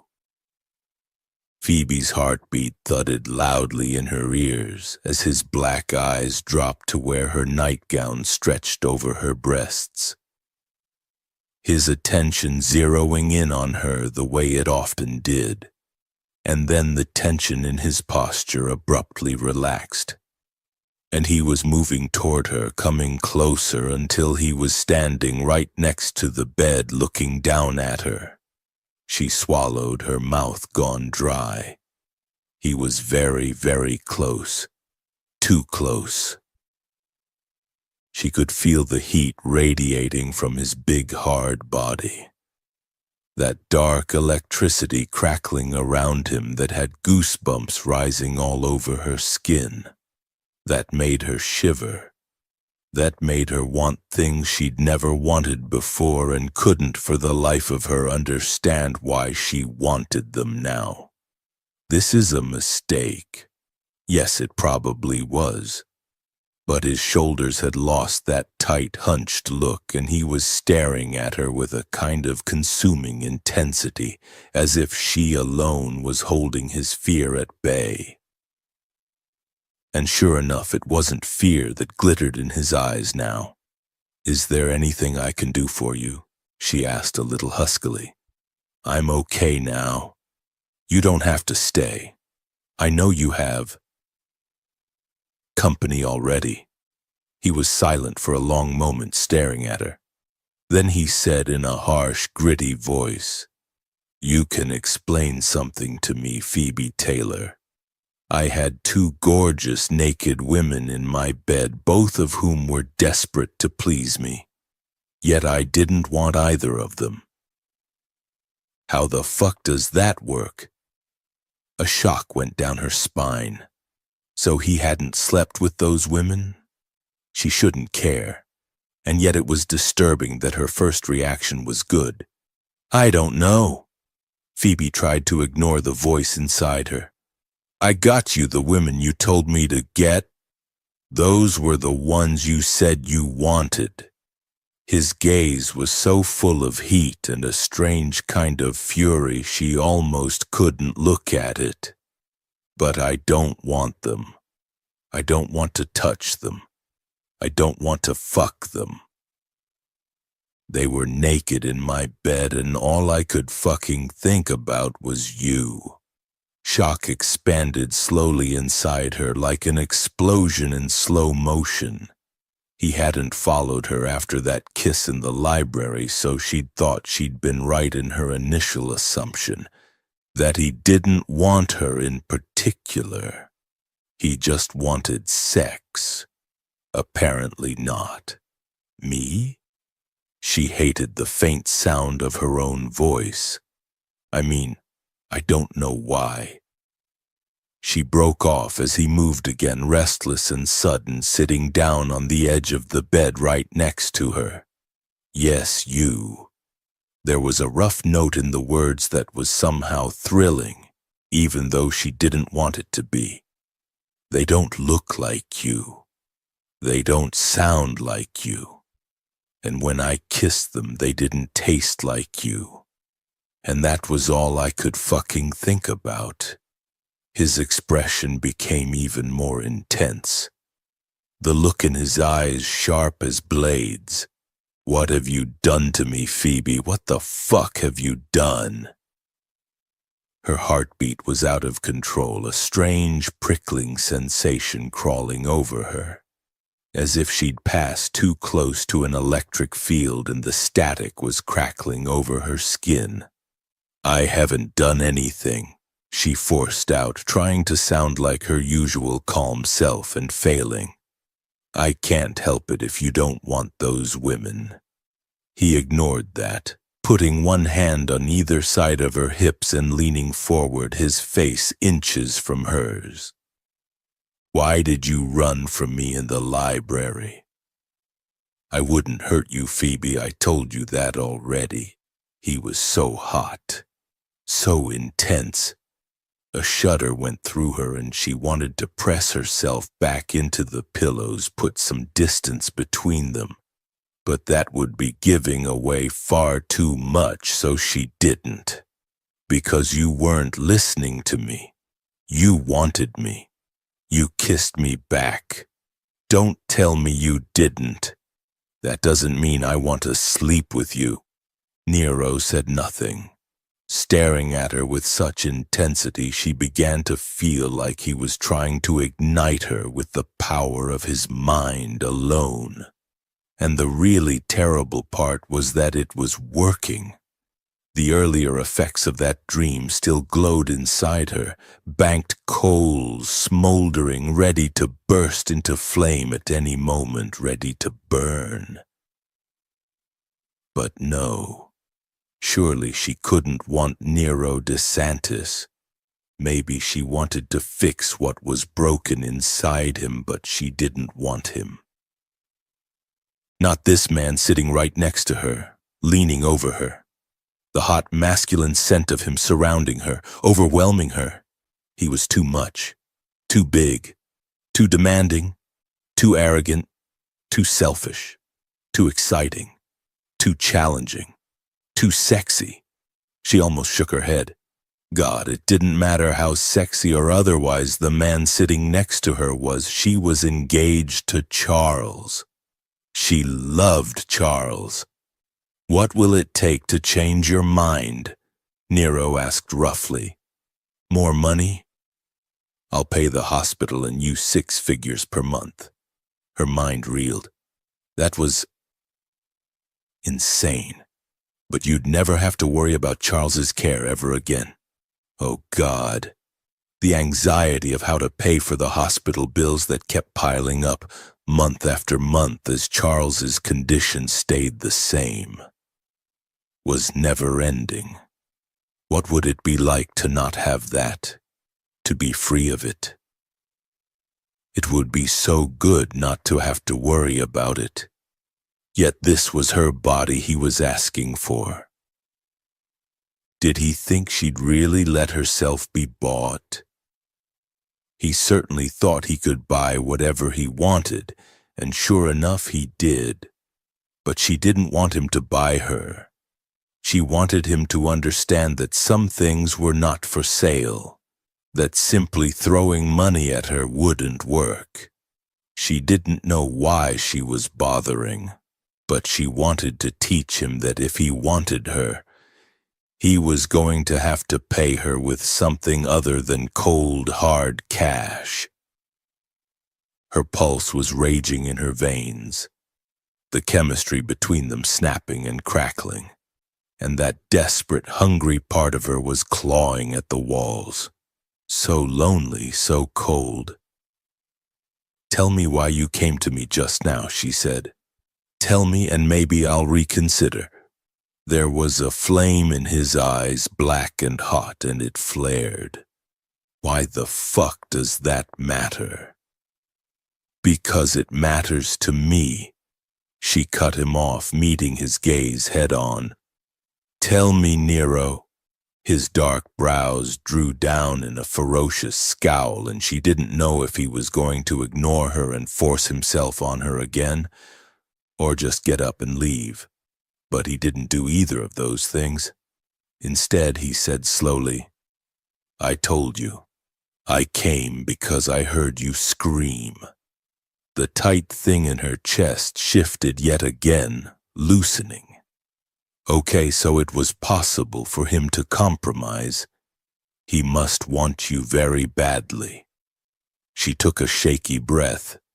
"Why did that matter to you?"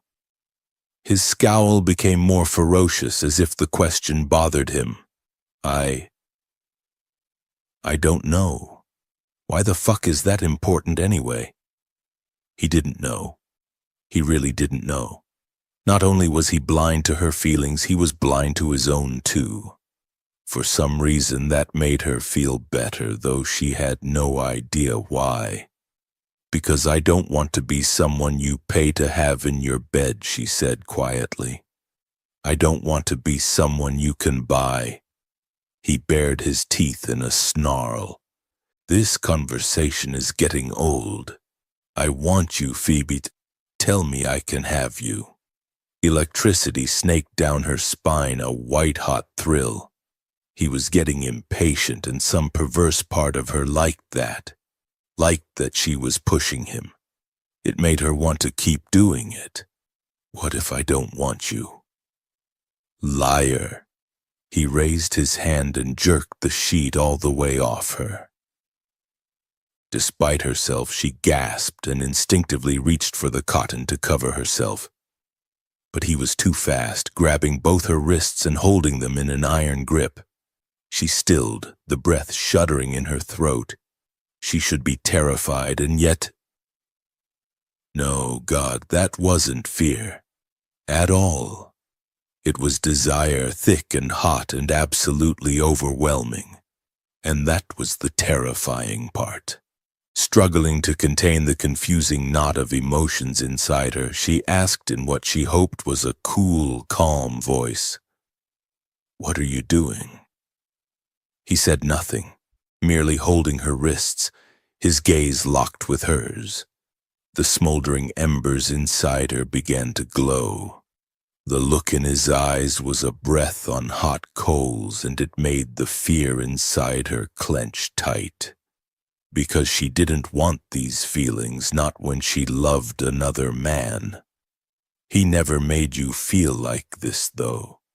Without a word, Nero brought her wrists together and transferred them to one large, strong hand, holding on tightly. Then with his free hand he reached down to the long, lacy white nightgown she wore and slid his fingers beneath the hem. Phoebe jerked as he touched her, the sound of her indrawn breath loud in the silence of the room. His fingers against her bare calf were so hot, so electric, it felt like he was conducting lightning through the tips of his fingers. "Nero," she said hoarsely, not quite sure whether she wanted him to stop or keep going. He said nothing, his gaze never leaving her face, watching her as his fingers slid to the back of her calf, curling around it, cradling it, then sliding slowly higher, to the back of her knee. The coals inside her got hotter, bursting into a small, insistent flame, while the prickling sensation washing over her skin got more intense. She shivered, the restless, achy feeling she had experienced in the dream returning. "If you don't want me," he murmured low and dark, "then why are you shivering?" I'm not." She tried to remain still, but the hand at the back of her knee was moving higher, to her thigh. The tips of his fingers felt a little rough as they trailed over her skin, and it felt so good. Her mouth dried, and she was abruptly conscious of the press of her cotton nightgown over her breasts, the cotton cool against her tight, aching nipples. And maybe he knew, because his gaze dropped briefly to her chest before lifting her face again, and she could feel herself flushing bright red. "Your nipples are hard." His voice was full of a deep, very masculine kind of satisfaction. "And it's not cold, Nero." His hand slid higher and higher up her leg until his palm was beneath the top of her thigh, his fingers brushing lightly against the soft, damp cotton of her knickers, right against the crotch. She pulled against his imprisoning grip on her wrists, trying to shift away from his questing fingers. But they followed her movement, brushing over her more firmly, then pressing down. The breath escaped her in a sharp rush, pleasure following in its wake, making her go hot all over. "You're wet for me, Phoebe." His gaze was like a dark fire consuming her. And for some reason she couldn't look away, because it was all there in his eyes, all laid out for her to read, hiding nothing. Raw, primitive desire, calling to the animal part of herself, the part that was hungry, that wanted him. Phoebe shivered, her breathing hoarse, responding to Nero's dominant touch whether she wanted to or not. "Say it." His fingers moved again, stroking a hot line up the center of her sex, pushing against the fabric of her knickers. "Tell me you want me." She couldn't speak, the words locking in her throat. The part of her that was still Charles's fiancée not wanting to give in. Nero's hand moved again, sliding beneath the fabric, and she couldn't stop the sound that broke from her as his fingers found her hot, damp flesh. Phoebe groaned and closed her thighs, but it was too late. His hand was between her legs, big and rough and insistent, spreading her open with his fingers, stroking through the slick folds of her sex with careless skill. as if he knew exactly how to touch her and where. Charles never touched you like this. You never let him. The thought shuddered through her, a realization she didn't want, and she tried to shake it away, but it remained stuck in her head all the same. Those times in bed with Charles, giving him all the attention, because it was easier than having him ask her every single time what she liked and what she didn't. Questions she didn't know how to answer and never had, even with her first boyfriend. It was like an emptiness opened up inside her every time someone asked her, "What do you want?" She never had an answer because she didn't know what she wanted, and that scared her. For some reason it felt too hard, too exposing to have to think about, so she ensured she didn't have to. Except now, with Nero touching her, his big rough hand between her legs, watching her every expression. She felt vulnerable, as if he was uncovering parts of herself she didn't even know were there. But they are there. You just never wanted to acknowledge them. "I respect honesty, Phoebe," Nero said, his voice a rough growl, his fingers sliding through the folds of her sex again in a long, slow downstroke, then testing gently the entrance to her body, circling around it. "So be honest with me now. You want me. Your pussy is all slippery and hot for me. Your body doesn't lie, so why do you?" Another shudder ripped through her, the liquid heat of pleasure flooding every muscle, making her want to lie back and spread her legs. Let him touch her however he wanted, to move her hips under his hand and find the cure for this relentless ache. Why not? He gave you what you wanted. He told you why he came here. Yes, but admitting she wanted him was wrong, and she couldn't shake that guilt. And yet, it had been so long since anyone had touched her, and she hadn't thought she'd miss it. But she did. For the past 2 years, all she'd had was constant worry and desperate loneliness and anguish. So would it really be so bad to let Nero make her feel good? Just for a night. After all, Charles would never know. His hand shifted again, his finger finding her achingly sensitive clit and pressing down. She stiffened, her spine a lightning rod conducting the bolt of pleasure that struck her, tearing a moan from her throat. "Well," he demanded, "tell me, Phoebe. Give me the words." She was shaking now, his finger rocking subtly against her, making her burn, making her sweat, coaxing out the wild part of her that she didn't want to admit was there. Something was building inside her, a desperation that both frightened and exhilarated her at the same time. It was never Nero you were frightened of. You were frightened of yourself. Of course she was. She was frightened of her own desires, of what she wanted. They felt too raw, too intense, and there was only one way she could cope with them. "Yes," she gasped out. "Yes, I want you. But if we do this, we do it my way." Nero's stroking fingers paused, his eyes narrowing as he studied her face for one long, aching second, as if he was either trying to work out whether she was lying or not, or merely trying to work out what she meant. Then his mouth curled in a dark, feral smile. "No," he murmured roughly, and moved. Chapter 7. Nero let go of Phoebe's wrists and was on the bed, kneeling astride her before she had a chance to move. Forced back against the pillows, her eyes went wide, her palms coming up to push against his chest, but he ignored that.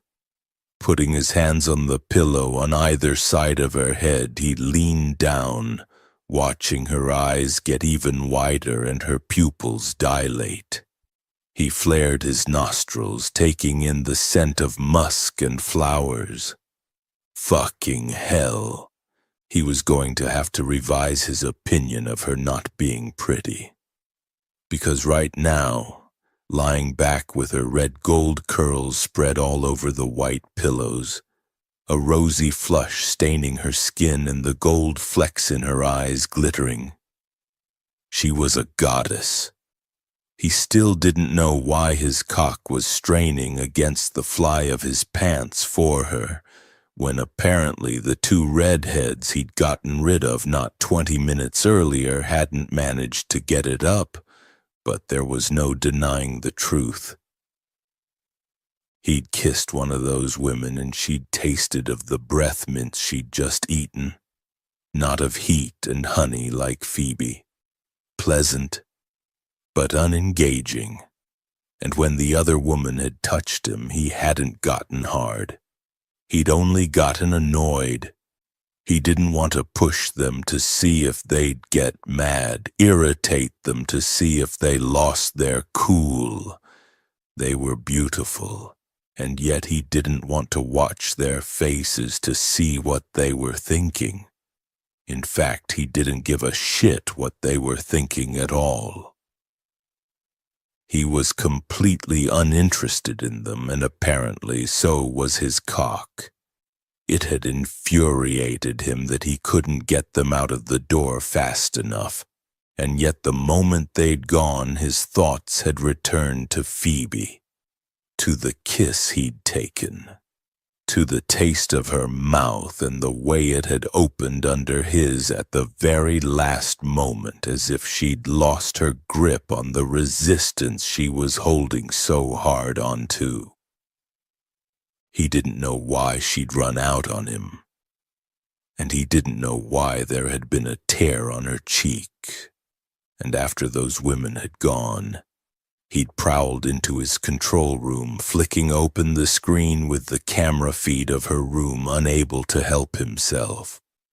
The camera had an infrared mode, so he could see her lying in her bed in the dark, tossing and turning, restless as he was himself. Then she'd let out a low moan, and it had sounded like fear, and for some reason every muscle in his body had tensed. But that hadn't been the worst part, because then she'd screamed high and terrified, and he was up and out of his control room, out into the hallway, and walking fast in the direction of her bedroom before he was even conscious of moving. It was only when the hallway began to telescope in front of him and the walls began to loom, making him feel like he was at the bottom of a massive canyon, that he realized what he was doing, that he was out in the rest of the house beyond the small collection of rooms he lived his life in. His mind began to whisper a truth he didn't want to hear, making him think about how long it had been since he'd gone farther than the 3 steps it took to get from his office to his library door. But he knew if he thought about that, he'd never make it to Phoebe's room. So he didn't think about it.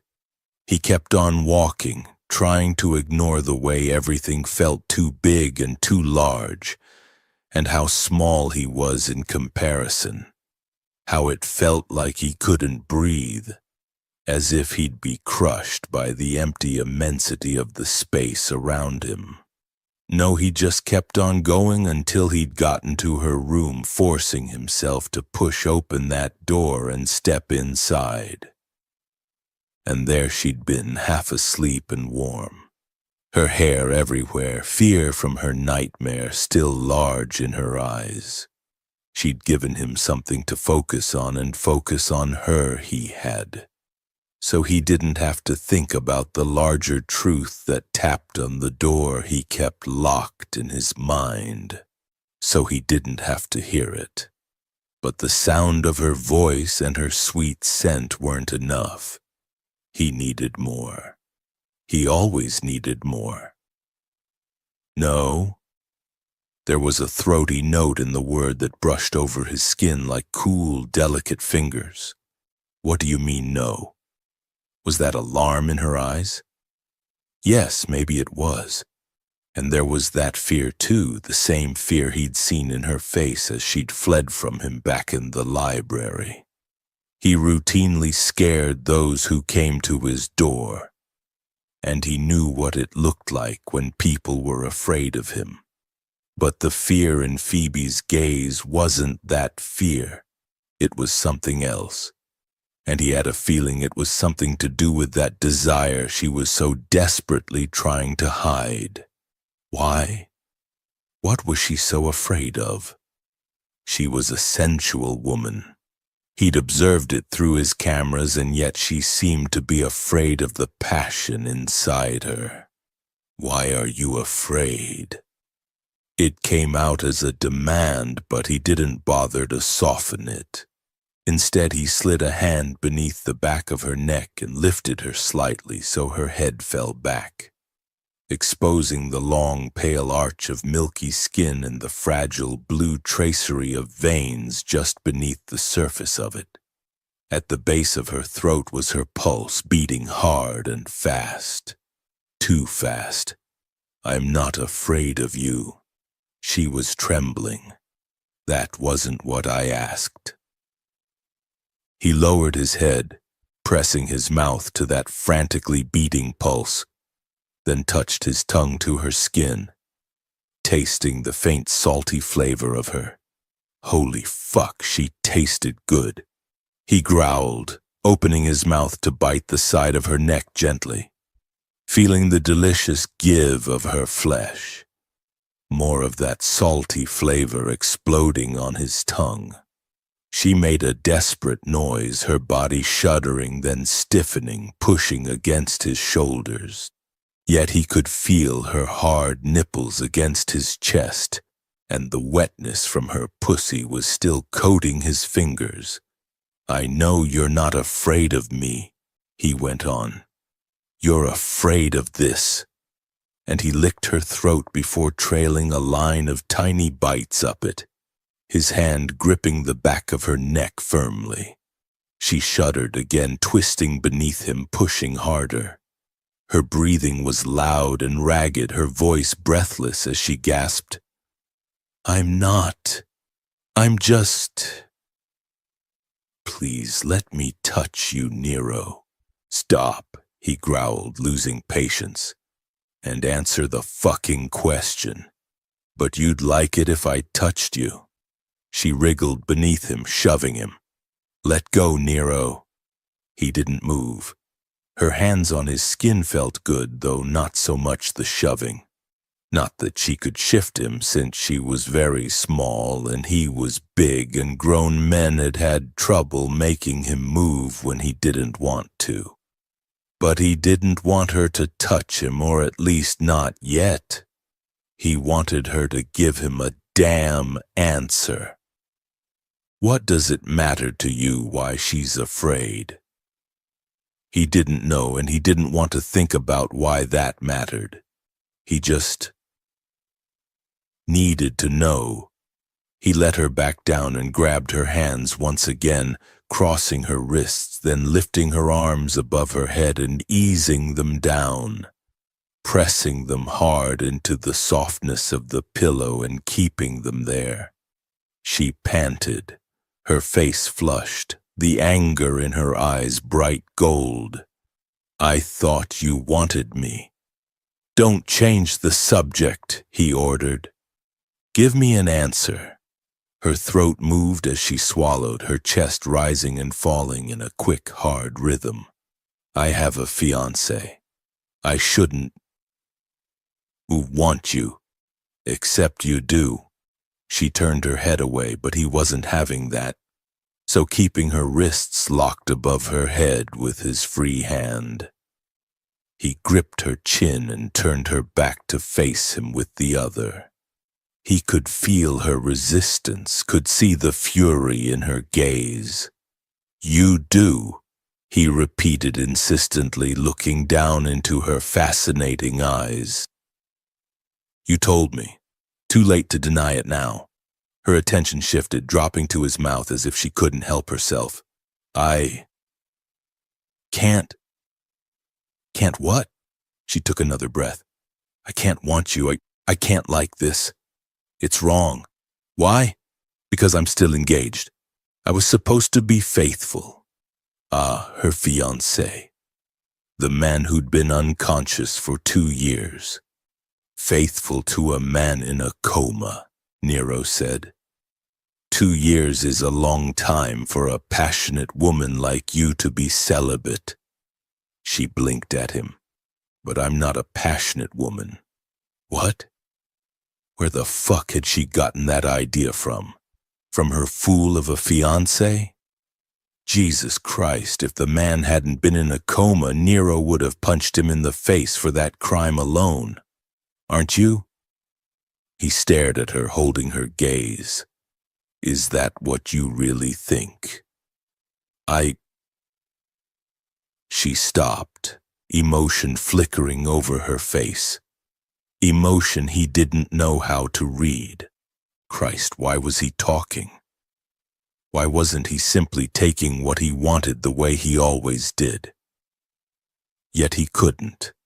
A soft, protective feeling was pressing against his ribs, making him want to go slowly, carefully, not frighten her the way he had in his library, because it occurred to him suddenly that he knew fear. Back when he'd been a kid, when the police had come dragging him out of that room and into the bright light, he'd been so afraid. He hadn't wanted to go, had fought to stay in there back where it was safe. He'd screamed when they'd carried him out, and even though it had been a rescue, all he'd felt was violation. Had she felt that back in the library? Did she feel that right now? As if she was being dragged out of her place of safety. Was that why she was fighting him so hard? Why she was resisting? It was strange to get a glimpse of understanding another person, or at least imagine he understood. It was strange, too, to have the answer. He didn't want that for her. He didn't want her to be afraid. Yet he didn't want her and all that red and gold fire she blazed with. That he knew burned beneath that tightly coiled bun and those prim little pencil skirts. To be trapped and suffocated either. He wanted to set it free. He wanted to see it burn. And he wanted to burn with it. I can show you, Phoebe, he said softly, intently. I can show you how much bullshit that is. Her chin firmed, something sparking in her eyes. No, you can't. Charles couldn't, and I love him. I mean, I was with him for years, and I never even... She stopped all of a sudden, flushing. Nero frowned. You never even what? Her red gold lashes fell, veiling her gaze. It's nothing. Forget I said anything. Oh no, he wasn't having that. Firming his grip on her chin, he lowered his head so they were almost nose to nose. You know I don't like to repeat myself, Phoebe Taylor. So tell me what the fuck you were talking about. Her gaze flicked to his, then away again, her cheeks going an even deeper red. I've never had an orgasm, okay? And please don't take that as a challenge because it wasn't meant as one. Nero was conscious of a deep sense of surprise, because that made no sense to him at all. Beneath her calm and that cool reserve, beneath those pencil skirts and corporate blouses, she was fire and passion and sensuality. He'd sensed it the moment he'd walked into his office the day he'd interviewed her. How had that damn fiancé of hers not managed to release it? You could, though. Oh yes, he could. And he would. He didn't want her to be afraid of the passion she kept locked away inside her or the pleasure it could give her. She must be so hungry for it, so desperate. "You should know better than that," he said roughly. "Everything is a challenge to a man like me." She looked up at him and he could see it now, fear clear in her eyes. "Don't." "Why not?" Nero let go of her chin and looked farther down, where the fabric of her nightgown stretched across her breasts and he could see the tight, hard points of her nipples. "What are you so afraid of?" He lifted a hand and brushed his fingers lightly over the outline of one nipple, then circled slowly, gently. She shivered. "I can't. I've tried." "Then perhaps you're trying too hard." He kept circling with his finger, feeling her nipple harden even more. "It's not a competition." "I know, but She sucked in a breath as he lightly pinched the hard tip of her breast through the fabric of her nightgown. "Oh." "Nero, stop." The front of the nightgown was fastened with seemingly 1,000,000 tiny buttons that would take him all day to undo, and it would be easier by far to rip it apart, make all those buttons go flying. Yet he reined himself in, forcing himself to go slow, taking that first tiny button between his fingers. "You don't have to do anything," he murmured, undoing it. "All you have to do is lie there and let me make you feel good." "And I will, Phoebe." He undid the next one, fumbling slightly because they were so very tiny and his fingers were large. "I'm not your fiancé. I know what I'm doing." Her breathing was getting faster, harder. "And if I don't come, will you fire me?" He lifted his attention from the buttons, staring into her sharp little face, anger and fear glowing gold in her eyes. "No," he murmured and smiled at her, hungry and feral. "I'll just try again." She swallowed, a convulsive movement. "Nero, I can't." But he was done talking. Instead, he covered her lips with his, silencing her. Fire, sweetness, and honey swamped him, and he let his weight pin her to the mattress, sliding his tongue into her mouth, tasting her again. Her head went back and she shuddered, her wrists straining against the grip he still had on her wrists. He didn't let her go, kissing her deeper the way he had back in the library. Only this time he took it slow, a leisurely, sensual exploration, the hot, distinctive flavor of her going straight to his head. Fuck, she tasted so good. It made him want to rip away her nightgown and get her bare, get inside her as quickly as he could. But no. Tonight he wasn't going to demand or take. Tonight he was going to try giving, and he didn't quite understand why. Only that it was important that she not be afraid, not of this. Physical pleasure was real, it was concrete. It was the only good thing he had left in his life, and he wanted to show her she could have it too, if only she let herself. Phoebe made a soft, desperate sound against his mouth, her body arching beneath his, pressing against him as if she couldn't help herself.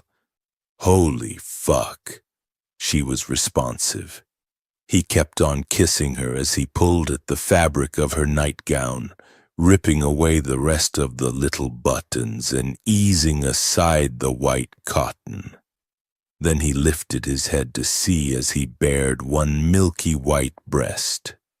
There was a soft dusting of freckles over it, her nipple the color of fresh raspberries.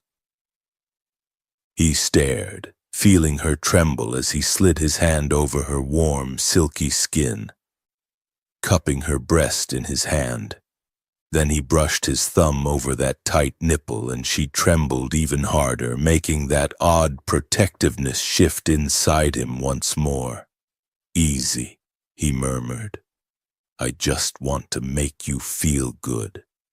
"I can't, Nero," she whispered in a husky little voice, and he could feel the race of her heartbeat beneath his palm. "It won't work. It never does." He ignored her because her flesh was warm and generous in his palm, just what he liked. Fucking exactly what he liked.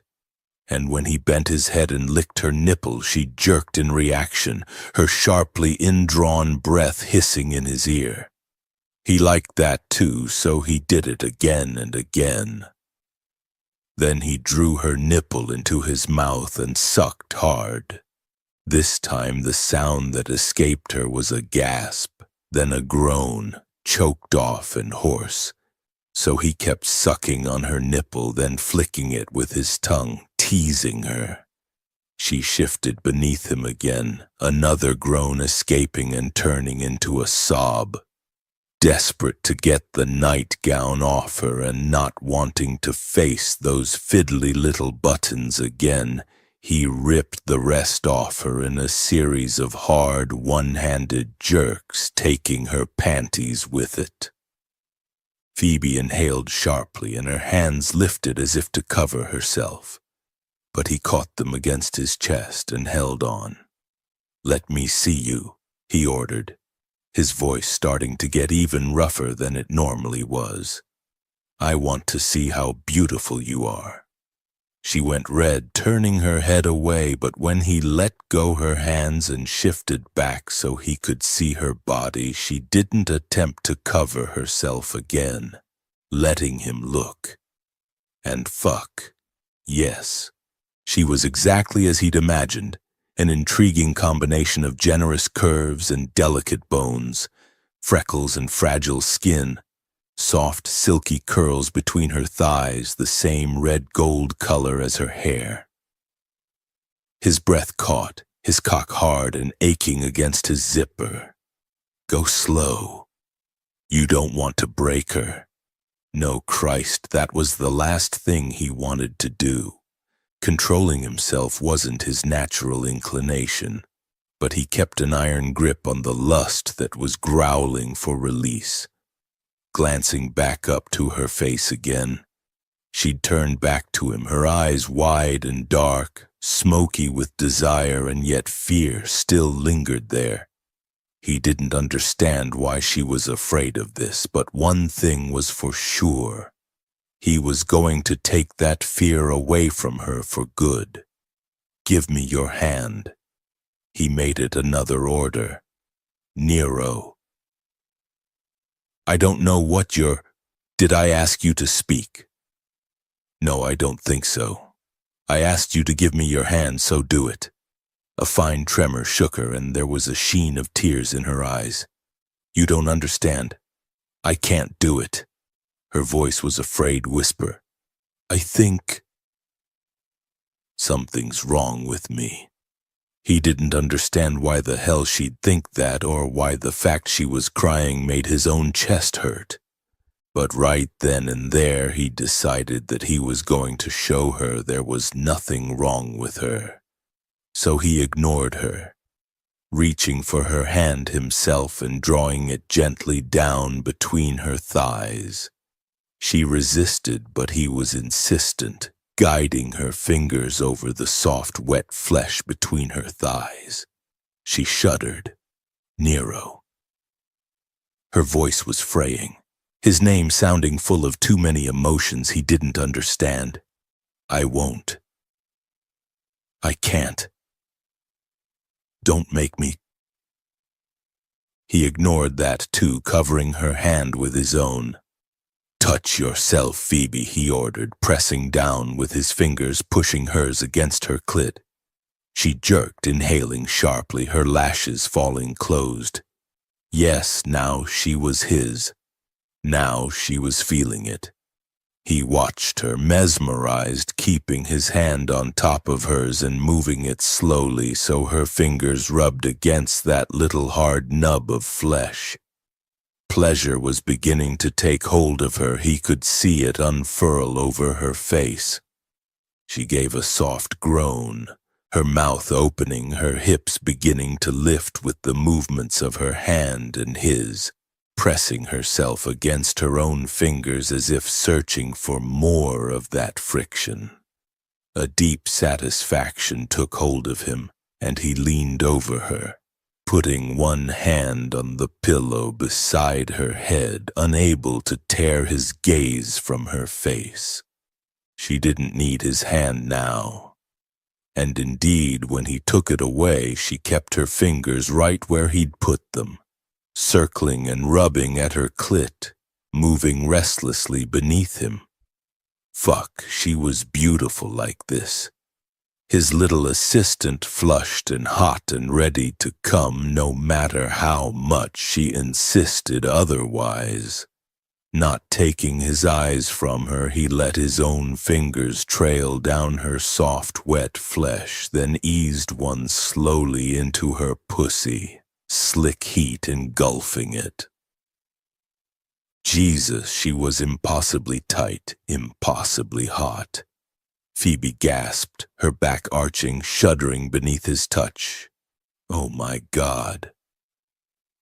The sound of her voice was all husky and frayed, and the musky scent of her arousal was making him so hard he could barely think. But she was close now, and he wasn't going to ruin it by taking his own pleasure first. For the first time in his life, someone else's needs seemed more important than his. And he was going to make sure she got exactly what she wanted. Keeping his gaze on her face, he eased a second finger deep inside her, and a great shudder shook her body like a tree in a hurricane. Her head going back on the pillow, her neck arching, white teeth sinking deeper into that soft, pouting bottom lip. He slid his fingers out, then in again, letting her touch her clit, rubbing and circling, slicking back and forward until her whole body stiffened like she'd been electrocuted. And her mouth opened and she gave a high, desperate cry before she came sobbing all over his hand. Phoebe didn't know what had happened to her.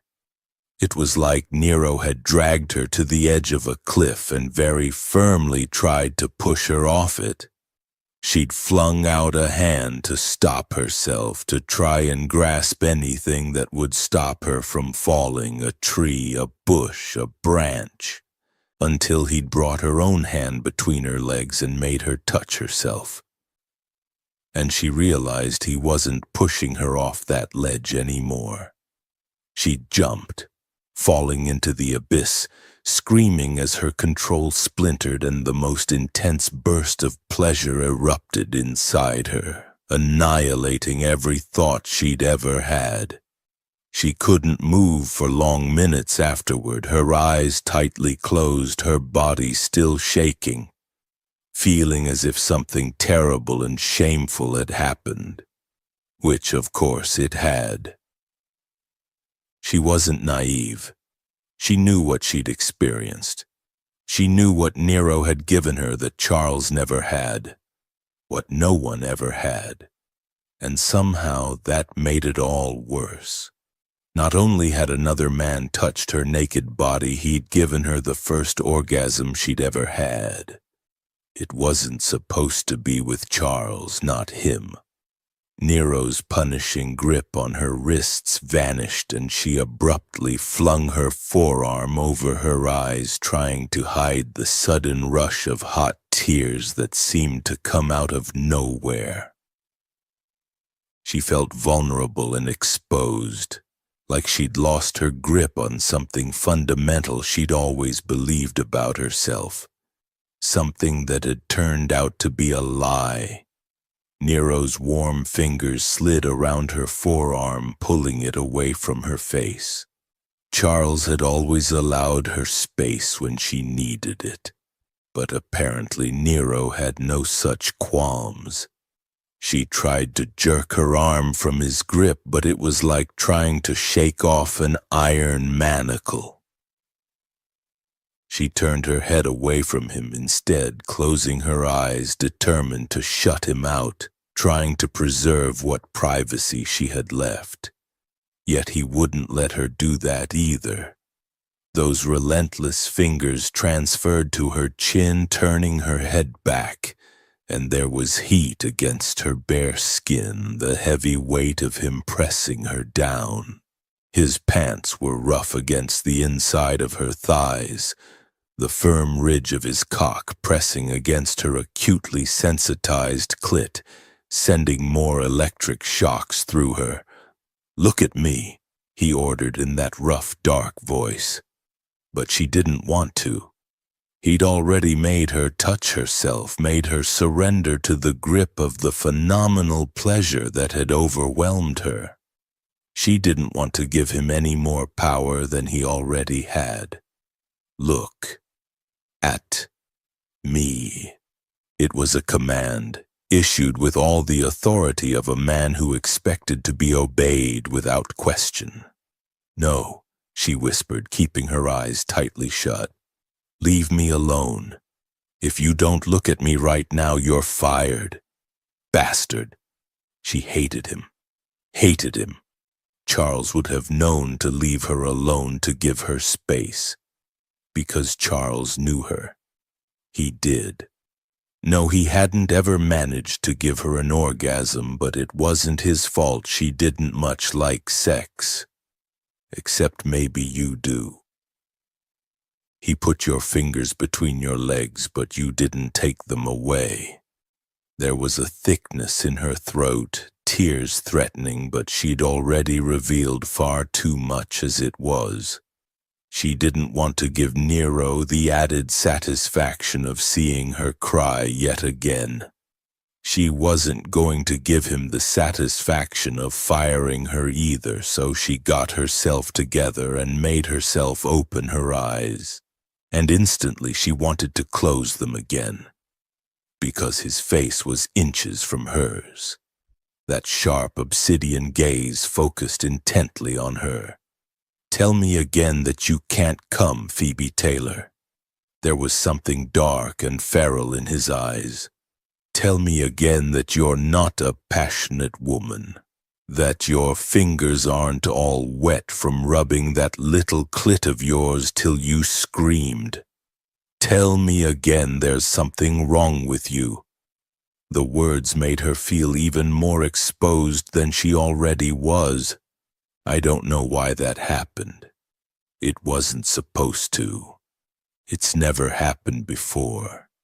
She was beginning to be achingly conscious of the weight of him pressing down on her, by his heat and that scent of masculine spice, by the way her hips wanted to lift, to press against the hard ridge of his cock that rested between her thighs, by the hungry thing that had gotten loose inside her and wanted more. More than she could ever give it. You know why it happened. His hips rocked against hers, his cock nudging at her clit in an insistent, subtle rhythm. You want this. You want me. I don't know what was wrong with your fiancé that he never managed to get you off, but he's not here now and I am. So why don't you let yourself have me? Why are you resisting so fucking hard? It was happening again, the slow ache of desire rising inside her like a tide, and she was helpless to hold it back. Just like she was conscious of the heat and power of his body on hers, of the firm, hard-packed muscle of his shoulders where her hands were resting, as if she liked the feel of him, as if she wanted to slide her hands down his back and hold on tight. No, she couldn't do that, because there hadn't been anything wrong with Charles. She'd been the one who wasn't good at sex. No matter how many times Charles had tried to give her pleasure, she hadn't been able to let go enough to enjoy it, and he hadn't been a patient man. It had frustrated him. In the end, she'd decided it was easier to give him pleasure than to receive it herself, and hey, it meant at least one of them got off. Charles had never complained after that, perfectly happy to lie back and let her do the work. And she hadn't felt bad about it. She'd only felt relieved since it meant the pressure was off her. But this is not the same, and Nero is not Charles. Yet she didn't want to think about that either. Didn't want to admit the flaws in her relationship with Charles or the possibility that perhaps her fiancé had been selfish. Because if a man like Nero had managed to get her off, then why not the man she'd been going to marry? Doubt wound a cold thread through her. I've told you why. She tried to make her voice firm and certain, like she was trying to convince herself. Do I really have to repeat myself? He said nothing, looking down at her. Then he moved, and she thought for a moment that he was actually going to get off her and leave. But soon it became clear he wasn't going anywhere. He shifted, then rose up above her, his knees pressing down into the bed on either side of her hips. And with a rough movement he pulled open his shirt, shrugging out of it and discarding it over the side of the bed. Phoebe blinked, an unexpected heat stealing through her. She couldn't stop looking at him, her mouth going dry because he was magnificent. The way his clothes fit had hinted at the musculature of his body beneath them, but now it was revealed and she could only stare.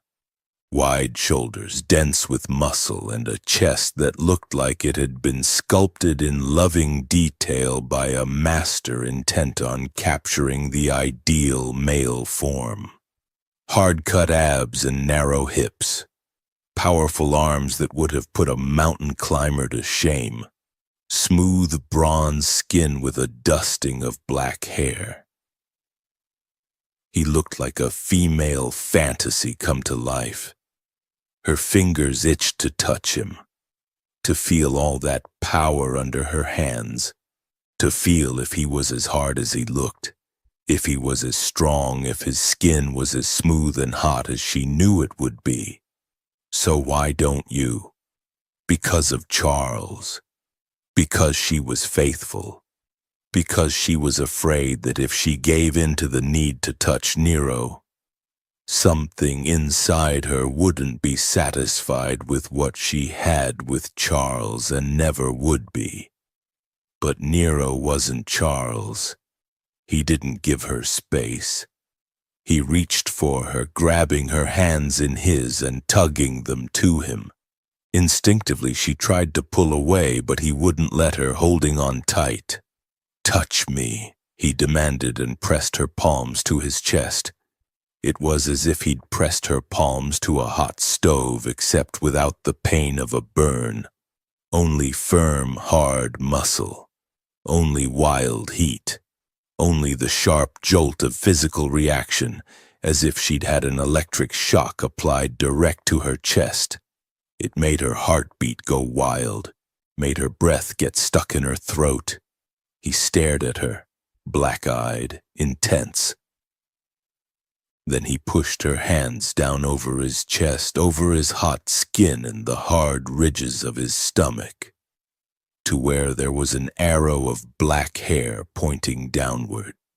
His free hand was already undoing the button on his pants, tugging down the zipper as he brought her hands even lower. And Phoebe found she wasn't resisting him anymore. It was as if she just couldn't, as if he'd hypnotized her, all her strength bleeding away as he guided her fingers relentlessly beneath the black cotton of his underwear. Nero, she said in a voice that didn't sound like her own. And what she'd been going to say she had no idea because it all went out of her head as he curled her unresisting fingers around his hard, hot flesh and held them there. A shudder went through her, and when he took his hand away, she kept hers right where it was, shivers chasing themselves over her skin, unable to stop staring as he pulled away the black fabric so she could see just what her hand was holding. And, God, all the remaining moisture in her mouth dried and all her breath escaped. His cock was long and thick, big like he was, and it felt smooth and hot and iron hard. Her fingers curled around it looked ridiculously small and delicate, and the hungry thing in her wanted to stroke it, wanted to guide it to her mouth and taste him. Phoebe swallowed. Someone was breathing very fast, and she had a horrible feeling it was her. "You want to touch me," Nero murmured, dark and rough. "You want to suck me." Heat broke out all over her body. How he'd read her mind she had no idea. But he was right, that's exactly what she wanted to do.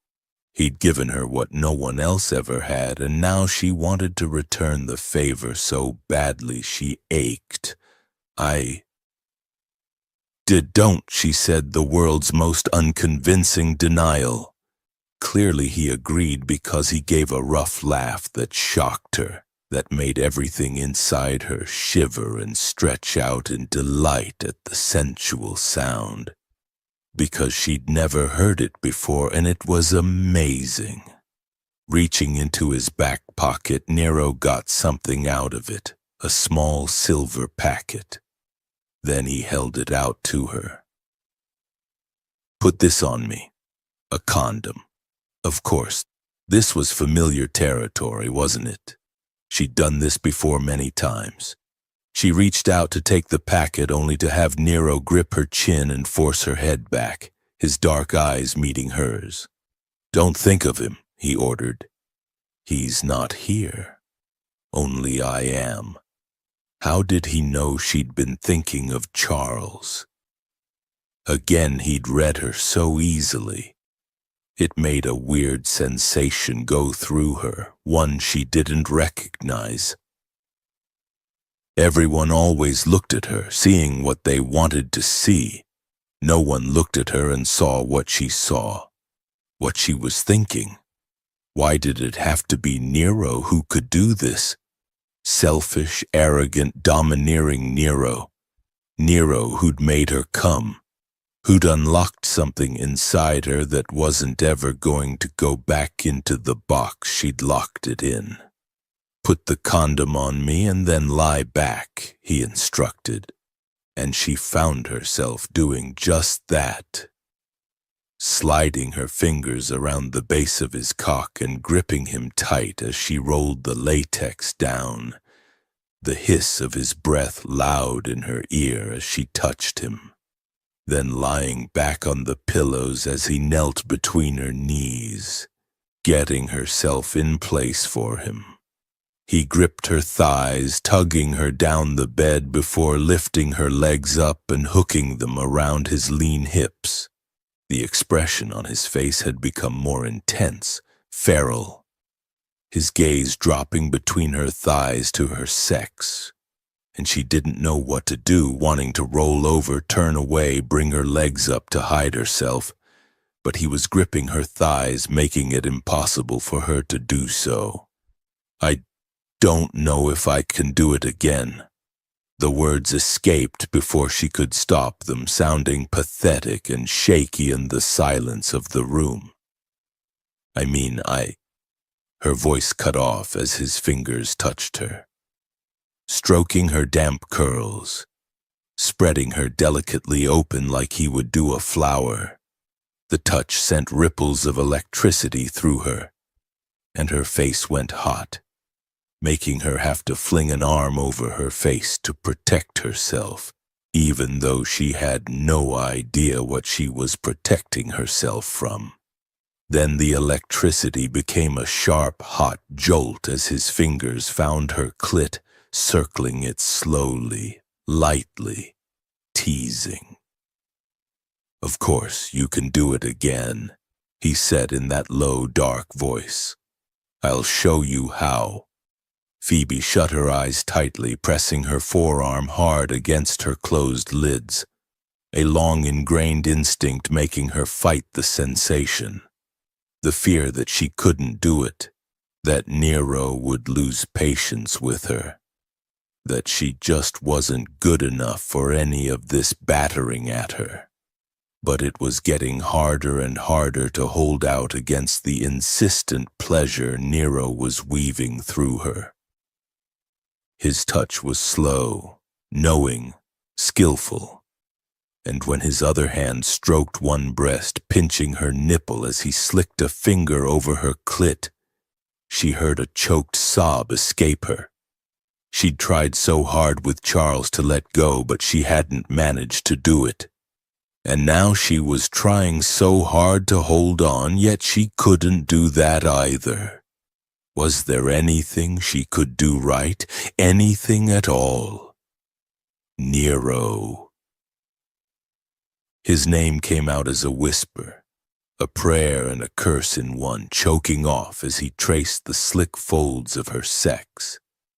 Little circles, long straight lines, rubbing his thumb back and forth over her nipple, making her body begin to shake and a moan caught in her throat. "Spread your pussy for me," he ordered, full of rough heat, caressing over each and every one of her sensitized nerve endings. "Do it, Phoebe. It's too late to stop. Too late to hold out." The realization made tears prick at her closed lids, because of course it was too late. She was naked in bed with Nero, the first man to have ever made her come.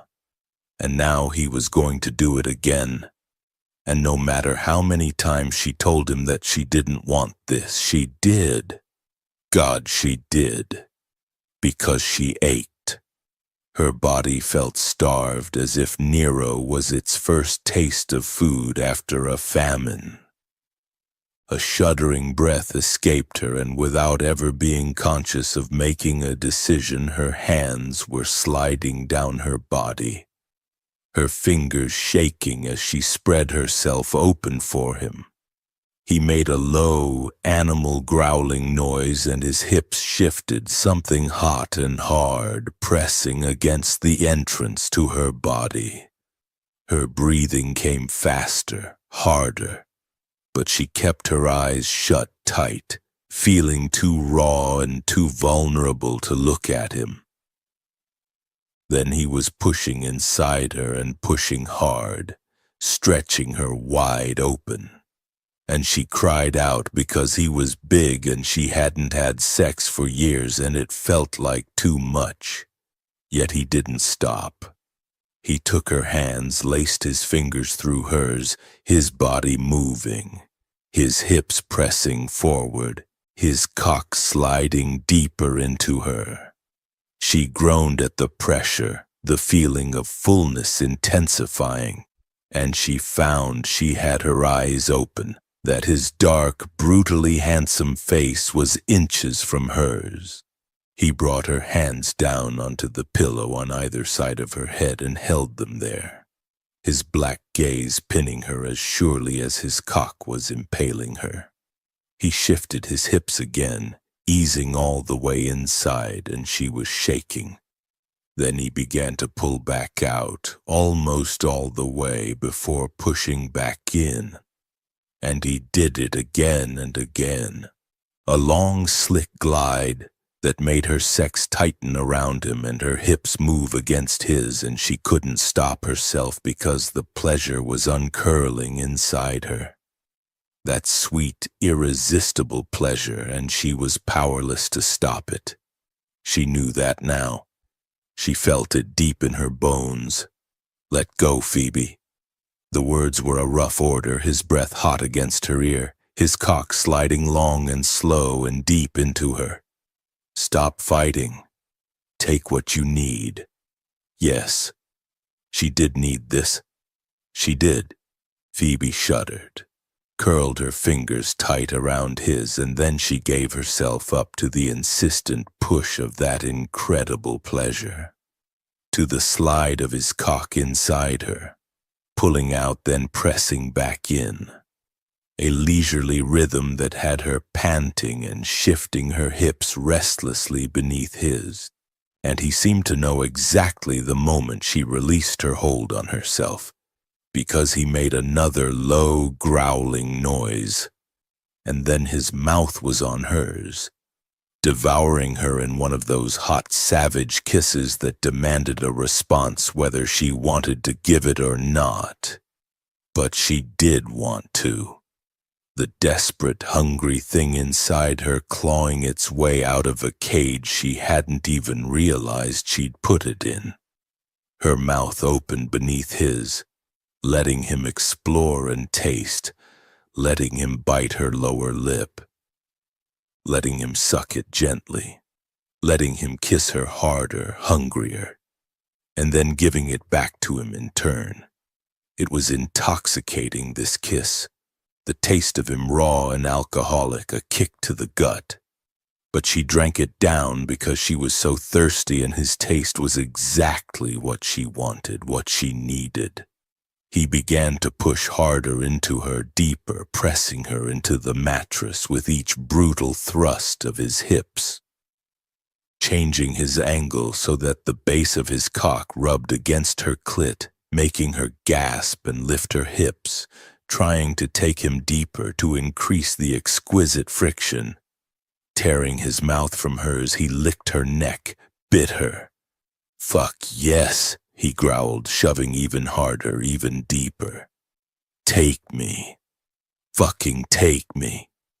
The words were shockingly erotic, making her shiver and shake, making her angle her hips back so she could do what he ordered and take him. Take him as hard as he was taking her. It got hotter then, wilder. Phoebe pulled her hands from his and buried her fingers in the thick black silk of his shaggy hair, forcing his head back. Then she kissed him, biting his lower lip, suddenly hungry to force herself on him, the way he'd forced himself on her. He gave another one of those rough laughs, the sound full of exhilaration and heat, and abruptly he was pulling out of her. She opened her mouth to say what she had no idea. Then she was flipped over onto her stomach, his heavy weight pressing her face first into the pillow. One powerful arm hooked around her waist, lifting her hips, and then his cock was sliding inside her. Hard and deep and relentless. At the same time, rough fingers found her clit, giving it a firm pinch, sending a burst of intense pleasure through her, so strong she screamed into the pillow. Then he did it again, thrusting deep into her at the same time, and her hold on that edge of the cliff wavered. It didn't take much to push her off this time. One more thrust and she was sobbing into the white cotton, pleasure exploding around her. So unexpected and so acute she had no idea how to handle it. And Nero didn't stop. His thrusts got harder. The heat of him against her back was incredible, and when his fingers found her clit a third time, she trembled and tried to shake him off. She wanted to tell him she couldn't, that it was impossible for her to do it again, but somehow his fingers were coaxing more pleasure from her. The push of his cock insistent. Nero. God. She whispered thickly. His teeth were against the back of her neck, a nip of warning. Yes, you fucking can. And sure enough, his fingers were somehow coaxing yet more pleasure from her, and she was gasping hoarsely and moving against him, with him yet again. That rough laugh of his rolled over again as she went over the edge a third time. Her screams cracked, leaving her limp and wrung out as his own thrusts grew out of control. His arm around her waist held her tight, driving himself inside her over and over again until he stiffened, his body shaking just as hard as hers had. And then a harsh roar in her ear as he flung himself over the edge after her. Chapter 8. Nero leaned forward and stared at the middle screen in the wall of screens in front of him. It displayed the hallway on the second floor where Phoebe was standing talking to James, taking her own sweet time in getting to his office. He was impatient because he wanted to go over the information he'd sent her that morning in preparation for yet another meeting at DS Corp. His half-brother Lorenzo, who dealt with DS Corp finances, was getting in his face about some suspicious-looking activity in a couple of their father's accounts, and he wanted Nero's tech help to see if there was anything up. Nero had no problems with that. In fact, he'd love to prove that his prick of a father had been fiddling the books. He'd found out in a random hack on Cesare DeSantis's private files that his real father had known he'd had another son and yet had ignored Nero's existence completely. Sure, the guy hadn't known Nero had been kept in a tiny room for 10 years, but still, he'd made no effort to contact Nero or even tried to find him. No, Cesare had left his son to rot in that room all alone. It must have been galling when Nero had been discovered to have his parentage revealed. The subsequent media storm forcing Cesare to acknowledge him as his son. Cesare had then showered Nero with the very best health care. A house, education, money, everything Nero had been denied for years. Nero had accepted all of it because shit he was owed.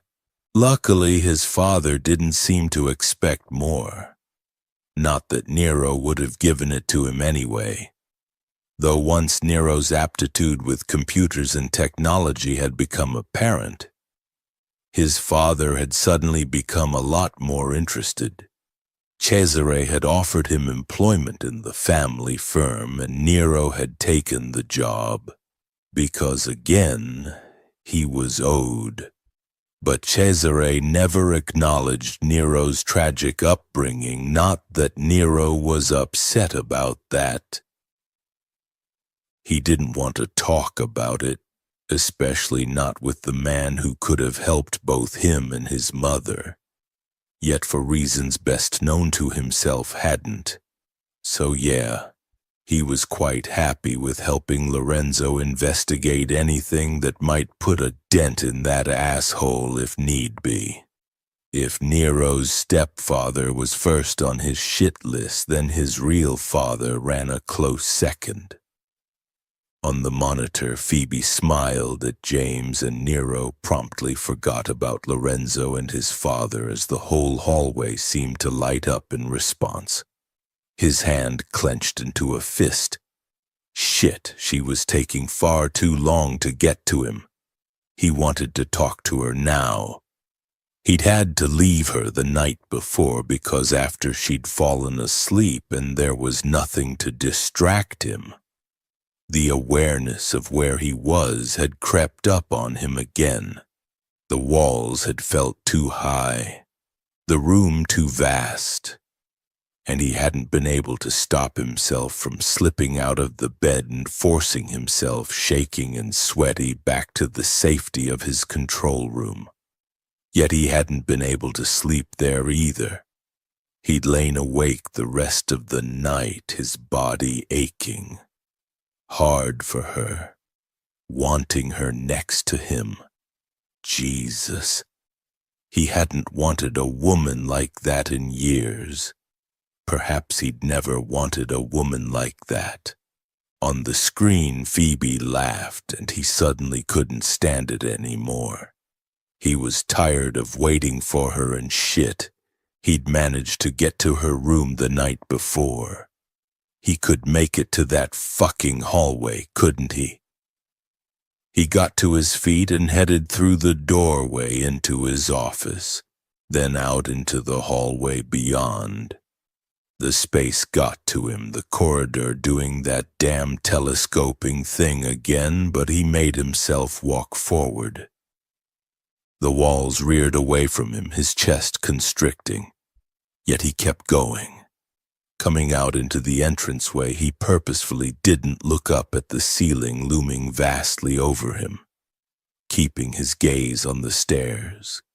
His breath was coming faster, harder, but he could hear her now, her husky voice drawing him onward and up the stairs. There wasn't far to go. A turn to the left, and there she was, standing in the hallway, still talking to James. She was all dressed up in her pencil skirt and her prim white blouse, her hair in that little bun. And he wanted to shove her up against the wall, tear her clothes, push himself into her, make her scream. Then she and James turned at the sound of his footsteps. The smile on her face like the sun, and he realized that he possibly wanted to make her smile for him first, before he did all that to her. His butler's eyes widened in shock.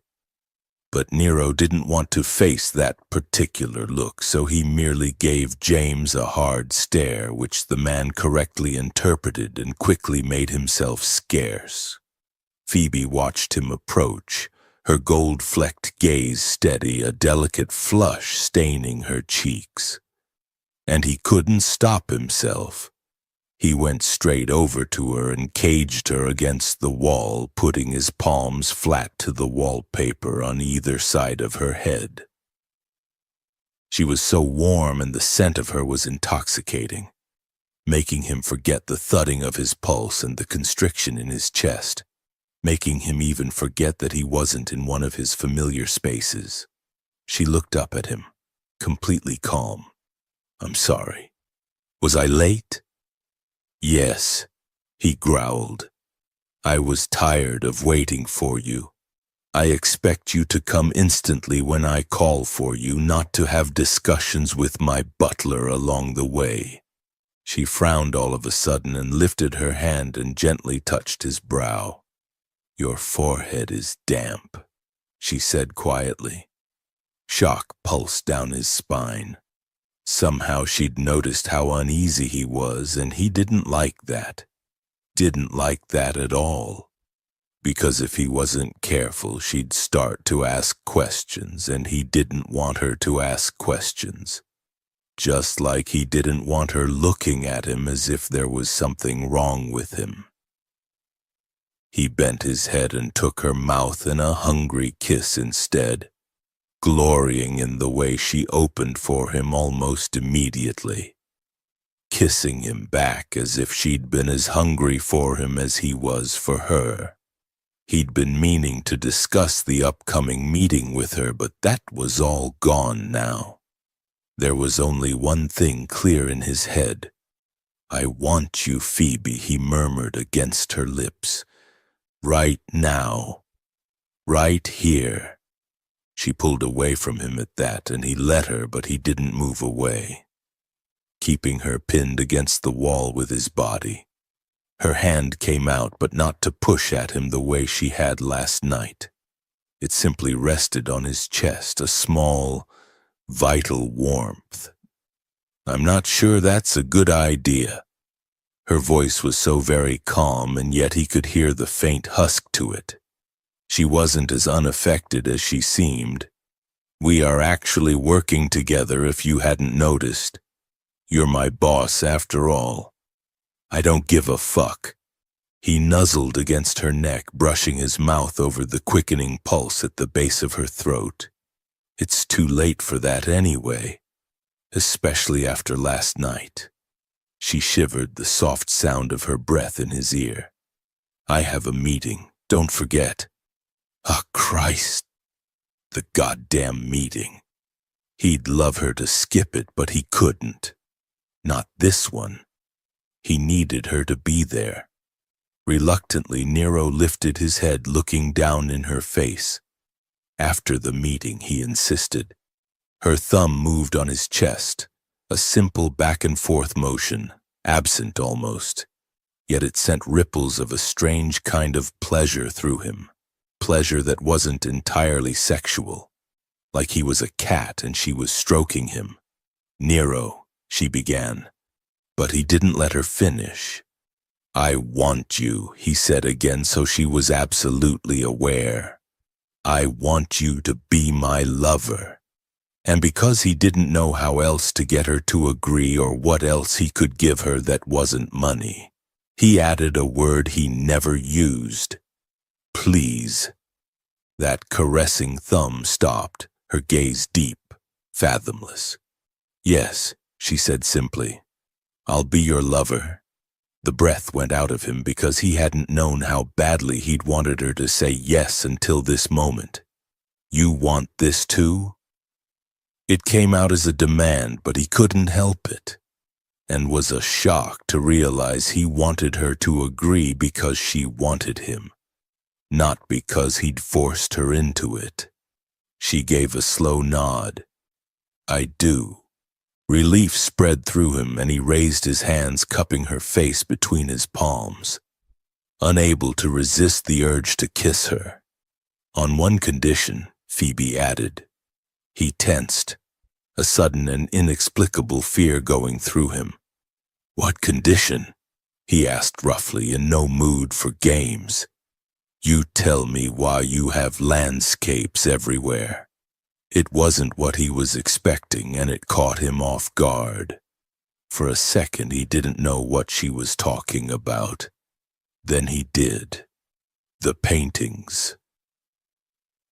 He'd started to collect them when he'd bought this house, and over the years had bought more and more. Pictures of places he would never go to, places he would never see.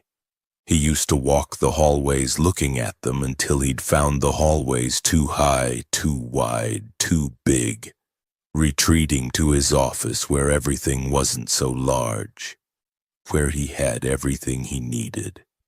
He eased himself back from her. I like art, and I don't like people. Landscapes are the best of both worlds. Now she wasn't right up next to him. He was conscious again that he wasn't in his familiar set of rooms, and that the emptiness of the hallway at his back felt like it was pressing down hard. You should have waited for her in your office. People are supposed to come to you. You don't go to them.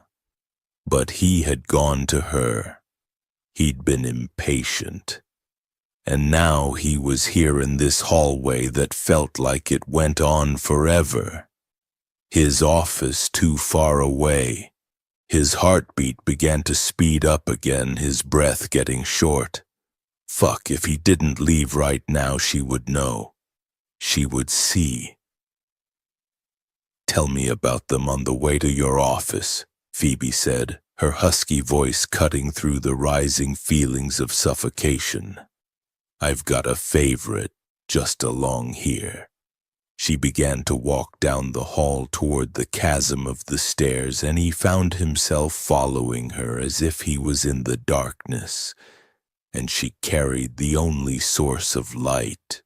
As they walked, she pointed out a couple of pictures, asking him questions about them, and he found himself answering. The aching emptiness at his back and over his head receded slightly. Farther along was a panorama taken by a famous climber of the sun rising at the top of Everest, and she stopped in front of it. This is my favorite, she murmured. It's amazing. He told her who'd taken it and where, then he asked, Why do you like it? He'd never felt the need to know before. These pictures were for him and no one else. So why the fuck did he care why she liked it? Yet he did. I'm not sure, she said slowly, studying the picture.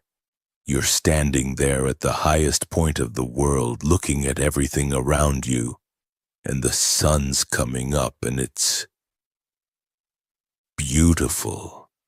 It feels like freedom, absolute freedom. The words hit him in a way he couldn't have described, making something echo inside him. He couldn't stop staring at her face as she looked at the painting, sharp and vivid. Freedom? He repeated like a goddamn idiot. Yes. She glanced at him, then back to the photo. It's sunrise and it's morning. And there are 1,000 new beginnings in that photo. It makes me want to spread my arms and just jump off the mountain. Fly. Fly. She wanted to fly. Nero dragged his gaze from her face back to the photo, to the sunrise and the limitless view everywhere. There were no walls in that picture, no barriers, no boundaries. His lungs abruptly felt like they were in a vice or weighted down by concrete, and he couldn't make them expand. Couldn't get a fucking breath. The corridor he hadn't walked down for years getting longer and longer. The walls soaring into the sky, the space above him pressing him down. His heartbeat was like thunder, and he was conscious that his breathing was audible and sharp. Jesus Christ, if he wasn't careful, he was going to fucking lose it right in front of her. Then unexpectedly, warm fingers laced through his, jolting his awareness from the emptiness all around, making the air rush back into his lungs as if an oxygen mask had been jammed on his face. Phoebe wasn't looking at him, turning already toward the stairs, keeping her fingers threaded through his. "Come on," she said in her usual calm and steady way. "We'd better get to your office. I know you have some information you want to go over with me."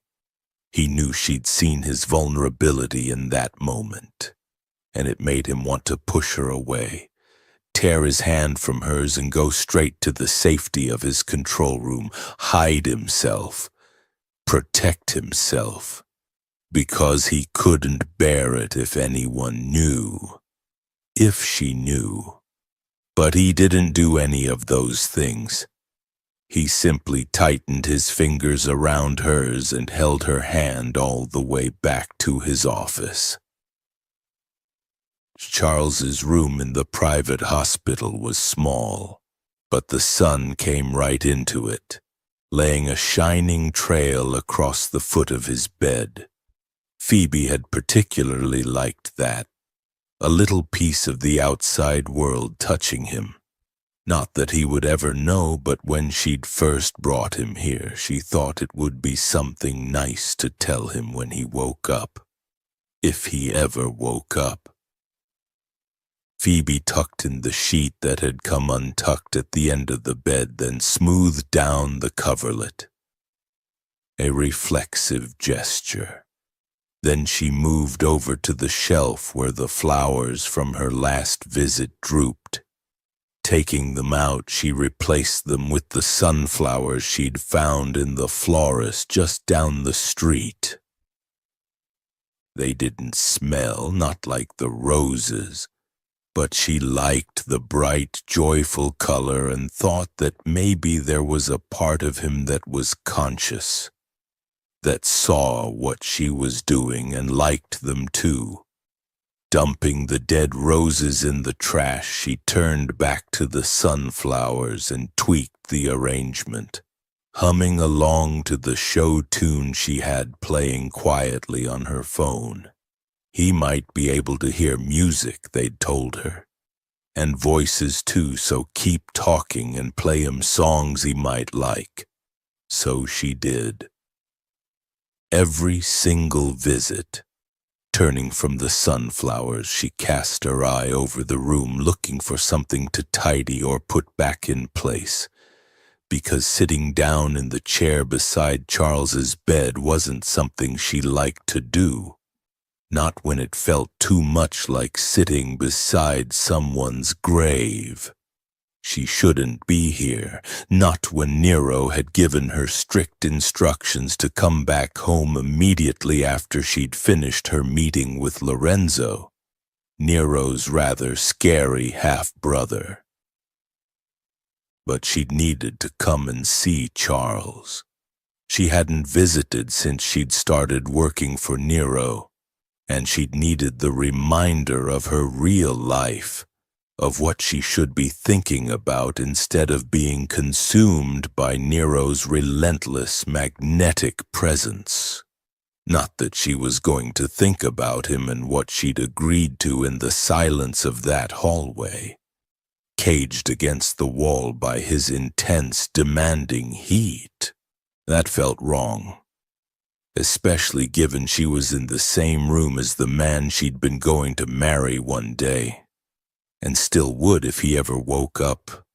Except that day was getting harder and harder to imagine, especially now that this infection was proving stubbornly resistant to treatment. Phoebe walked slowly over to the bed and sat down on the chair beside it. Then she reached out and put her hand over Charles's where it lay on top of the coverlet.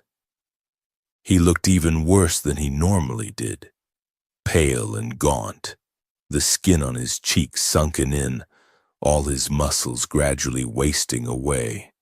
Nothing like the tall man with the brown hair, sparkling blue eyes, and apologetic smile she remembered from that day in the tube station. He'd been so inept with the tube map and so utterly charming when she'd tried to help him. She'd just come from lunch with her mother, who'd been more clingy and emotional than usual, and his smile and offer of coffee had been balm to her tired soul. His English Rose, he'd called her, and she'd felt so flattered. Falling in love with him had been easy, moving to New York even easier, except he was as inept in New York as he had been in London. Phoebe grimaced, appalled at the thought. Sure, Charles had been hopeless with money and, in fact, any kind of organization, which meant she'd been left to manage their finances, their apartment, their shopping, their vacations, basically everything. Yes, she'd resented it sometimes, but Charles had always been so very grateful to her that her resentment never lasted long. Besides, she liked helping people. It made her feel useful. She was also good at it. She tightened her hand on his. His skin was warm, his pulse steady, and he looked like he'd wake up at any second. Normally she chatted to him about what she'd been doing, telling him the minutiae of her day. But that didn't feel right all of a sudden. Not when the minutiae of her day involved Nero, and she didn't want to talk about Nero. She didn't even want to mention his name, not with Charles listening. Guilt twisted in her gut, but she shoved it away. There would be plenty of time for that later. Right now, she was here with Charles.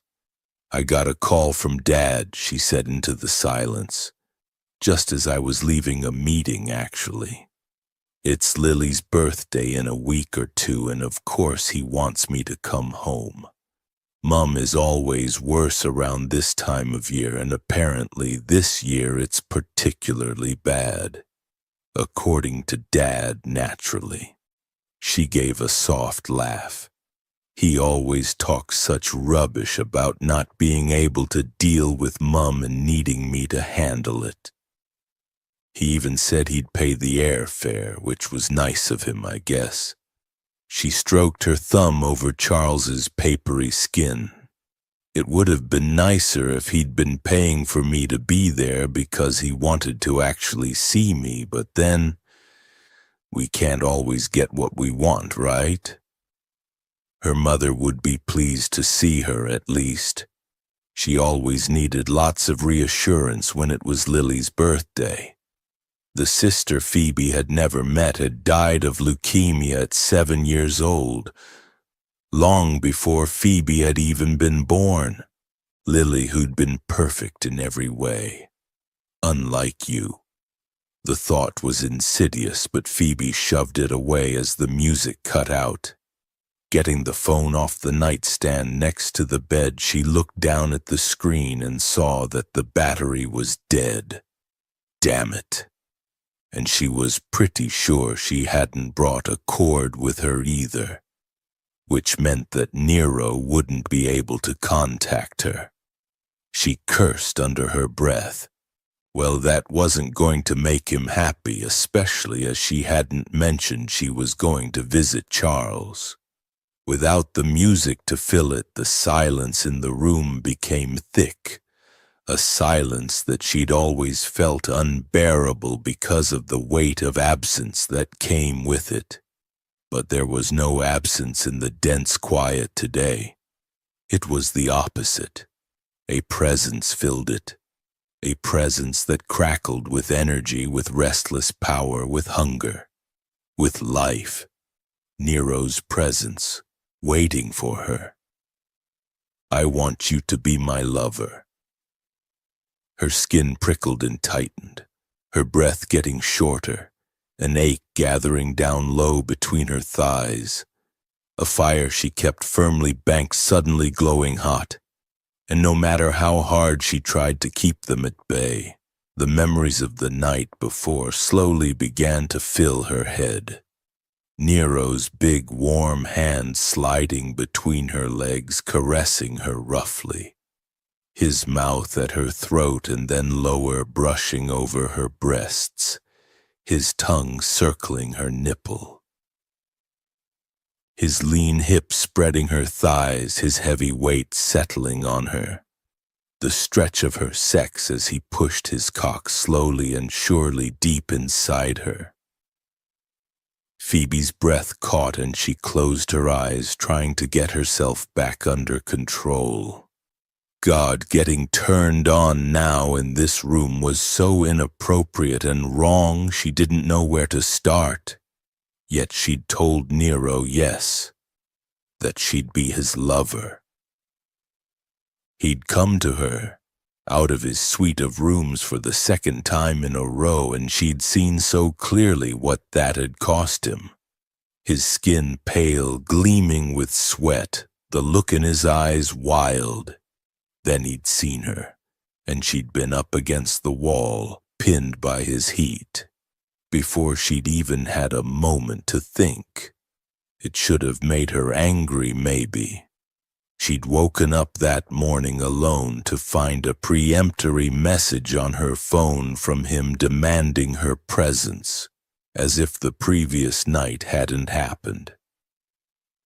She didn't mind that. In fact, it was better if they both pretended it hadn't. Yet then, so unexpectedly, he'd come for her, and it clearly hadn't been to discuss any kind of meeting. She'd looked up into his dark gaze, hearing the rush of his accelerated breathing and noticing his damp forehead, seeing the glitter of something desperate in his eyes. Then he'd whispered please, and she couldn't find it in her to say no. She wanted him. She did. He'd proved it over and over again to her the night before, and she might give herself all kinds of excuses for agreeing to his demands, that he'd paid for Charles's care and now she owed him, that he was her boss and she had to do what he said, that she had to give him what he wanted, keep him happy. But all those excuses meant nothing, and she knew it. She'd agreed to be his lover because she wanted to be in his bed. She wanted his hands on her, wanted his mouth, wanted his cock inside her. She wanted the way he looked at her, studied her, making her feel as if she was as deeply fascinating to him as he was to her. Because she was lonely. She'd been lonely for years. Because he'd whispered please against her skin. Because as they'd walked along that hallway back to his office, his cold fingers laced through hers, she'd know for certain there was something broken inside of him, and she wanted to fix it. Naturally, though, that didn't make what she was doing any less wrong. Her eyes felt dry, her throat tight, and she so didn't want to be feeling the rising tide of hunger now. Not while she was sitting here with Charles, which meant it was definitely time to go. Getting up from the chair, she bent over the bed to kiss Charles's forehead, then she grabbed her handbag and went out the door, only to be stopped by one of the doctors who asked if she had time to talk. She didn't really have time for a meeting, not with Nero being unable to contact her. But the doctors were concerned about this infection, so she nodded. Nero wouldn't be happy, but he could handle an hour without her. However, the meeting went on much longer than Phoebe had anticipated, and was full of frightening talk about no resuscitation orders, and what Charles's wishes were when it came to turning the machines off. She came out of it feeling rattled, night already creeping over the city by the time she stepped onto the sidewalk. She'd sent Nero's driver away, which meant that she had to get a cab back to his house, and that took longer than she'd thought, too. Traffic turned out to be a nightmare, some big event making the trip from Midtown to Nero's house take a whole hour. By the time she got out of the cab, night had well and truly fallen, and she knew she was going to have to brace herself for the fact that he was going to be extremely unhappy with her. It should have made her afraid, and yet, as she made her way through the iron gate and up the front stairs, it wasn't fear that sat in her gut, but something else, something hotter, rawer, something like anticipation. Because part of her wanted the storm that was him, wanted to be battered and engulfed by it. Wanted to rage at it in return because the wind and the rain and lightning, the sound and fury of a hurricane was better than the silence in that hospital room, better than the absence, than nothingness, better than the worry. Yet another part shied away from all that noise. It wanted the quiet, the silence, the space, because that was familiar and safe. She knew her role, knew who she was in that silence. Charles's fiancée, the excellent personal assistant and expert organizer, the one who handled everything without fuss and provided help whenever anyone asked for it. The daughter her mother called on whenever she needed emotional support, and her father whenever he got sick of dealing with her mother. She knew how to be that person, not the wild, passionate woman Nero had uncovered the night before. He'd managed to get under her skin, strip her bare, and not just physically, he'd stripped her emotionally too, which was possibly even more confronting. At the top of the steps, Phoebe paused to take a breath, then pushed open the front door and went inside. She wondered whether to go straight to his office to apologize, because naturally by now he would have tried to contact her 10 million times and would have failed, or whether to head straight to her suite and prepare herself for him. Either way, it was going to be unpleasant. Deciding to get the confrontation over and done with first, Phoebe headed to his office. But when he didn't answer her knock and she put her head around the door, she found the room empty. Okay, so maybe he was in the gym? But he wasn't there either. She checked the library, yet that too was empty. Curious. Where would he be if he wasn't in any of those rooms? He never left them, did he? Only to go to your bedroom.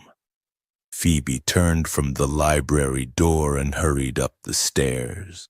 She didn't know why he'd go to her suite, but it was the only other place he'd conceivably be, which meant she had to at least check there. As she pushed open the door, the delicious smell of food drifted out, reminding her that she hadn't eaten all afternoon. That was definitely one of the perks of working for Nero. She didn't have to cook, not when his personal chef provided all her meals, and delicious meals they were too. Looked like someone had brought up her dinner and left it there for her. Nero wasn't in her bedroom, though. Phoebe frowned, depositing her handbag and laptop beside the bed, and looked around. No, he definitely wasn't here. Kicking off her pumps, she headed toward her sitting room, pulling the hairpins out of her bun as she went. Perhaps he was in there. It was logically the only other place he could be. She got to the doorway and stopped dead. The room was full of the warm, flickering light of a dozen tea light candles, all in small glass holders placed strategically around the room.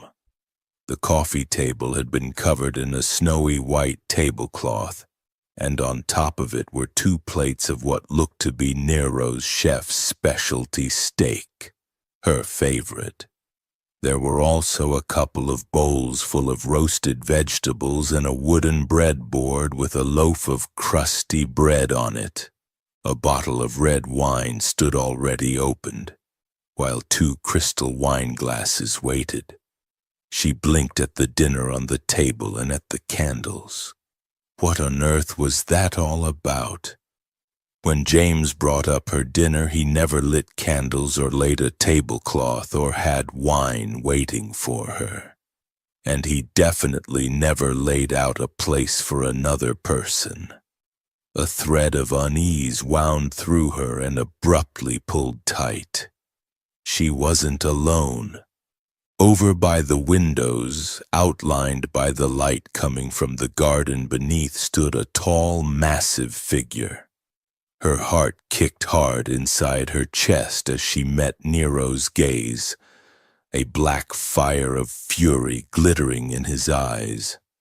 "Where the fuck have you been?" he demanded. Chapter 9. He'd been waiting hours for her. Literally fucking hours. Now here she was, standing in the doorway with her shoes off and her pretty red gold hair hanging halfway down her back. Her golden brown eyes staring at him in surprise, as if she'd had no idea he'd be waiting for her. As if she had no idea he'd been pacing back and forth in front of these windows for 2 hours, wondering where she was and why she wasn't answering his texts or his calls, wondering whether something terrible had happened to her, or whether she'd simply decided she didn't want to be his lover after all, that she didn't even want to work for him anymore and hadn't bothered to come back. Fury had begun to build inside him as the minutes ticked by. Fury that she'd promised to be his lover, that she'd promised to come back after the meeting and yet wasn't here. That she'd disappeared into that huge city and he didn't know where and couldn't get hold of her. He'd wanted to do something nice for her, organize a dinner in her suite with food she liked, seduce her the way she should be seduced, carefully, gently. Hell, he'd even forced himself from his control room, the third time in 2 days, and had come here to her because he knew she liked this room. Being here, surrounded by her stuff, had been oddly reassuring, and he hadn't felt panicky at all, at least until she hadn't come back when she'd said she would. He'd become frustrated just pacing here, so he'd made himself go down the stairs to the entranceway, half thinking he'd just fling open the front door, step outside, go find her himself. But he hadn't even managed to touch the door handle. He'd broken out into a sweat at the mere thought of reaching for it, his chest like someone had taken it in a vice and was squeezing the life out of him. Gasping for breath, shaking, furious with himself, he'd had to retreat to her sitting room and call James, get him to check the hospitals and the police department for good measure. And now here she was, strolling into the room as if nothing was wrong, and she hadn't known he'd be fucking furious that she'd apparently been out of contact. Well, his voice was rough with a rage he made no attempt to mask. Where the fuck did you go? And why didn't you answer any of my calls? Her expression smoothed, the personal assistant ready to do his bidding. My phone died, she answered coolly, and I didn't have a charger with me. He was learning about her slowly, and so he caught it. The momentary hesitation before she answered, the little flicker in her gaze. She was hiding something, oh yes, she was. He moved from the window, stalking toward her, pissed and not bothering to hide it. Where were you? He kept his gaze on hers, pinning her there with it so she could get a sense of how fucking furious he was, how deep in the shit she was. Any normal person would have backed away and backed away fast, but not Phoebe. She stood her ground, staring warily at him as he came toward her. And instead of answering his question like a good employee should after pissing him off so completely, she asked, "Why is the table set for 2? And why are there candles in here?" He didn't answer because he was too fucking mad. He reached her, putting his hands on her hips, turning her to face him, pushing her up hard against the door frame and holding her there. "Answer my fucking question." He lowered his head, putting his face close to hers so she had no choice but to meet his gaze, his fingers digging hard into the soft flesh beneath her skirt. "Where the fuck were you? You said you were going to come straight back after the meeting. You fucking promised." Her lashes were tipped with gold from the light of all the stupid goddamn candles he'd had James put in her room because he thought she'd like it, and there was a crease between her red gold brows. Her brown eyes were oddly luminous as she looked up at him, a deep golden glow like gently warmed brandy, and the expression on her face. She wasn't angry with him, wasn't afraid or defensive. It was something else, almost like he was a puzzle she was trying to work out, which was strange because no one had ever looked at him like he was the difficult one to read. Then the crease between her brows cleared and her eyes widened. "You're worried about me," she said, something husky edging her voice. It wasn't a question, and he didn't know what to do with that. Because no, of course he wasn't worried about her. He never worried about people. He was angry. That's what he was, just really fucking angry because he couldn't get hold of her and he didn't know where she was. Like you weren't worried about her the night before when she screamed in her sleep. No, he almost spat to her and the voice in his head. I wasn't fucking worried. You went somewhere after that meeting with Lorenzo.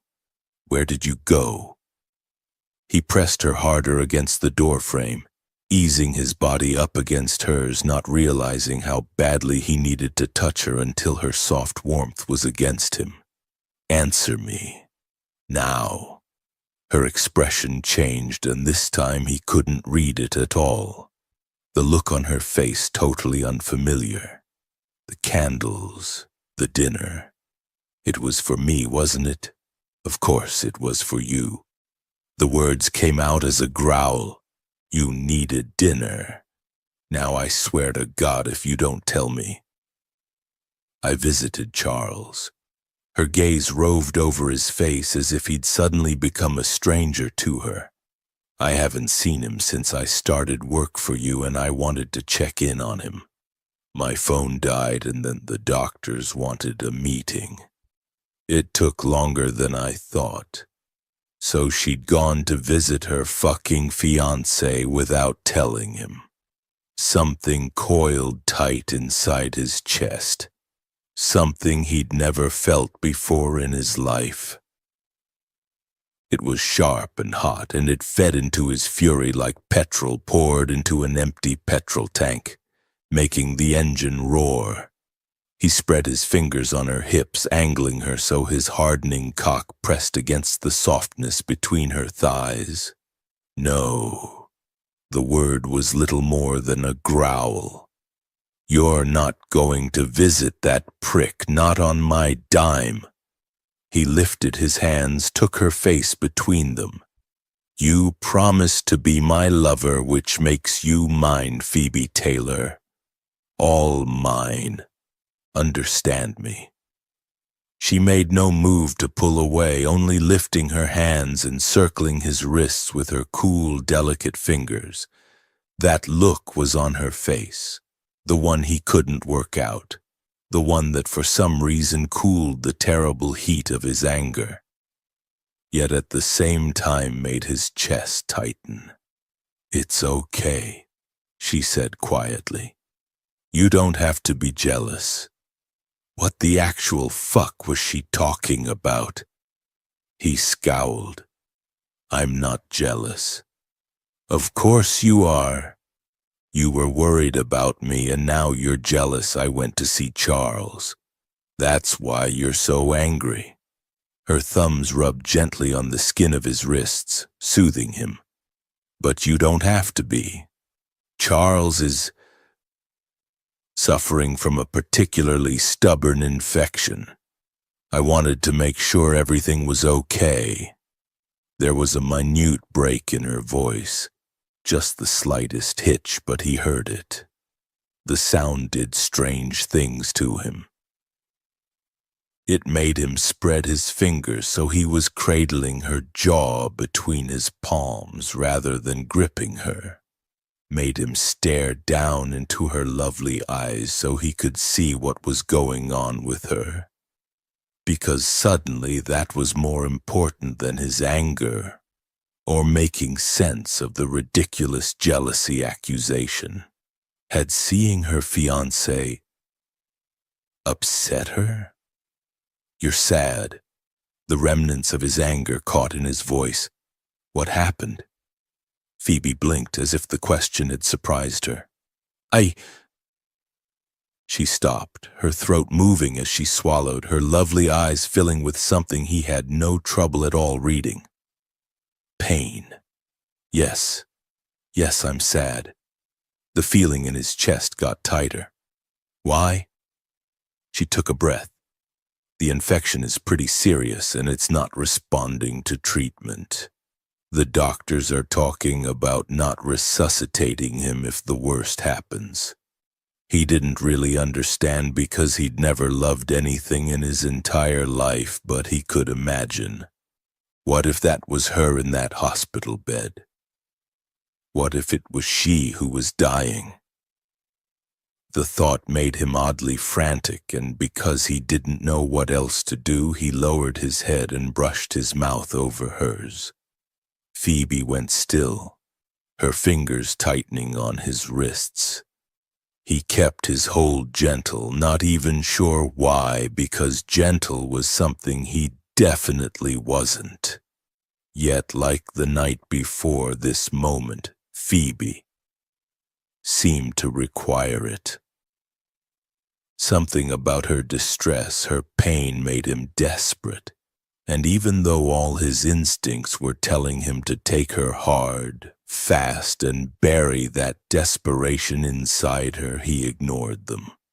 Instead, he kissed her again, another light brush with his mouth, tasting the softness of her lips against his. And this time she shuddered, a tremble he felt go through him as well, her fingers gripping his wrists as if she didn't want to let him go. Then her mouth opened under his and she was leaning into him, rising on her toes to meet his kiss, the taste of her taking on a desperate quality. His own desire rose, the need to take control almost overwhelming, but he held it back. Last night he'd come to her, had demanded what he wanted from her. She hadn't made any demands herself, yet now he wanted her to, because now he wanted to give her what she wanted. Phoebe's head went back as she deepened the kiss, her tongue sliding against his, her mouth desperate and hot.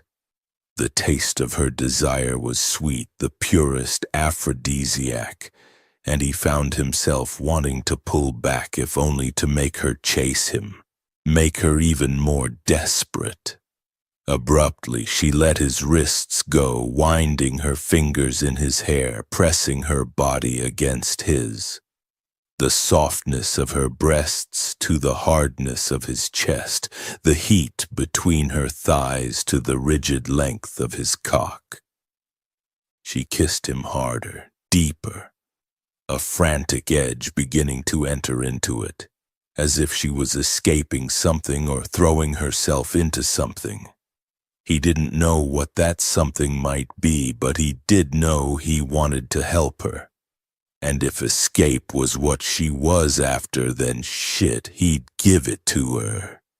Reaching down, he tugged up her skirt, sliding his hand between her thighs and pressing down over the front of her lacy cotton panties. She gave a throaty little gasp, and he could feel her resistance in the slight stiffening of her muscles. But he kept his hand right where it was, merely lifting his head and looking down into the luminous golden brown of her eyes. "Tell me what you want," he ordered quietly. "Tell me and I'll give it to you." Her breathing was fast and ragged, her pale skin flushed and pink. Lashes of red gold fell as her gaze dropped to his mouth. "You know what I want." Of course he did, but this time he wanted her to ask for it. "I want you to say it." The flush in her skin deepened. "Just do what you did last night." He wasn't sure why she felt she couldn't ask for what she wanted, especially when she'd had no problems receiving it. But suddenly it was important to him that she say the words, because he sure as hell wanted to hear them. "No," he murmured. "Not this time. Ask for what you need, Phoebe." Her lashes rose, her gaze lifting from his mouth. The gold of desire glittered in her eyes, along with what he thought was probably distress and a certain amount of desperation. She didn't want to say it, he could see that. He moved his hand, adjusting the pressure so his middle finger was pressing down on her clit.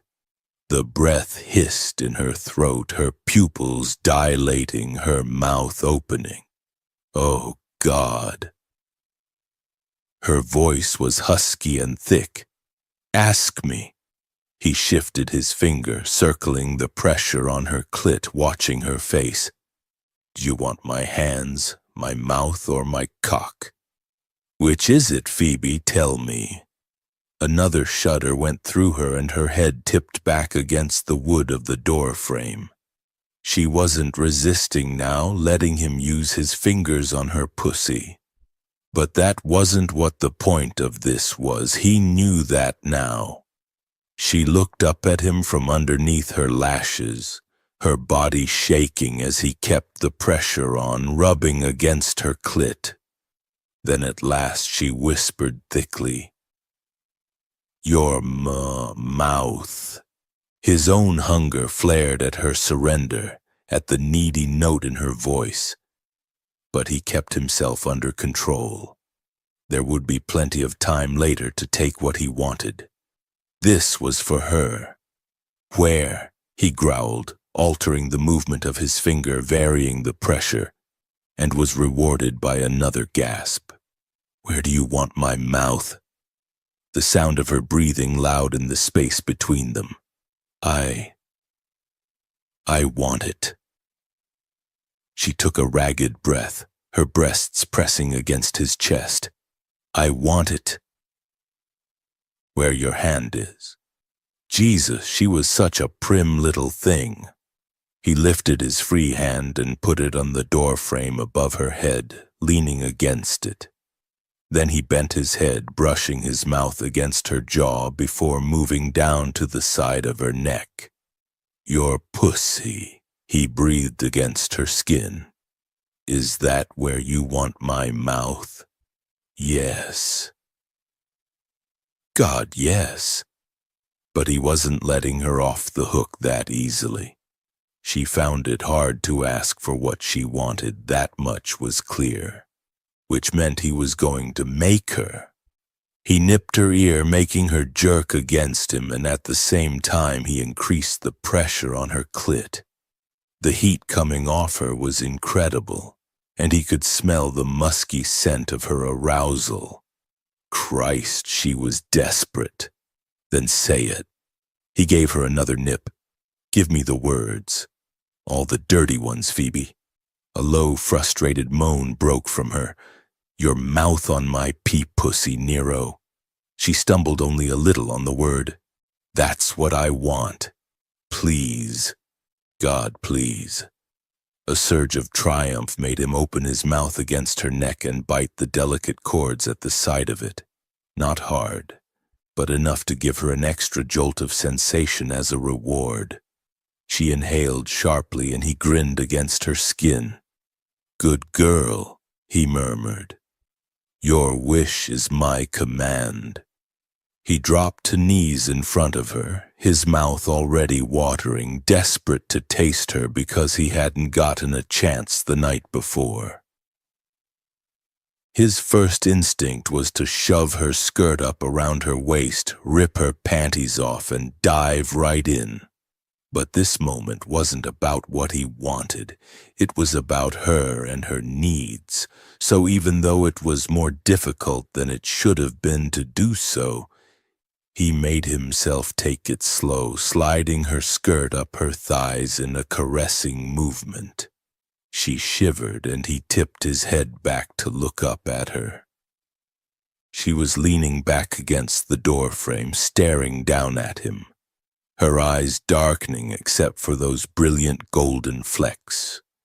Her cheeks were red, her mouth lush and full, and she was looking at him as if she were drowning and wanted him to save her. Holy Christ, he wanted to be the one who saved her, the one who gave her the most pleasure. Right now, right here, he wanted to be the one she escaped into. If she was going to drown, she was going to drown in him. "Put your hands above your head," he murmured, keeping his gaze on hers, "and hold on to the doorframe." She didn't even hesitate, lifting her arms and doing exactly what he said. He made an approving noise, spreading his fingers on her thighs, caressing them lightly. Then he slid them into the waistband of her white lace panties and slowly, so very slowly, eased them down her legs. Goosebumps rose over her skin as he pulled her underwear down to her ankles. her breath catching as he gently lifted one foot then the other, helping her step out of them. The sound made him want to go slower, turn this into an exquisite torture for her. Make her pant and call his name and beg.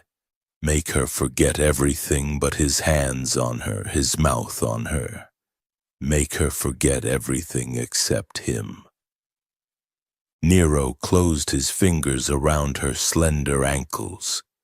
Then he slid his palms around to the back of her calves before easing them up, caressing her satiny skin to the backs of her knees, then up farther to her thighs.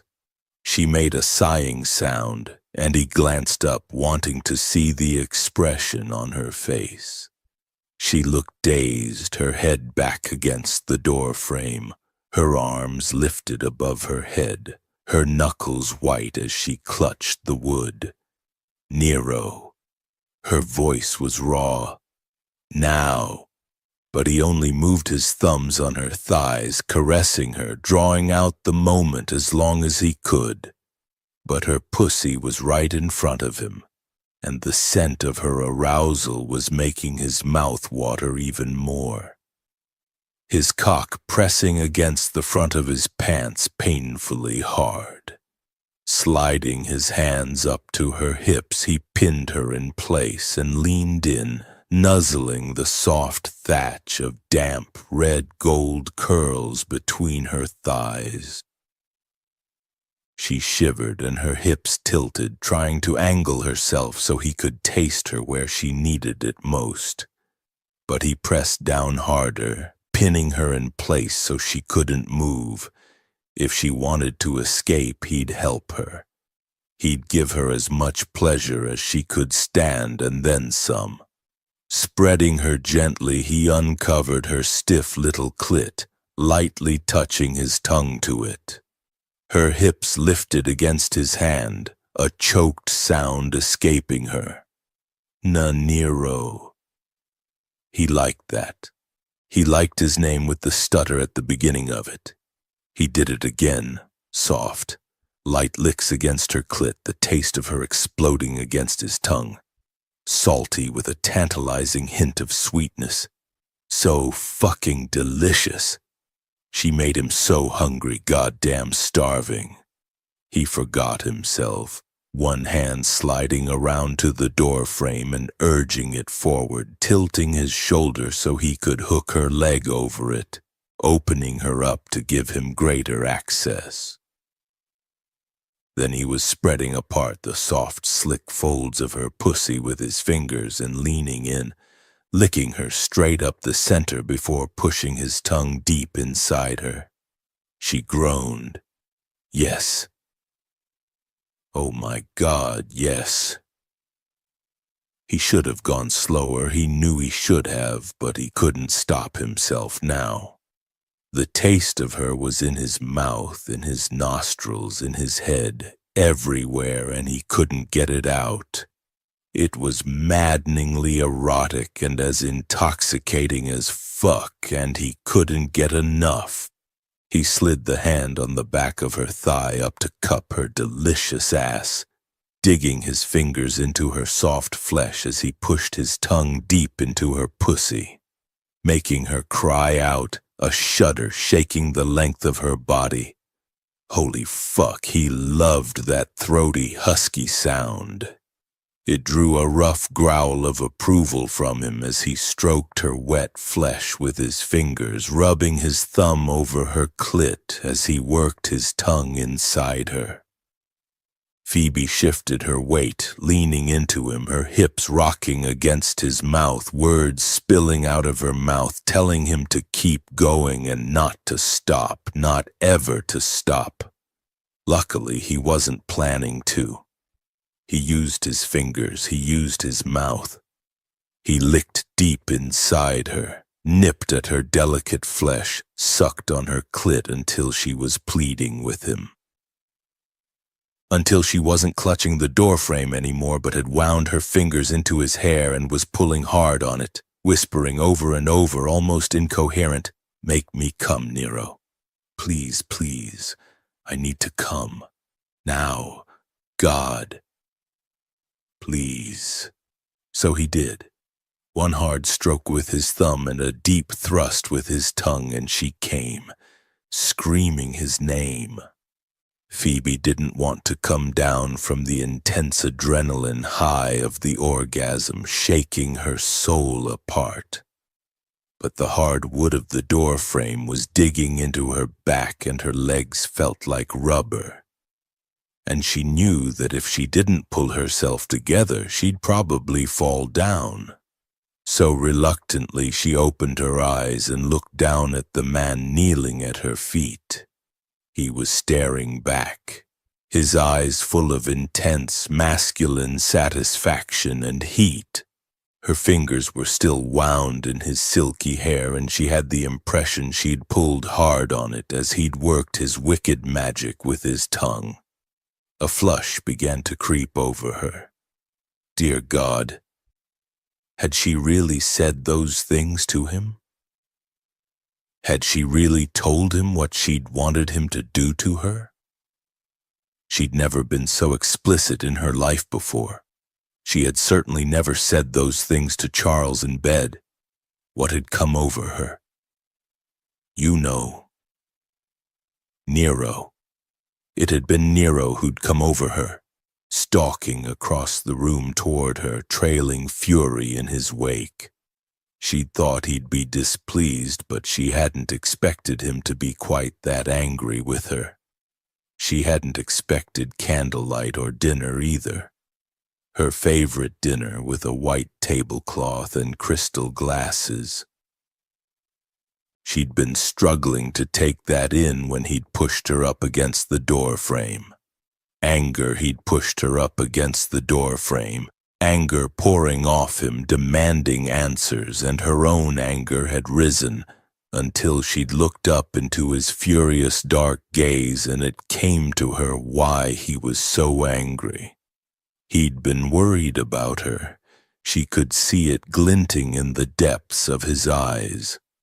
Another thing she hadn't expected, just like she hadn't expected the strength of her own reaction to it.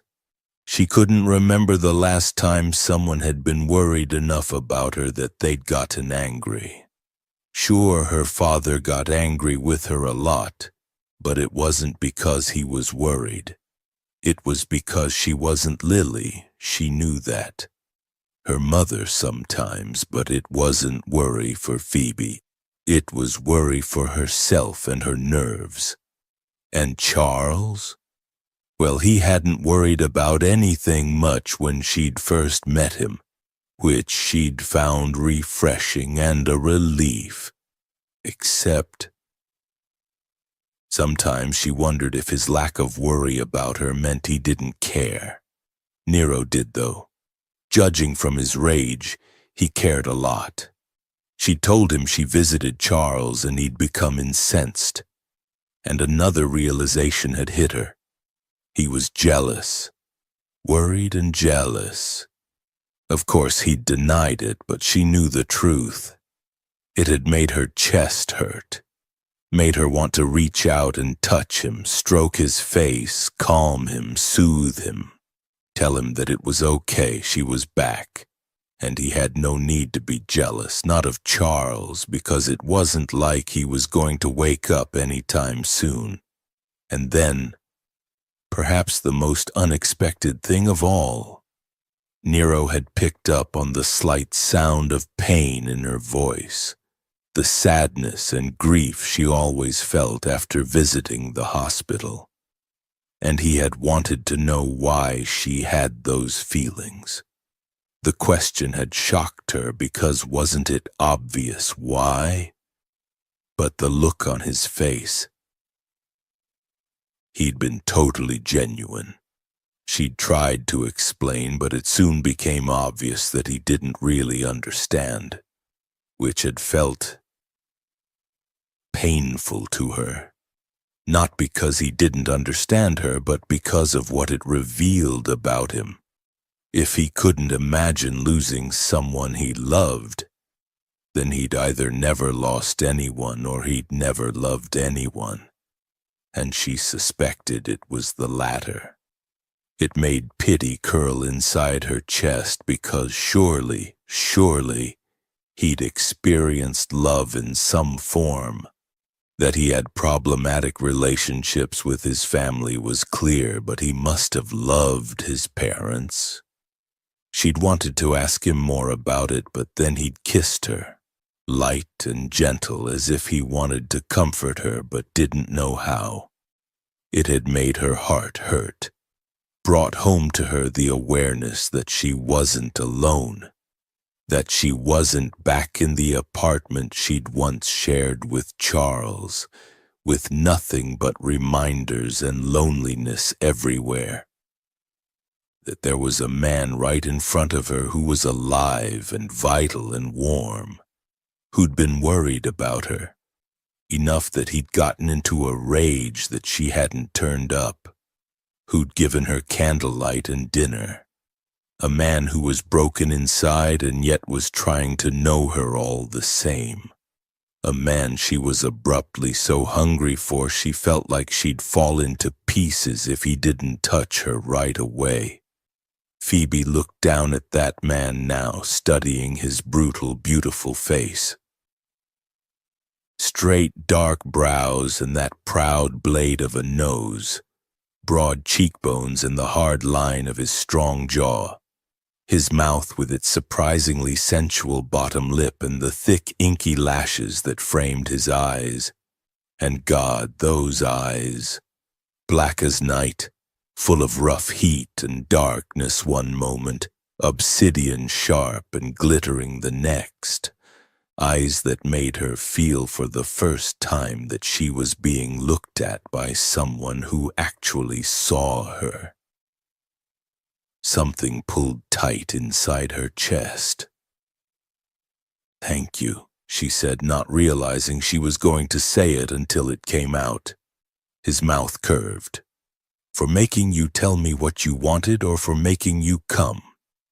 "For both," she swallowed. "I've never actually asked before." "Why not?" Of course he'd ask, and she should have expected that he would. Nero always asked the difficult questions. Heat crept up her neck. She didn't like talking about this. "I don't know.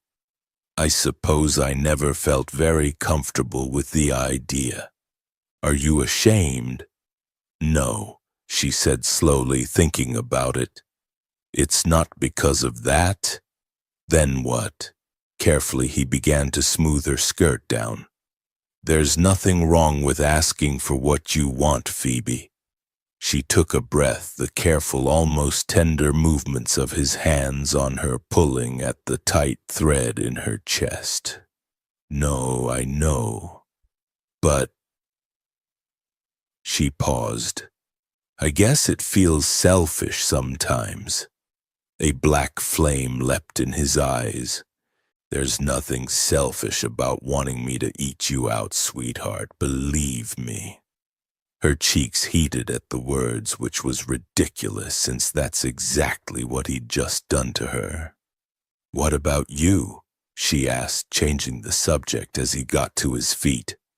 "Don't you want me to—" She gestured at the hard ridge of his cock pressing against his fly. "Suck me off." He reached down, putting his palm against her cheek. "I can wait. And you didn't answer my question." "God." He was relentless. "You didn't ask a question." His thumb brushed over her cheek. "Why do you think asking me to give you pleasure is selfish?" "It's not. I don't know what I'm talking about." The gentle touch on her skin made her want to turn her cheek against his palm and rub against it, like a cat seeking to be petted. "Did he not ask you? Or did he tell you that it wasn't right to ask?" Phoebe sighed and looked up at him. He was leaning over her, a wall of hard muscle and heat, one hand on the doorframe and the other cupping her face, an intent look in his eyes. as if he really wanted to know the answers, as if he was trying to understand her. Don't you want him to understand you? Yes, she did. Because no one had ever wanted to, and no one else ever had. No, that tightness inside her got even tighter. Charles never told me that, and I didn't ask because it was too hard. He tried to give me pleasure, but I could never. Climax. Nero's brows pulled down in a scowl. Like I told you.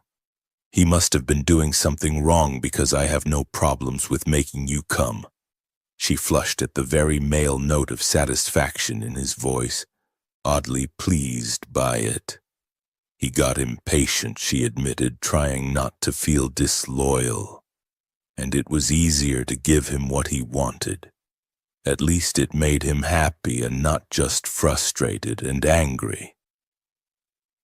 Nero said nothing for a long moment, studying her, his thumb brushing back and forth over her cheek. It's not only sex, though. You don't ask for anything for yourself. Why not? Well, that was a lie. Of course I ask for things for myself. Really? Name one thing you've asked for since you came to work for me. She shifted against the door frame.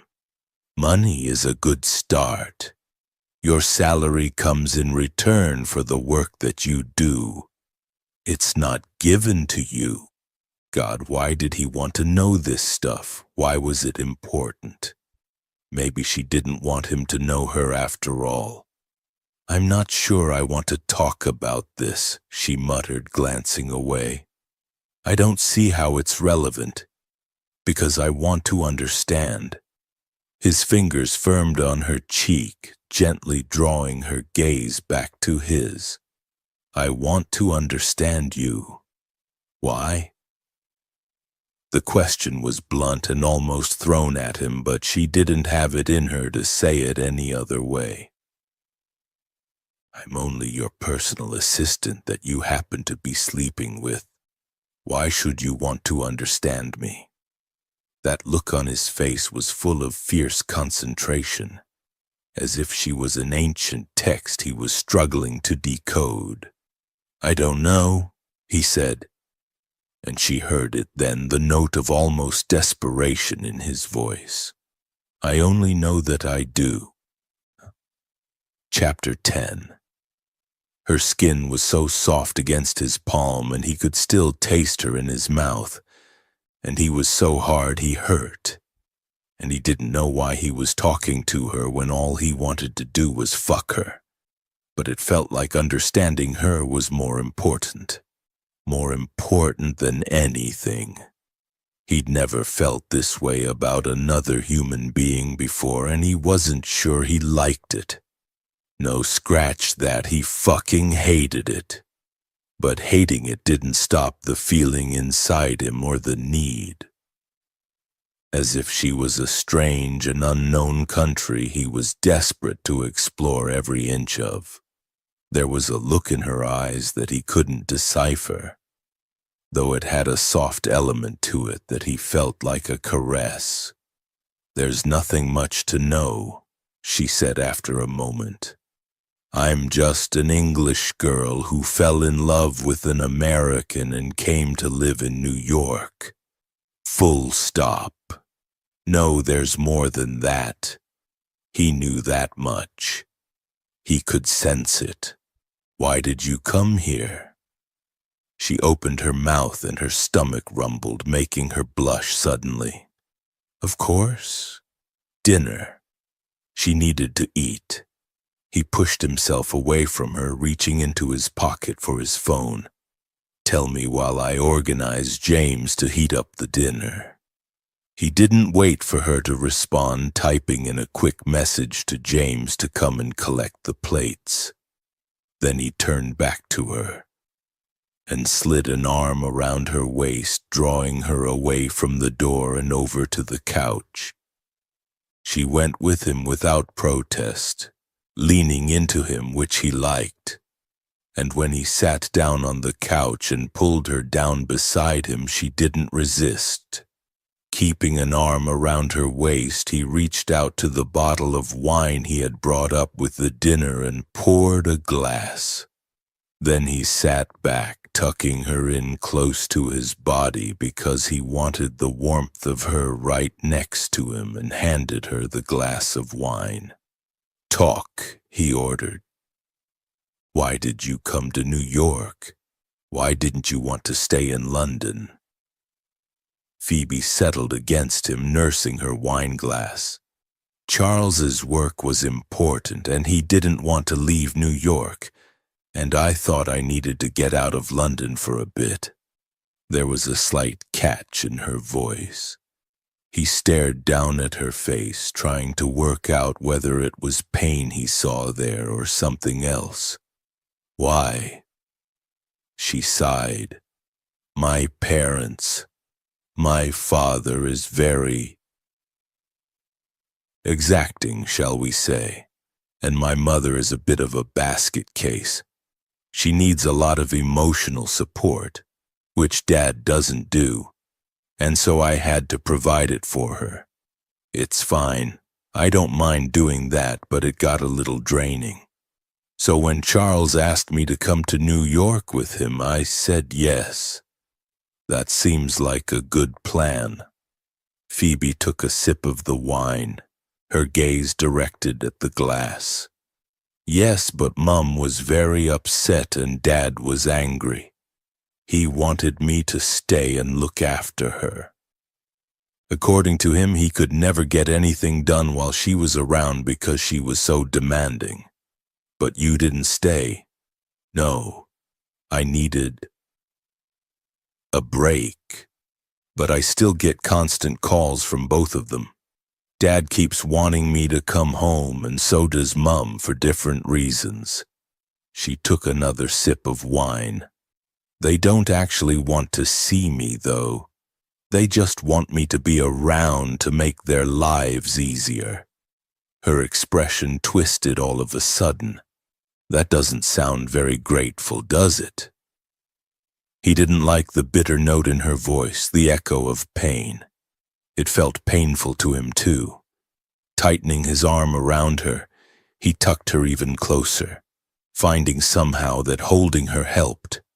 "Why should you be grateful?" he said roughly. "They sound like assholes." She gave a soft laugh and shook her head. "They're not that bad." He disagreed, though he only said, "Don't you have any brothers or sisters to help?"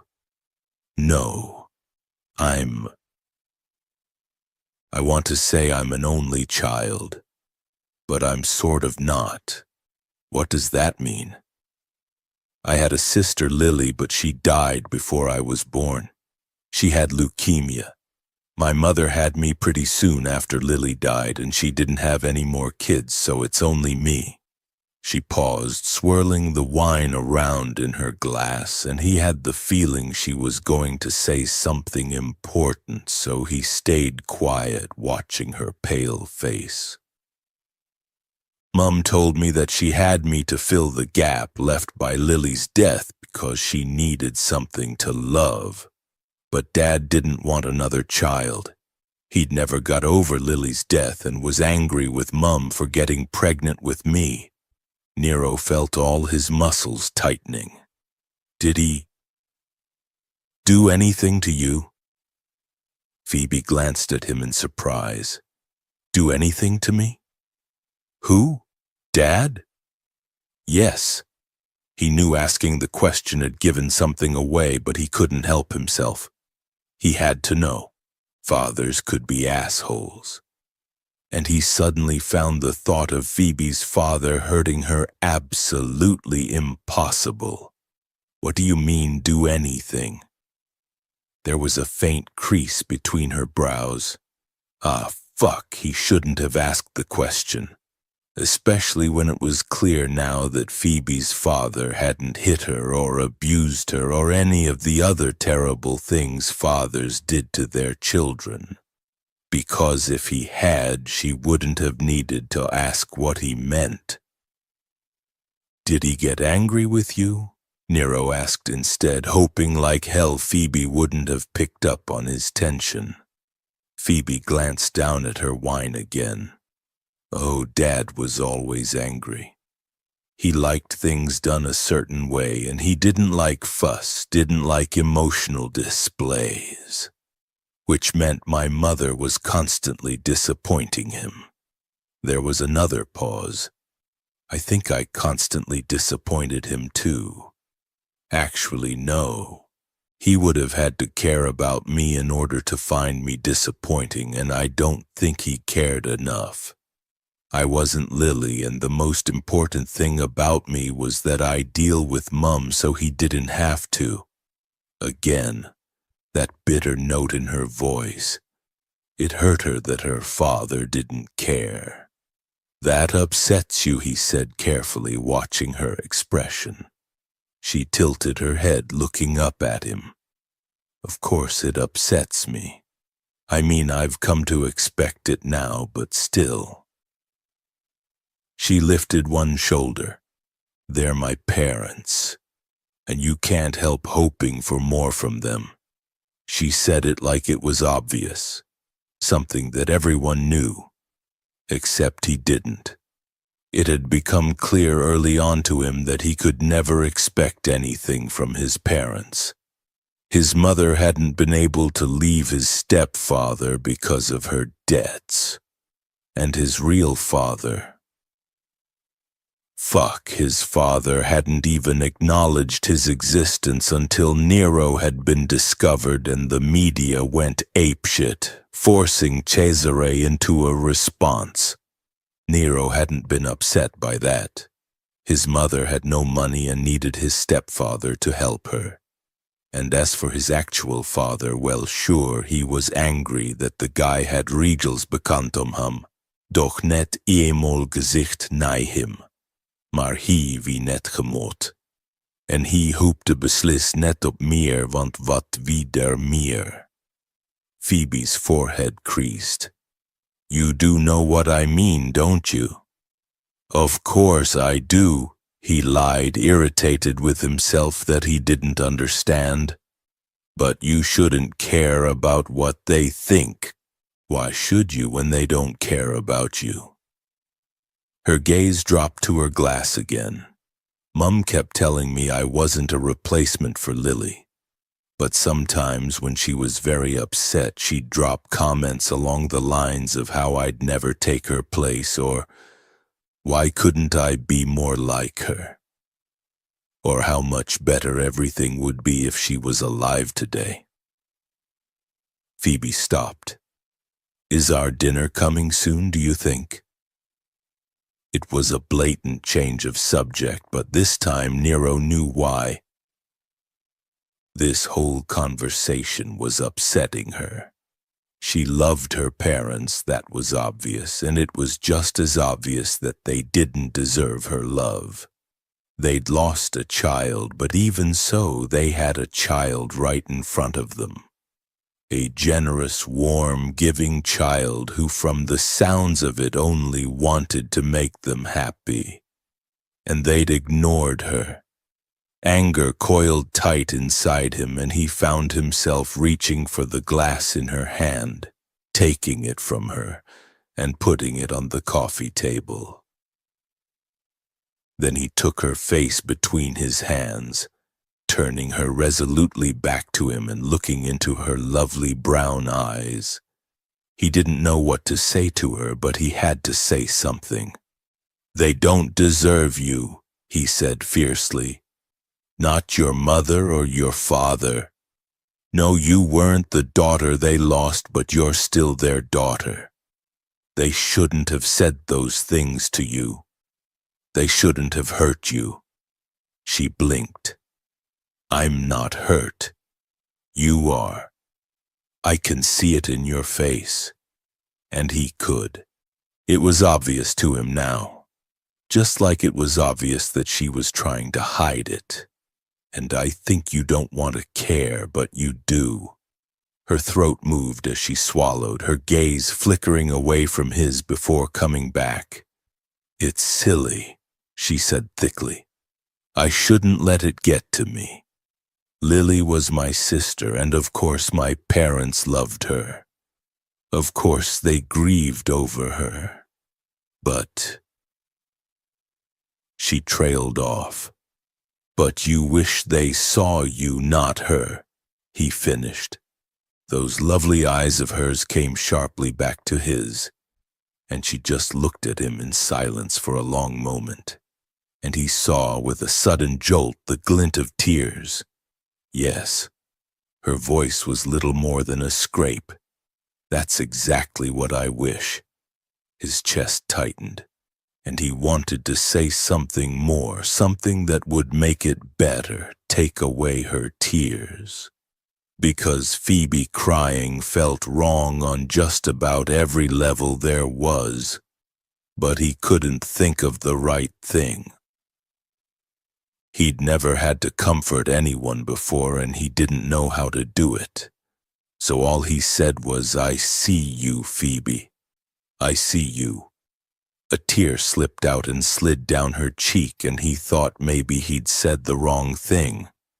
But then she rose up and kissed him, warm and open-mouthed and sweet, and he thought that maybe he hadn't said the wrong thing after all. At that moment, James arrived with apologies for being late. Not that Nero had noticed, bustling in through the doorway to collect the plates with the cold food on them, and Phoebe pulled abruptly away, flushing bright red and obviously embarrassed to be caught kissing him. Nero didn't give a shit. He pulled her into his arms, holding her there as James moved about, gathering the plates before leaving the room. If the old man had noticed Nero holding her, he gave no sign, which was exactly what Nero paid him for.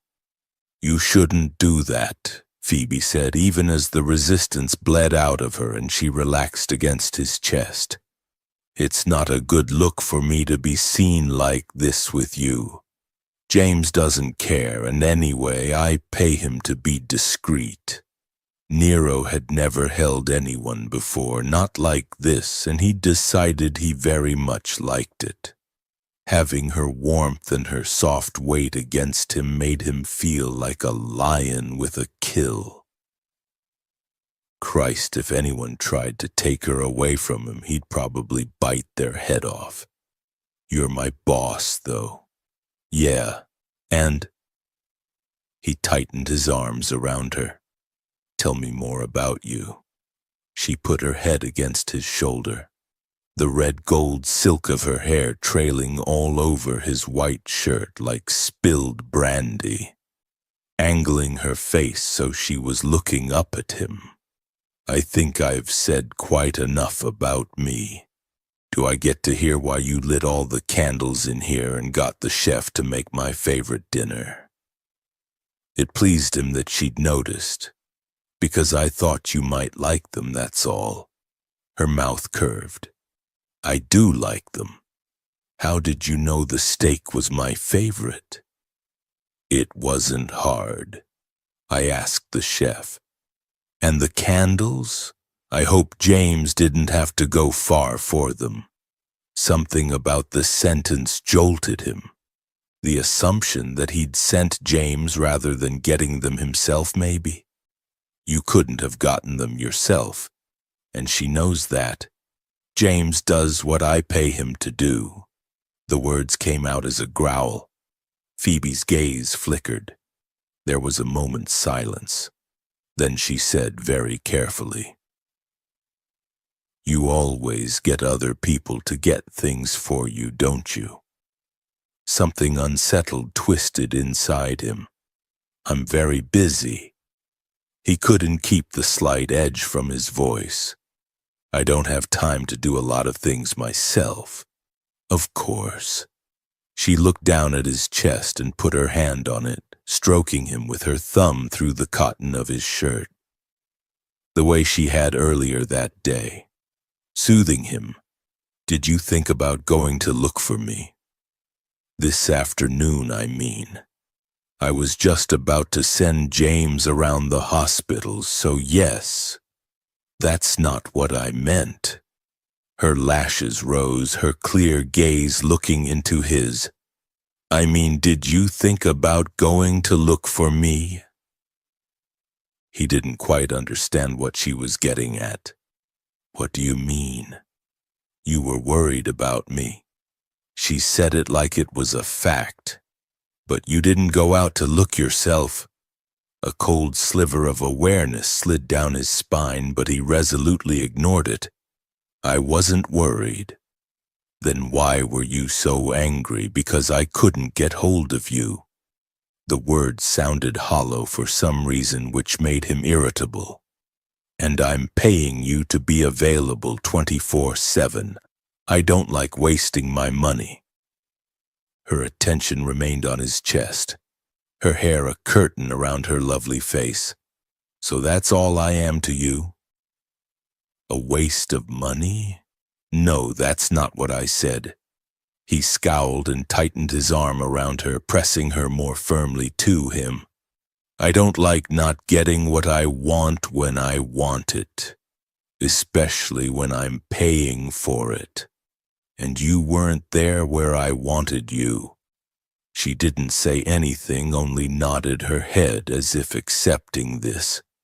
His irritation deepened, though he wasn't sure why. What are you trying to say, Phoebe? There was another moment of silence. You see me, Nero. But... She lifted her head and looked at him. I don't see you, and I'd like to. The unsettled feeling wound deeper, the awareness he tried never ever to think about shifting inside him. But you do. No, I don't. Tell me about you, Nero. The stroking thumb paused. Tell me why you can't walk down your hallway without breaking into a sweat. Tell me why you never leave your house. Phoebe's heart was beating very fast, and she knew as soon as she'd said the words she shouldn't have, because the expression on Nero's face abruptly hardened, every muscle in his body tensing. You're an idiot. You shouldn't have opened your stupid mouth. No, and now she'd destroyed this moment. A moment that had turned out to be the last thing she'd expected when she'd walked through the door of her sitting room to find Nero standing by the window. She'd never spoken to anyone about her parents, about Lily and her fears that she was only ever a poor substitute for the daughter they'd lost. She hadn't even realized it herself until she'd told Nero. She still wasn't sure why she had either. He'd been looking at her with those dark eyes, his focus so intense, as if what she said mattered to him very much. And it had just come out. She'd felt ridiculous afterward, preparing herself for him not to understand, because there seemed to be so much that he didn't. Yet he'd taken her face in his hands and told her he saw her. How he'd managed to say the very thing she needed to hear, she had no idea. But he did. And she knew it for truth because he was the only person who didn't see her as anything else but herself. Yes, she was his assistant, but the way he looked at her, the way he studied her, made her feel as if he saw past the cool, calm facade she put on for everyone else. Saw the woman she was behind that. A flawed woman, it was true, as needy as her mother in some ways, and yet that didn't seem to bother Nero. He even seemed to like it. That made her feel good. Made the absence of Charles, the silence in her life after the accident, less acute. And it made her feel connected to someone in a way she never had. But she wanted it to go both ways. If he saw her, she wanted to see him, see below the surface of his power, his energy, his charisma, his arrogance and his apparent selfishness. because that wasn't all he was. A truly selfish man wouldn't want to understand. He wouldn't ask her about her life and say things to her that made her heart feel tight. He certainly wouldn't have gotten her dinner and lit candles for her. He seemed broken, and yet there were hints that he wasn't quite as broken as he appeared. And she wanted to know why. She wanted to know what had happened to him, what had led him to this point, to living in 4 rooms of a huge house, surrounded by paintings and photographs of landscapes, to not stepping outside his home for 10 years. Nero looked away from her as James abruptly appeared in the doorway, bringing with him the same meal. Only this time, it was hot. Reflexively, she tried to put some distance between her and Nero, but the arm around her didn't move, holding her securely against him.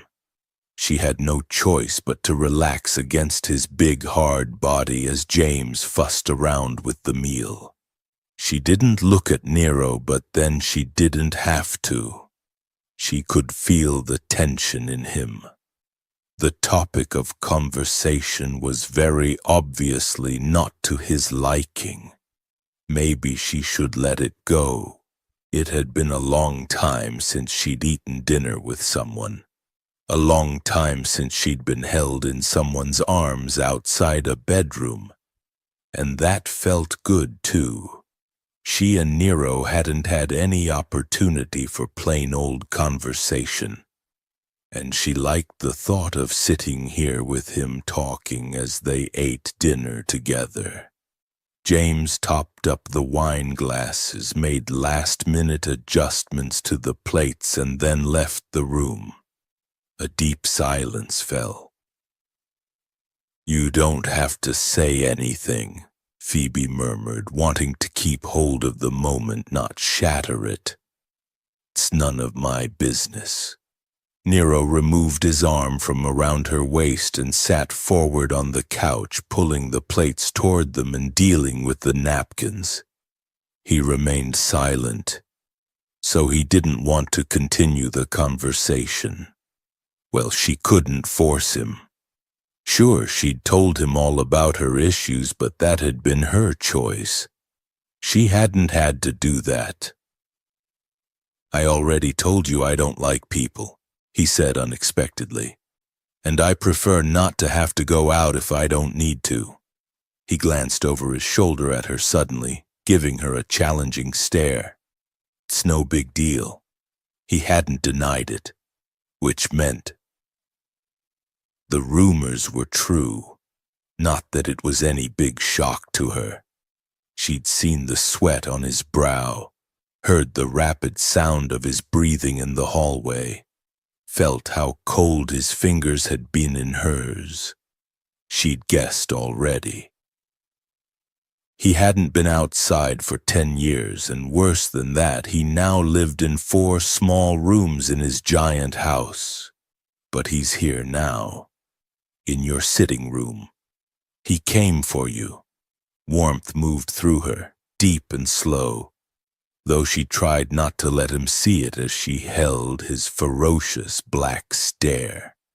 He didn't want her to see his weakness, that much was clear. He was a wounded animal trying to protect himself. "Okay," she said easily. "It's no big deal." His gaze narrowed as if she disagreed with him. "It's not." There was a note of warning in his rough voice, a note of anger, as if she was touching on something exquisitely painful. Phoebe swallowed, a subtle pain spreading out inside her. It wasn't right that this intense, vital man hadn't stepped outside once in 10 years, had difficulty even leaving his office. Why?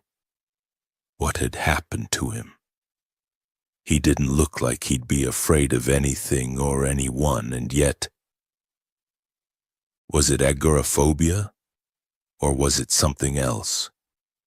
What had triggered it? Had he ever had anyone treat him for it? Nero turned away again, back to the food on the coffee table, giving her his broad, muscular back. And Phoebe's chest grew so tight she almost couldn't breathe. He was a beast, this man. A lion. Terrifying in his strength and power. But he had a thorn deep inside him, and it was hurting him. She could see that now. He had retreated to his lair to nurse the wound, but it wasn't getting better. Whatever was hurting him was stuck inside, and he couldn't get it out. And now his life was growing around that thorn, curled in on itself, becoming stunted. Tears started in her eyes, which was insane since she hardly ever cried. She'd only shed tears for Charles, and yet now she was crying for Nero because she could see the similarity between the two of them. Nero, like Charles, was trapped, not in his own body but in his house. He was shut away from the world, from sunlight and laughter and love, shut away from everything that made life worth living. And what made it worse was that he'd chosen this. For reasons she couldn't even begin to guess at, Nero had walked into this house, closed the front door, and had never come out again. Her heart squeezed tight, and she tried to blink away the tears because she didn't want him to see them. But she couldn't not do something for him. So she reached out and placed her palm in the center of his back, between his shoulder blades, and rested it there. His muscles shifted beneath her palm, stiffening. He didn't want her to acknowledge his pain, and she knew that if she did, if she broached the topic again or asked him any questions, he'd probably get up and leave the room. She didn't want that. She wanted to have this quiet moment with him instead. She wanted to have him hold her, to feel someone's arms around her, to be reminded of what it was like to feel safe and protected, to be supported instead of being the one who always did the supporting.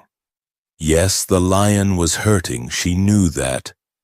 But if she wanted to be Androcles and extract the thorn, she was going to have to wait until the right moment.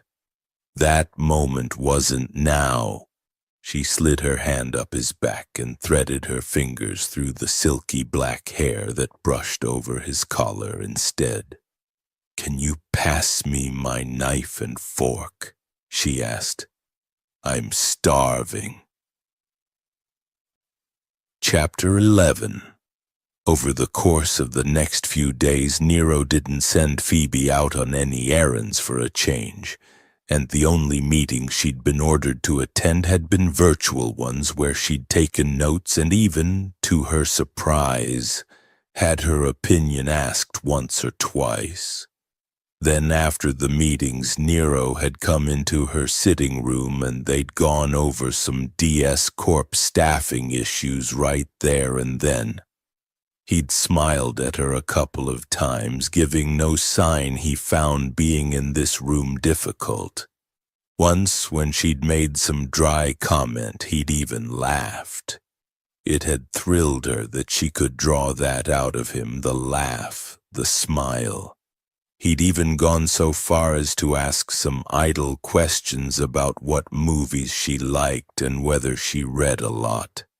He didn't, as it turned out, because he didn't like to sit still, but he watched a lot of movies. Science fiction movies were his favorite for the escapism factor.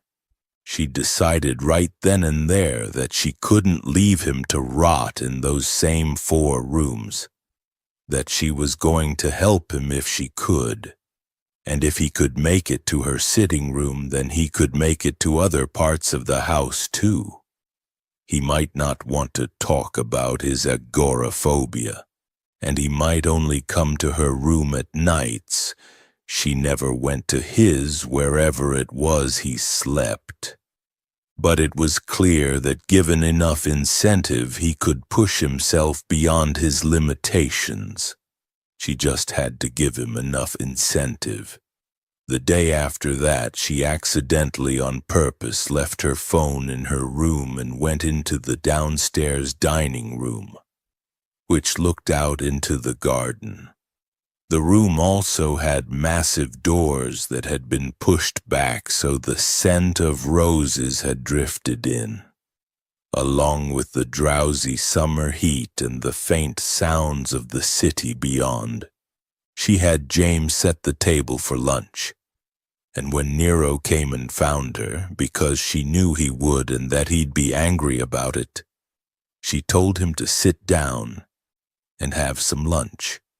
He was pale and his hands were shaking, so she calmly got up, came over to him, and led him over to the table and sat him down in a chair without a word.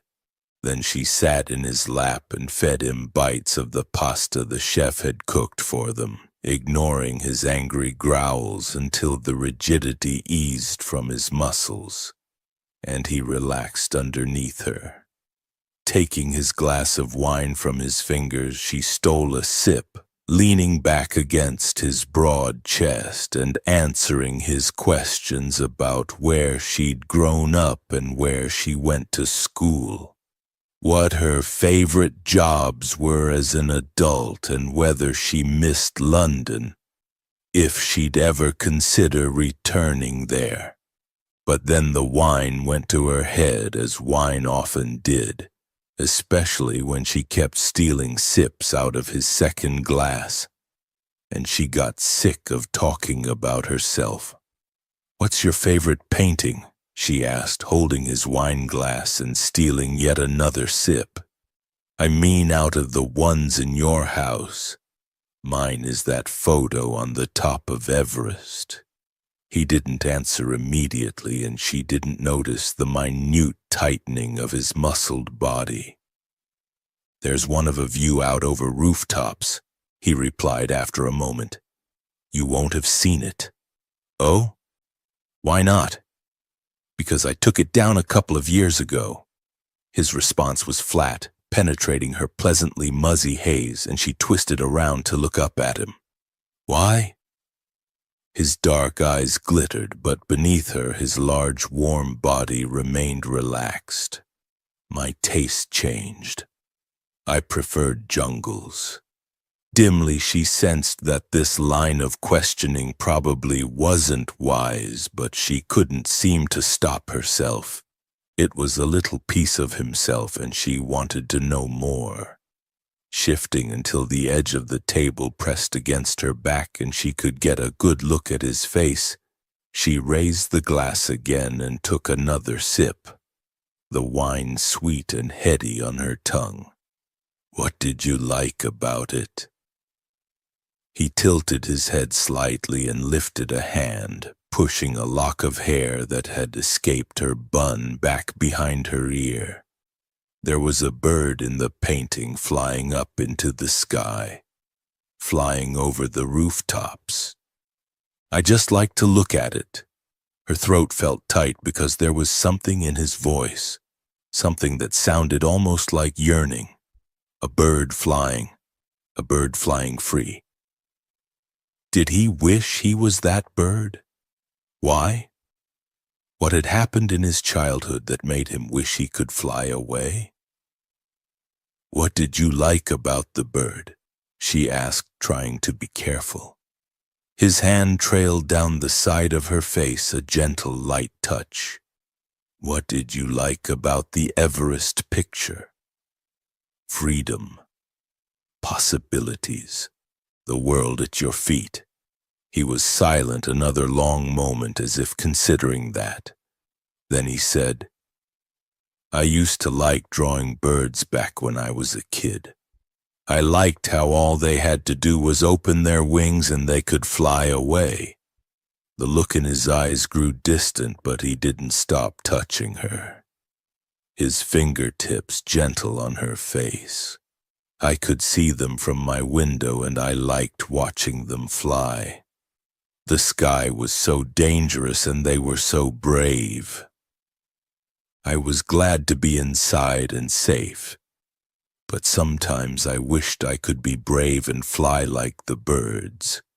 His voice had gotten softer with memory, a strange, wistful smile curving his mouth. I used to try to get them to land on my windowsill, but my mother wouldn't give me any bread. It was a waste, she said. Bread was difficult to find. Phoebe didn't want to move, didn't want to speak. She could barely even breathe. He was telling her something about his past, and she didn't want to do anything to make him stop. Christ, I tried so hard to get those fucking things to land on my sill, but they never did. He gave a short laugh, focusing on her face all of a sudden. I asked Mom if I could have a bird once, but she said no. My room wasn't big enough, she said, and she was right. It was only 5 paces wide and 6 long. The sky was dangerous. Bread was difficult to find. 5 paces wide and 6 long. A deep-seated unease twisted inside her. Something terrible had happened to him in childhood, hadn't it? She could feel it like a knife inside her. That's small, she said. I thought your father was rich. Didn't you live in a big house or something? Nero's black brows twitched, his focus on her face getting sharper. How many sips of wine have you had?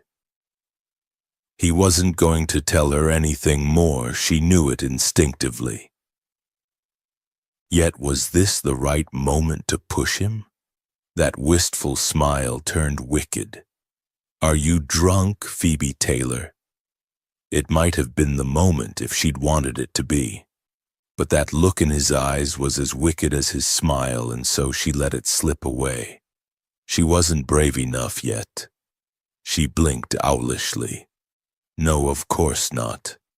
Yes, you are. Gently, Nero took the glass from her fingers and put it on the table.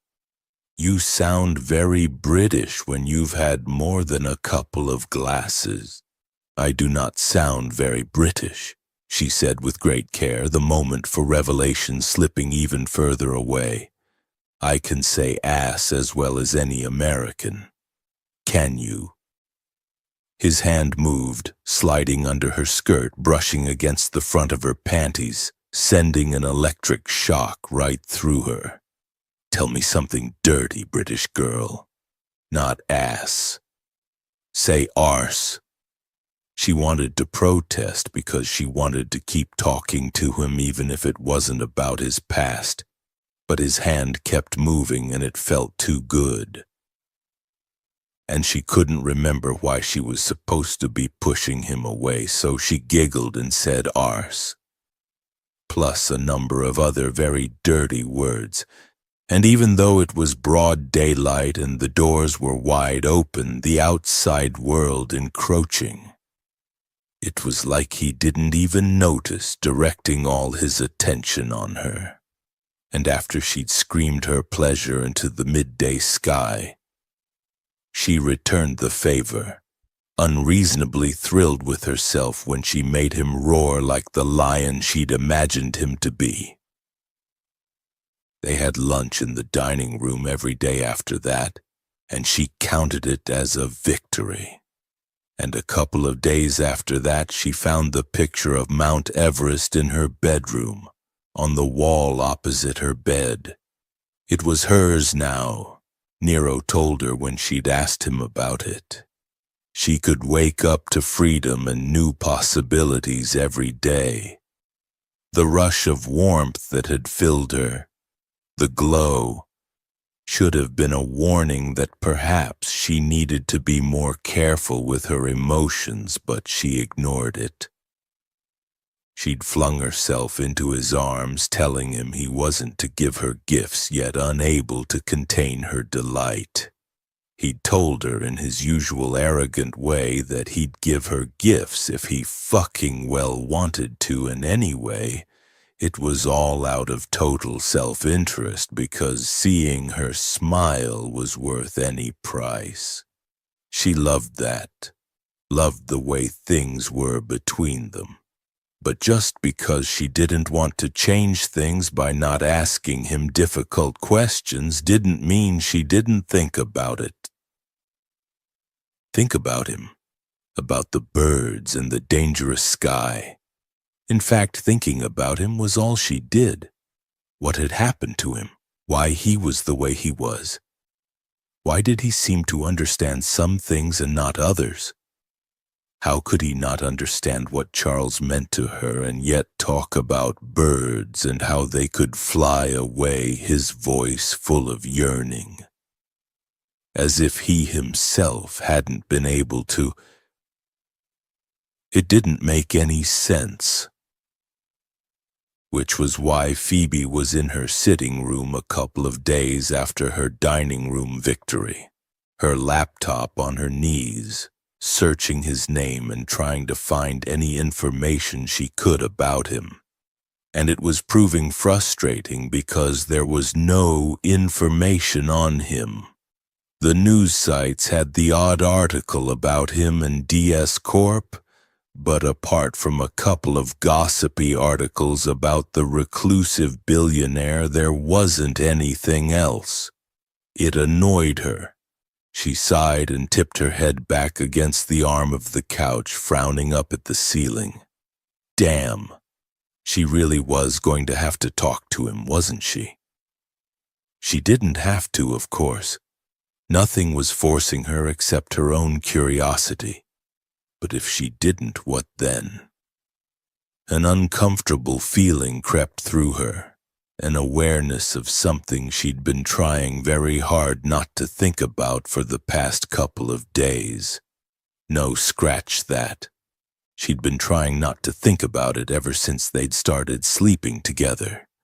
She hadn't considered how long this affair would last, nor had she wanted to. But now, things were different. She talked to him about her parents, about her sister, had revealed her secret fears to him, things she hadn't told anyone. It made her feel close to him, and it made her want more of him, more of his own secrets, the things he didn't talk about his childhood and where he grew up, about birds and why he kept trying to draw them. Anything about him, really. She studied the ceiling intently, sorting through ideas on where to go to get more information. There were his brothers, of course. Maybe she should email the oldest brother, Lorenzo. Because how else was she going to find out what she wanted to know? Something caught her eye, a flash of red light. She blinked, then narrowed her gaze at the fire alarm that had been fixed on the ceiling at the corner of the room. There was a small red light on it, so small she hadn't noticed it before, and it was flickering. Did that mean it needed the battery changed? Phoebe frowned at it for a moment. Then she noticed something else weird about it. There was a dark round circle just above the red light. A circle that... Something cold slid down her back. No, that couldn't be what it looked like, could it? That wasn't. A camera. Because why would there be a camera here in her room? She was seeing things, obviously. Glancing back down at the screen, she pulled up her mail program in preparation for sending out an email to Lorenzo. Then, because it kept nagging at her, she glanced back up at the fire alarm and the little dark circle. It really looked like a camera. Damn it! Phoebe put aside the laptop on the couch, got up, then gripped the edge of the coffee table and dragged it over the carpet until she'd positioned it right underneath the fire alarm. Then she got up on top of it. The ceiling was high and she wasn't quite tall enough to touch it. But on closer inspection, the dark circle did indeed look very much like a camera.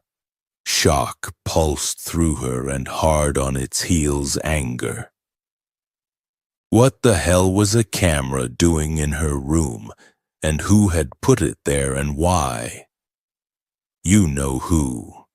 Her jaw hardened and she turned, jumping off the coffee table and striding into the bedroom. A quick search of the ceiling there revealed another fire alarm and another telltale black circle of a camera lens. So he was watching her here as well. Anger tightened inside her, red hot and intense.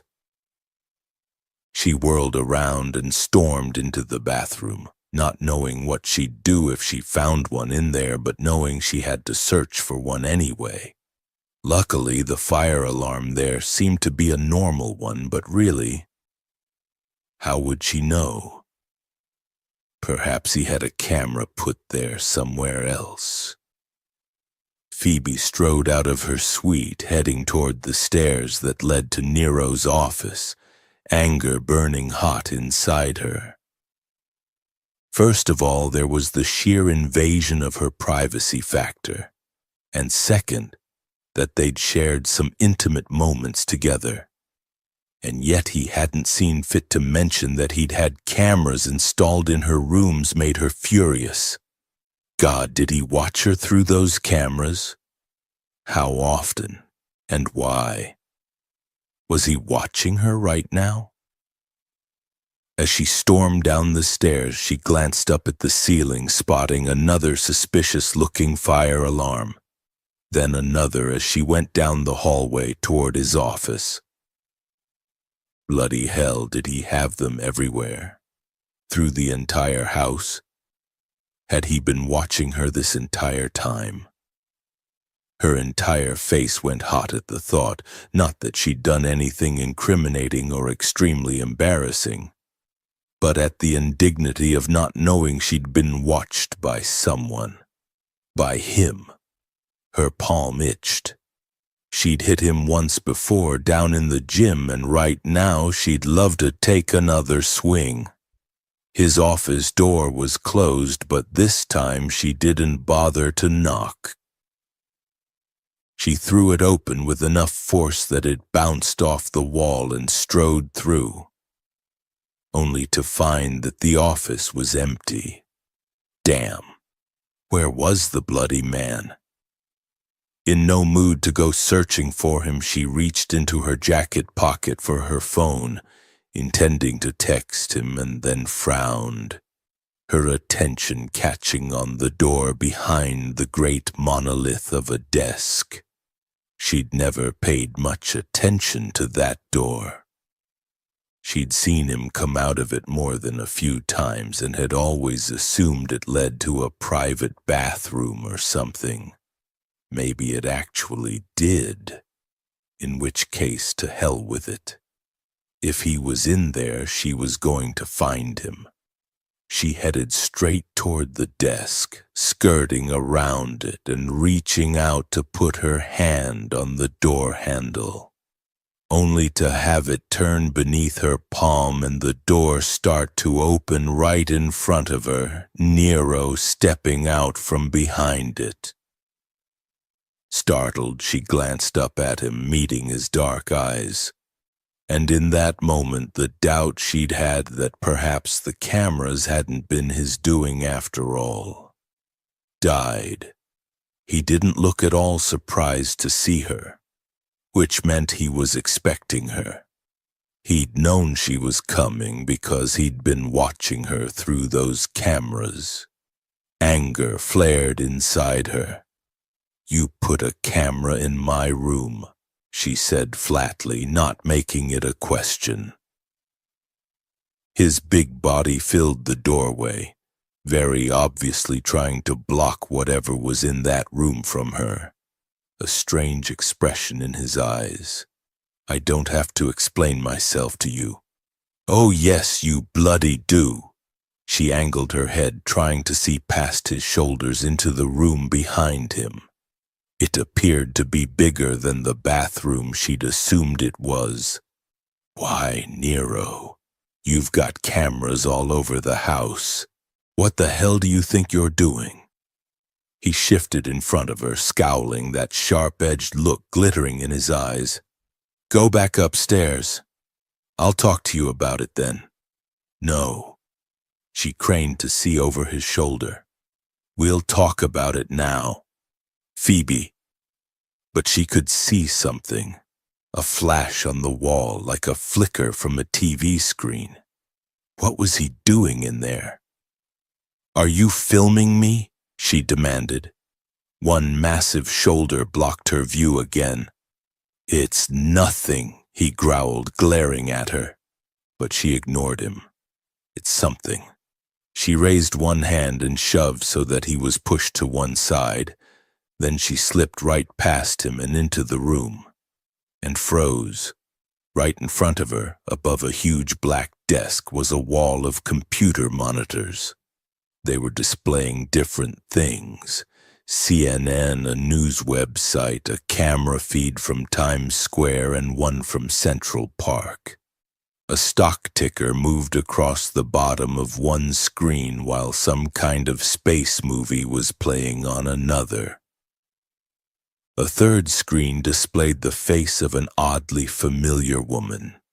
The middle three screens showed scenes from inside the house. Her sitting room, her bedroom, and the last one was displaying his office, with Nero's powerful back to the camera. Against one wall was a couch with a blanket thrown haphazardly over it, the cushions dented as if a massive body had lain on them many, many times. She blinked at the wall of screens, at the couch, her anger gradually being replaced by shock, and also unexpectedly a kind of pity, because she got it. Despite the egregious invasion of privacy, she understood. This was his window onto the world, a world that for some reason he chose not to be part of. She took a breath. This was something she couldn't ignore, and she couldn't pretend it hadn't happened. The moment she'd been trying to avoid was here. She was going to have to talk to him. Slowly, Phoebe turned around. Nero was standing in the doorway watching her, fury in his dark eyes. His massive, muscled body braced as if he was expecting a blow, so she gave it to him. "Nero, explain." Nero met that steady, golden-brown gaze, every muscle in his body drawn tight with rage. He felt like she'd kicked aside his ribs, baring his insides, and was now looking at them, studying them. He didn't want to tell her. He didn't want to tell her anything. And he was pissed that she was here, that she'd just elbowed past him, and now she was in the one place no one else but him had ever been in. His safe room. A part of him, the small, frightened boy he'd once been, hated her for that, for the invasion of his privacy, because he couldn't bear to examine the reasons why she might be pissed with him, or the fact that he was being a fucking hypocrite. He knew she had a right to be angry with him. He also knew that her feelings were important and that he couldn't dismiss them, that they mattered because she mattered. He didn't want her to matter, but she did. And he found he couldn't do what he normally did, which was to lash out in defensive rage, even though every instinct in him was desperate to protect himself in any way he could. She was always going to find out.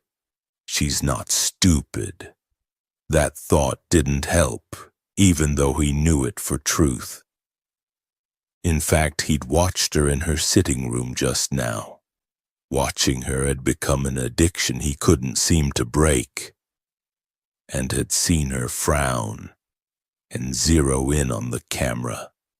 He had sat there staring at the screen, unable to move as she dragged the coffee table over just beneath the fire alarm he'd had the cameras installed into. As she got onto the table and stared up at the camera, frowning. He'd seen the moment she'd realized what it was, the bright flare of golden anger. Then the realization of who had done it too. He could have gotten up then and rushed to meet her, tell her some kind of lie, deny it. But all he'd done was sit there watching her, flicking from camera to camera as she'd come down the hallway and down the stairs, racing toward him, fury in her eyes. You wanted her to find out. Fuck, maybe he did. Maybe that's why he'd done nothing to stop her. And maybe she was even owed an explanation. After all, she'd given up all her secrets to him as if he was more than just a scared animal hiding in its den. Except he didn't want to give her an explanation. He really didn't want to. All the anger had drained out of her expression, and he didn't know why, because surely seeing the screen should have made her even angrier. But she wasn't looking at him with fury now. It was something else. Something that made him turn away from her, heading over to the desk and the bank of screens, hitting a button that made them all go dead, hiding them. Nero. Her voice was soft, and there was a gentleness to it that felt sharper than anger, sharper than a scalpel cut, and 1,000 times more painful. What is all of this? He put his palms flat to the desk in front of him and leaned on them, staring down at the black wood. There was a beast inside of him, a beast that wanted to snarl at her, to swipe at her with its paws. Not to harm her, but maybe take her down on the floor, distract her from cutting into him. Use pleasure to take away that terrible look on her face, the one that made him want to howl, the one that reminded him of pity. You can't do that. You're going to have to tell her. Nero shut his eyes. He was making this into too big of a deal. This is my control room, he forced out. I come here when I want news, stocks, weather, or any other information I might need. And yes, including security camera feeds. There was a silence behind him. You have cameras in the whole house? There was no accusation in the question, and yet he felt an unfamiliar emotion crawl through him all the same. Shame. Yes. He grabbed hold of the saving grace of anger and held on to it. I like to know what's happening in my own fucking home, and what's going on with my employees. Last year, James had a goddamned heart attack, and if I hadn't had the cameras on him, he would have died. Why was he trying to justify himself? He didn't need to justify himself to anyone. Another silence. You were watching me? The question was soft, and yet for some reason it hurt like she'd thrown a sharp stone at him. What could he say? She'd seen the screens with their view into her sitting room and her bedroom. She knew exactly what he'd been doing. Yes. He made the word flat. Hard. I've been watching you since you got here. Why? He opened his eyes again, his jaw so tight it ached. I don't know. I just had to see you. The words wouldn't come. He didn't know how to say them, how to explain. I couldn't read you. I didn't understand you. And I wanted to. I thought that by watching you I could somehow He stopped, the hot burn of frustration making the tension inside him wind even tighter. Jesus, how could he explain his fascination to her? The need he had inside him. He couldn't. He didn't have the words. Behind him was again silence. "You wanted to understand me," she repeated softly. "Why? I don't fucking know." He raised his hands and brought them down hard on the desk in a sudden burst of anger, the sound echoing around the room. Then he turned around sharply. "Stop asking me these fucking questions." She was watching him, that terrible soft look in her eyes. The look that made his soul feel like it was slowly being peeled open. And all of these. She gestured to the screens behind him. "They're for you to get news." He could hear the disbelief in her tone. It was obvious. She knows the truth, even if you refuse to acknowledge it. Anger and frustration sat like acid in his gut, threads of some other colder emotion lacing through them. They made him want to smash something. "Everything I need is here," he said through clenched teeth. "I don't fucking need to go out." Which of course wasn't what she'd asked, but he knew what she was trying to get at all the same. You can get to the dining room and her bedroom, but when was the last time you stepped outside your front door? Nero refused the thought, utterly refused. The expression on Phoebe's face had softened further as she looked at him, and he could see it now. The pity there. And something else, yes, but definitely pity. "Don't," he warned furiously, reaching behind himself to grip the edges of the desk, feeling the bite of the hard wood against his skin. "I don't want your fucking pity." Another person would have recognized his tone and known it was time to get the fuck out of his way.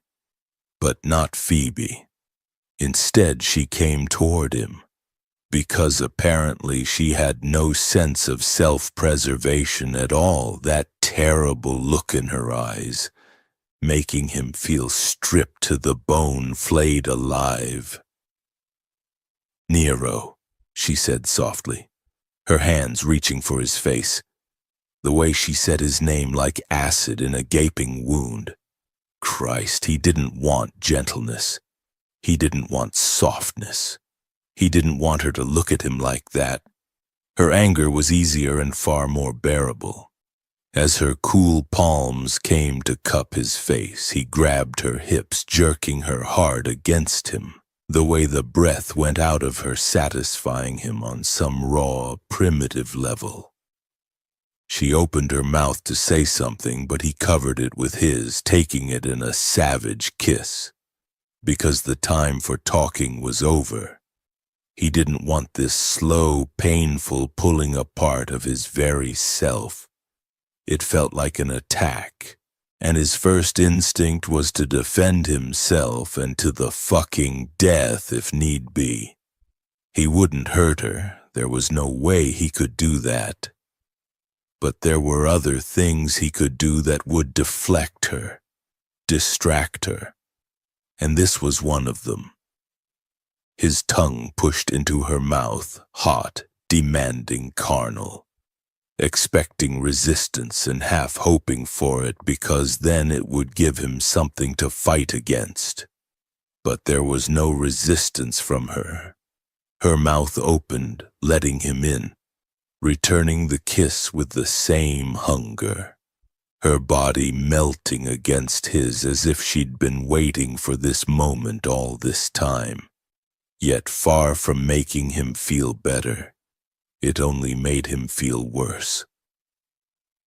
Because her soft, cool fingers were tangling in his hair and stroking down his back, as if she was trying to soothe him. But it was as if she was touching him with a naked flame, burning him. It hurt, and at the same time it wasn't enough. He wanted more. Tearing his mouth from hers, he thrust one hand in her hair and jerked her head back, exposing her neck. Then he bent and kissed her throat, licking the sweet saltiness of her skin, then sucking hard enough to leave a mark. She shuddered but didn't pull away. In fact, there was no resistance in her at all as he angled his head and bit her, making her gasp and shiver in his arms. Another thing that should have soothed him and didn't. It only made him more desperate. He slid his hands from her hips and down over the soft curves of her ass, filling his palms with her soft flesh and squeezing, fitting her more firmly against him so the heat between her thighs was pressed to his aching groin. Then he bit her again, inhaling her scent, jasmine and musk. Fuck, it wasn't enough. It would never be enough. She was fire and she burned him alive, and yet it was like he craved the pain. It was like he needed it. "You're mine," he growled against her throat. "You're fucking mine. I'm not letting you go, not ever." "It's okay," she murmured, breathless and soft, yet with that same calm thread running through the words. "I'm right here. I'm not going anywhere." Her hands were stroking down his back again, trying to calm him. But the last thing he felt was calm. Everything she did only made the desperation inside him even worse. He growled again and turned with her in his arms, lifting her up onto the great black desk. Then he shoved everything on top of it off with one sweeping motion of his hand, sending keyboards and mouse pads and everything else tumbling down onto the floor with a crash. Nero. Her hands were on his shoulders and stroking down his arms. Her voice gentle. "It's okay. Everything's okay." But it wasn't okay. He didn't understand this desperation, this need, or the anger that was a bonfire inside him. Why everything hurt and why he felt as if her discovery of his control room meant the world was coming to an end. There was only one thing that made sense to him, and that was the hardness of his cock and the heat of Phoebe's body against his. The desire to bury himself inside her, take her right here and now, make her his in every way there was. It was primitive and brutal and savage, but shit, that's what he was. That's what he'd always be. It was what he knew. Jerking her skirt up, he then shoved his hips between her thighs, spreading them wide apart. Her head had tipped back and she was looking up at him, the expression in her eyes soft, despite the rough way he was handling her. "Don't look at me like that," he ordered, keeping one arm locked around her waist while he pushed his free hand between her legs. Her breath caught audibly as he trailed his fingers over the front of her panties, letting his index finger press against her clit. "Like what?" "The way you're doing now." He circled with his finger, exerting more pressure, watching her pupils dilate, feeling wetness against his skin. "All pity. The way you probably look at your fiancé." It was a deliberate dig, and he knew he shouldn't say it, but he couldn't help himself. "I'm not the one in a fucking coma." Her lashes had fallen, her mouth opening slightly. A deep flush had crept up her neck and into her cheeks. She looked so fucking beautiful he almost couldn't breathe. "I know you're not." Her voice was husky, her hips pressing subtly against his hand. She was as greedy for his touch as he was to give it. "And I don't pity you." Bullshit. Abruptly, he slid his fingers beneath the cotton, tangling in the soft, wet curls of her pussy, brushing through her hot, slick flesh. What is it if it's not that? She shivered, breathing fast, her lashes lifting all of a sudden. Her eyes were dark, but in the depths gold glinted. It's sympathy, Nero. It's pain. I hurt for you. She hurt for him. She hurt for him. He stared down into her sharp, mesmerizing little face, into her beautiful eyes. Why? Why the fuck would you do that because it didn't make it better? It only added to the tangled, confused mess of emotion that sat in his chest. She didn't look away, just held his gaze as if what she was about to tell him was important. Because I care about you. Something kicked hard inside him, an echo of a voice he still sometimes heard in his dreams, telling him to be quiet, to not say a word, to not draw attention. It's because I care about you, Nero, his mother whispered through the crack in the door. That's why you have to stay here. I have to protect you. His heartbeat was speeding up, another emotion he didn't understand welling up inside him. Phoebe touched his face, running light, cool fingers along his jaw. What's going on? Her forehead creased. She looked worried. Nero? He couldn't breathe. Jesus fuck, what was wrong with him? Abruptly, he pulled his hand away from her and bringing her down off the desk, he gripped her hips and turned her around, so her spine was to his front. Then he put his hand on the back of her neck and forced her head down onto the desk. She made no sound, went without resistance. And when he pulled her skirt up and roughly tugged her panties down her thighs, she didn't move. He said nothing, trying to breathe, trying not to think about what she'd told him, about what it meant. He didn't want her to care about him, because he knew what that meant. He goddamn knew. It meant being kept in a room for 10 years in order to stay safe, in order to not draw attention, in order to stay forgotten.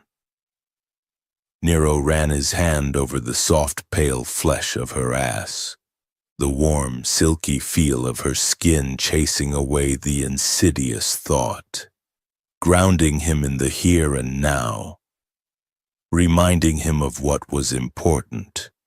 Words meant nothing. Emotions were bewildering. People lied. But physical pleasure? That was real. That was simple. That he understood. Nothing else mattered. His breathing was wild, his heartbeat out of control, his hand shaking as he jerked down his zipper. Phoebe was motionless under his palm where it rested heavy on the back of her neck. And even when he slid his free hand down and parted the soft folds of her pussy, she didn't move. But he could hear her, the sound of her breathing as wild as his. Does she want this? It isn't the first time you've done this to her. He growled at the thought, at the insistence of it, at the way it made the pain in the very marrow of his bones even worse. If you don't want this, he said in a voice that didn't sound like his, fight me.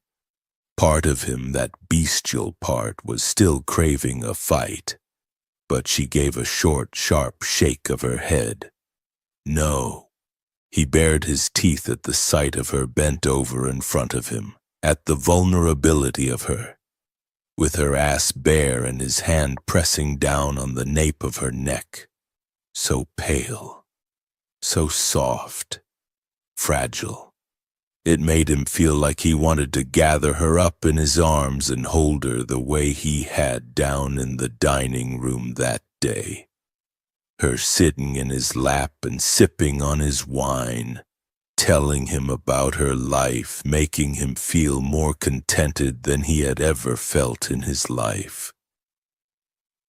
making him want to hold her tight and protect her, keep her safe, like you were kept safe. Fight me, he ordered savagely, shoving the thought out of his head. Do as you're told. No. She reached behind her, those delicate fingers finding his cock, stopping the breath in his chest as they circled the base of his dick, guiding him to the slick heat of her pussy. Fuck me instead, Nero, she said thickly. Do it. Maybe it was the raw demand in her voice, saying the words she almost never said. But it hit him all of a sudden that this time it was going to be different. That mere physical pleasure wasn't going to sate the hunger, wasn't going to kill the thirst. It was only going to make it worse. It was a fire that wasn't ever going to go out, and taking her here now would only make it burn higher, hotter. And only keeping her here forever would ease it. He should have stopped in that moment. He should have let her go and walked away. But it was too late. She had him by the cock, and he'd never learned how to resist. Nero knocked her hand away, and a savage growl ripping from his throat, he thrust hard and deep inside her. Chapter 12.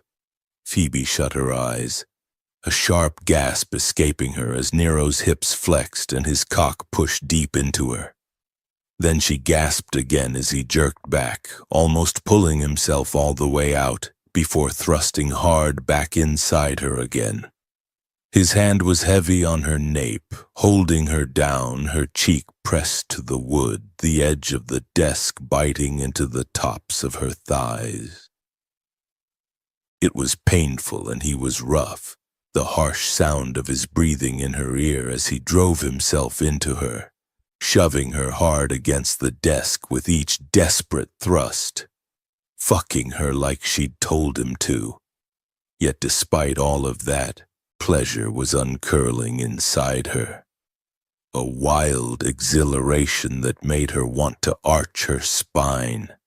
She'd only wanted to comfort him, give him something to ease the pain he was so obviously in. Pain he didn't seem able to talk about or have the words to explain. And when he'd grabbed her and kissed her, she hadn't resisted. Because if sex was all he would accept from her, then that's what she'd give him. She had to. She could never stand it when someone she cared about was hurting. It meant something that she cared. But she couldn't think about that because the wildness inside her was igniting, burning through nerves and muscle and bone, making her dig her fingernails into the wood beneath her, making her want to push herself back onto his hot, hard cock. Fuck him the way he was fucking her. A moan escaped her as he drove inside her again, her nails leaving scratch marks on the surface of the desk as his thrust propelled her forward. And this time she obeyed the craving, shoving herself back onto him, his harsh intake of breath her reward. Yes, God, if he wanted it rough, she'd give him rough. Come on, she heard herself say, her voice husky. Fuck me like you mean it. Nero's hand on her neck firmed, pressing her face down against the wood. You want it like this? Abruptly, his arm snaked around her waist and he jerked up her hips, her feet just off the ground. Then, not waiting for a reply, he thrust harder, driving his cock deeper, holding her tight so she couldn't move. Phoebe gasped, squirming in his grip because his cock was like iron inside her, stretching her wide, making her shudder and shake. She sucked in a ragged breath, wriggling to try and put her feet on the ground so she could use them to shove back on him. But he didn't let her go. Keep still, he ordered, low and guttural, shoving inside her again, the impact of the thrust rubbing the wood of the desk against her cheek. Oh, God, so insanely good. She groaned, flexing her spine, the pleasure getting hotter, wilder. Answer me. A command full of dark sensuality and rough heat. Is this how you like it? She arched again, another deep thrust dragging a moan from her throat. Harder, she managed to force out. I need more. His arm beneath her tightened, lifting her hips even higher. And he drove into her again, the sound of his flesh hitting hers, making everything feel that much hotter, dirtier. You want it like this, don't you? He shifted, the angle of his thrusts pushing him so deep inside her she almost couldn't breathe. Me, fucking you over my desk. Yes. God. Her fingers dug into the wood beneath her, no longer trying to shove herself back, but in a futile attempt to hold on. Because he was a hurricane and he was going to shatter her if she didn't. Then again, maybe that was good. Maybe she wanted to be shattered. Maybe she wanted to be broken into so many pieces she couldn't be put back together again, because there was a certain freedom in that. Then Nero stopped unexpectedly, his cock buried deep inside her, and she shivered all over, so close to coming she could almost taste it. She shifted, trying to get him to move, but then the weight of him intensified, and his breath was hot in her ear. I meant what I said, Phoebe, he whispered fiercely. You're mine. You're mine forever now. Something deep inside her shuddered, and it wasn't with fear or apprehension at his claim. It was with acknowledgement. Phoebe kept her eyes shut tight, her breathing hoarse and ragged, awareness flooding through her. Of Nero's weight pressing her down, of the possessive grasp of his hand on the back of her neck, of the stretch of him deep inside her, of the delicious, musky, spicy scent of him all around her. Yes, God, yes. She couldn't deny it. She couldn't escape it. She wanted to be his, despite the fact that he was broken, damaged in ways she didn't know if she could heal. And despite the fact that she already had a fiancé lying in a coma in a hospital bed, she wanted to be Nero's. He'd release something inside her, a passion she'd kept trapped for a long time, allowing her a freedom she hadn't known was possible. And even more than that, even simpler, he saw her and accepted her as she was, not what he wanted her to be. Something that no one else did. The wood beneath her cheek had rubbed her skin raw, and she knew she was going to have marks at the tops of her thighs from the edge of the desk. But she didn't care. She didn't care about any of it. Yes, she said simply. And her voice didn't shake. Not this time. I'm yours. He made a guttural, satisfied sound, his fingers gripping her wrist, dragging it down and beneath her, guiding it between her thighs. Touch yourself, he ordered. Make yourself come for me, Phoebe. So she did, sliding her fingers over her own slick flesh as he pulled his cock back, then thrust back in, slower this time and yet no less hard, tearing raw sounds of pleasure from her. It didn't take long. On the third thrust, she felt the climax break over her, and she sobbed against the wood, her finger stroking her clit over and over, the aftershocks making her buck and jerk beneath him. She was only half aware when she felt his thrusts begin to get wilder and out of control. when his big body stiffened and a roar broke from him, one hand coming down hard on the desk beside her head, bracing himself as the climax took him too. It seemed to take forever to come back to herself, and even though his weight on her was uncomfortable, the edge of the desk digging into her even more. She didn't move, quite happy to stay right where she was. But he shifted, withdrawing from her, clothing rustling, then his hands on her, easing up her knickers and smoothing down her skirt, covering her up again. Then with gentle insistence he helped her up and turned her around. She tipped her head back to look up at him, leaning against the desk because her legs felt too wobbly to support her, and her chest went tight at the expression on his face. His features were set in hard, grim lines, and he didn't say anything, only looked at her for a long, silent minute. Then he turned, moving over to where all the stuff he'd swept from the desktop had fallen, and bent to pick up a keyboard. Bringing it back, he set it on the desk, his finger hovering above one of the keys as if he couldn't bring himself to push it. Nero. She wanted to touch him, to soothe him somehow, but instinct told her if she did that, he wouldn't push that button. He glanced at her, his expression curiously blank. Then abruptly he looked away, his attention on the screens behind her, and pressed the button. Flickering white light suddenly illuminated his face, and she knew that he'd turned the screens back on.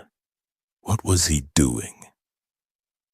His fingers moved on the keyboard a couple more times, then his dark eyes shifted to hers once more. He didn't speak, looking at her intently for a second, then back at the screen behind her. His meaning was clear. He wanted her to look at something. She swallowed, trepidation curling through her, because she knew that whatever it was he wanted to show her, it wasn't going to be good. He stepped back from the desk and without a word turned around, moving a few steps toward the door. But he didn't go out. He remained standing there with his back to her and the wall of screens, waiting. Phoebe took a silent breath. Part of her didn't want to see, didn't want to look. Surely she had too much on her plate as it was without whatever the truth was about Nero DeSantis. But deep in her heart she knew she wasn't going to turn away from this. She had to know the truth, no matter how terrible it might be. Phoebe turned around and faced the screens. They had all gone dark except the middle one, and on that she saw what looked to be a news story. At first all she could see was the picture of an emaciated young boy being led from a broken-down apartment building by some official-looking people. He had shaggy black hair, and his dark eyes were huge in his sunken face. He was looking at the camera with absolute terror, while around him was a wall of reporters and TV cameras and press photographers. The headline screamed, "Billionaire's long-lost son found living in secret room." Phoebe frowned, staring at the boy in the picture, not really making any sense of it. Why was Nero showing her this? What did it mean? Then recognition hit her like a bucket of icy water on a hot summer day. Oh God, the boy in the picture. It was Nero. Cold fingers trailed down on her spine, and there was a moment where she second-guessed herself because surely it wasn't him. The boy looked so small, so fragile. Nothing like the tall, massively built man standing so silently behind her. And yet, She began to read the story, her heart getting tighter and tighter the more she read. A 15-year-old boy was found today living in a boarded-up room in an apartment in Queens. His mother was reported as having kept him there for 10 years, claiming she had to keep her son a secret in order to protect him from the boy's violent stepfather. She also claimed he is the illegitimate son of Cesare DeSantis, the billionaire CEO of defense company DS Corp. A woman has been arrested on child abuse charges. Cesare DeSantis could not be reached for comment. The words began to swim in front of her eyes and she had to blink hard, her throat aching, her chest feeling like there was a heavy stone sitting on it. Nero had been kept locked away in a room for 10 years. 10 years. By his own mother.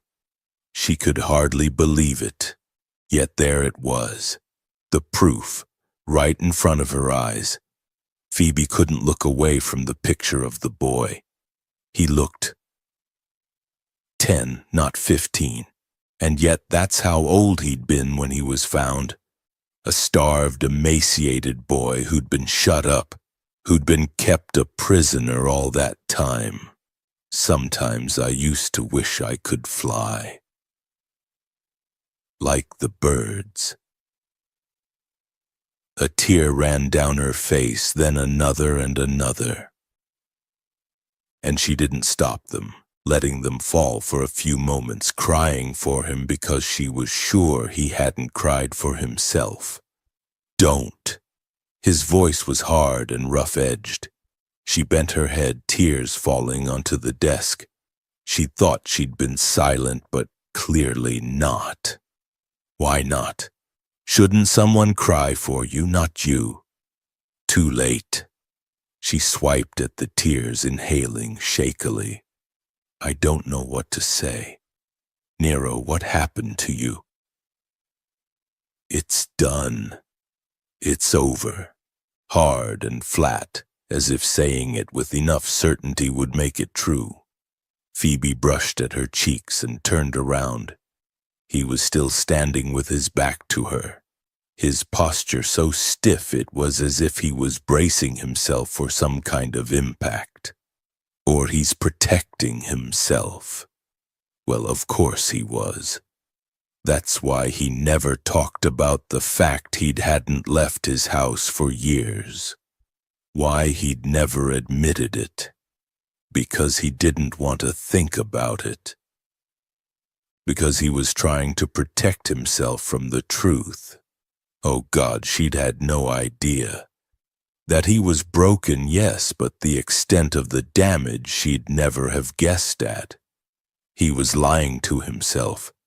It wasn't over and done with because if it was, he would have left this house a long time ago. Her heart cracked a little in her chest, another tear trailing down her cheek. But it's not done, is it? She said thickly. Not when you're still trapped in that room. The silence that fell was so dense it felt like she was standing on the bottom of the ocean. Abruptly, Nero turned to face her, his jaw tight, his eyes deep and dark as black holes. That's bullshit, he spat. I got out. I got well. I got a job and I made some fucking money and I did it all without anyone's fucking help. His big hands had curled into fists. I put it behind me and now it's over. He sounded so sure, fury threading through his voice. Yet underneath that fury she could hear his desperation.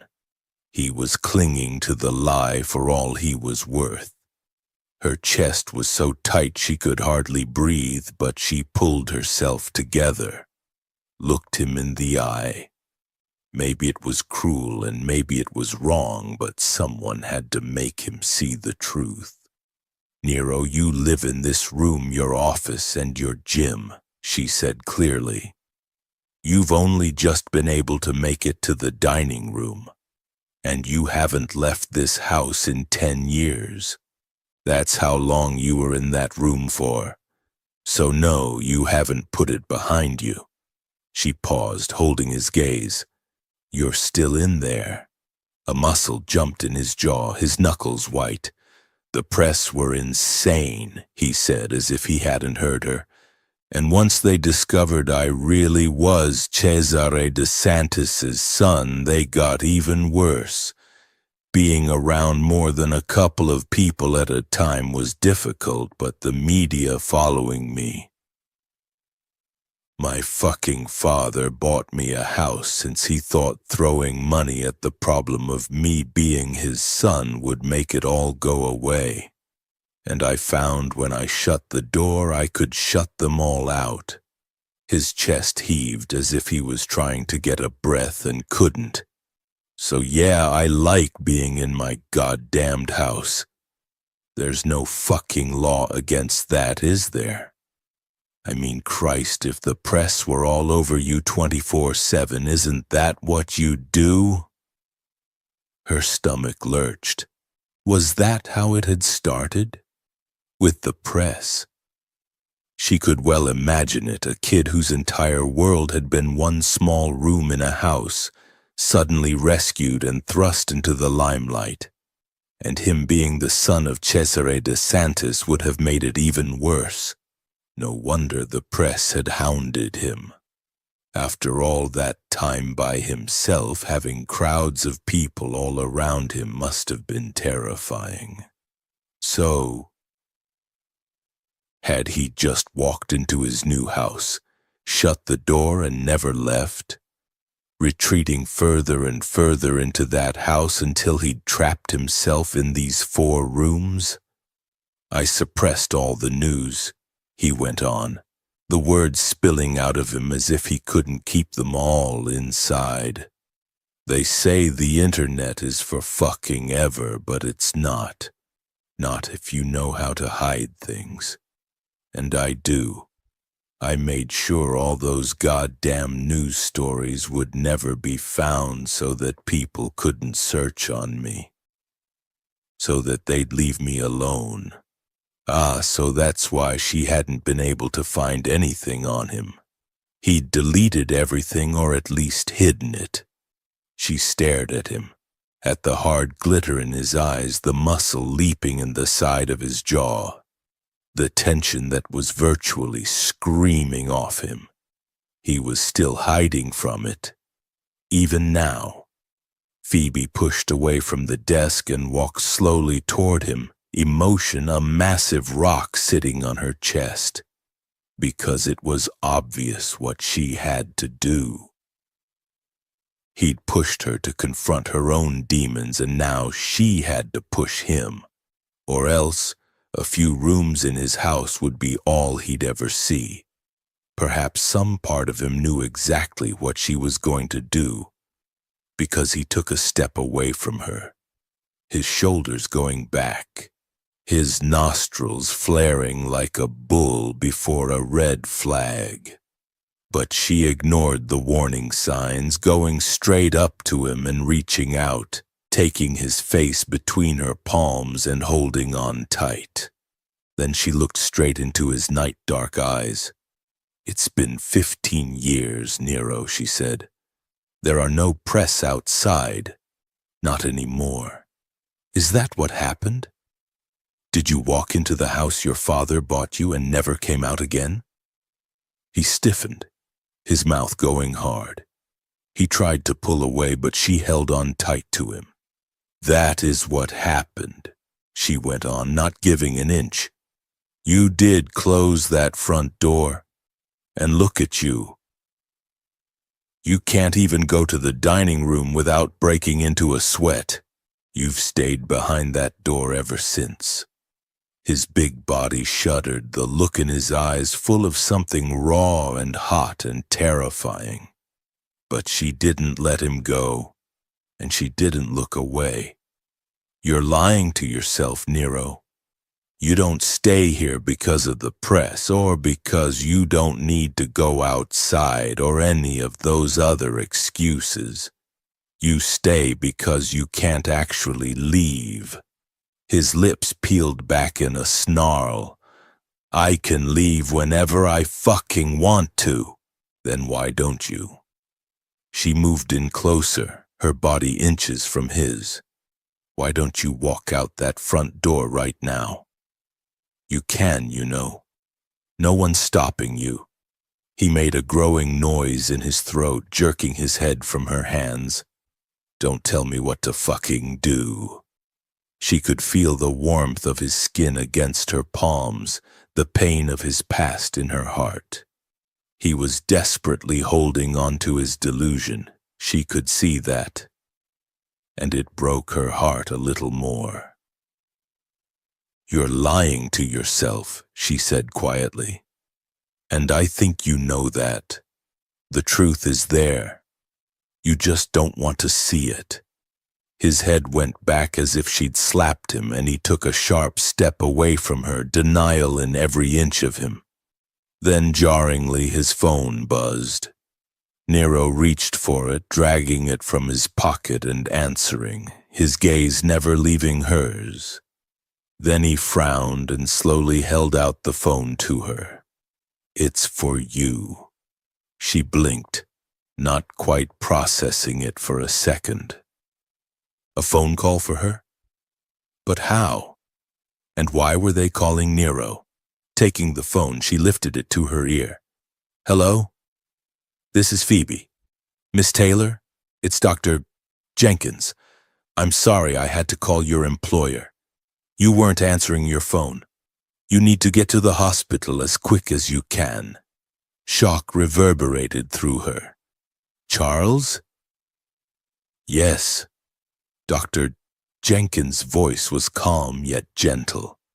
"He's not able to fight this infection the way we'd hoped, and I'm afraid it's not looking good."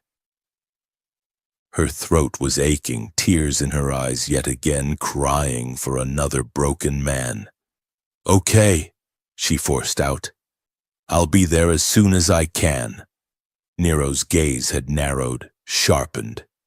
"What's happening, Phoebe?" he demanded as she disconnected the call and handed the phone back to him. "It's Charles." She swallowed, turning to the door. "I have to go." Nero's arm shot out, curling around her waist. "No, I told you. You're mine and—" "Charles is dying," she said, her voice rising. She pulled against his grip, suddenly shaking. "I have to go, Nero. I have to." And there was a moment where she didn't think he would let her. Then something in his face shifted, his arm dropping from around her waist, setting her free. "You will come back, Phoebe." He said it like a king issuing an order. "You will come back to me." She didn't reply. She merely turned on her heel and went straight out the door. She didn't come back. The whole day passed and she didn't come back. Night fell and she didn't come back then either.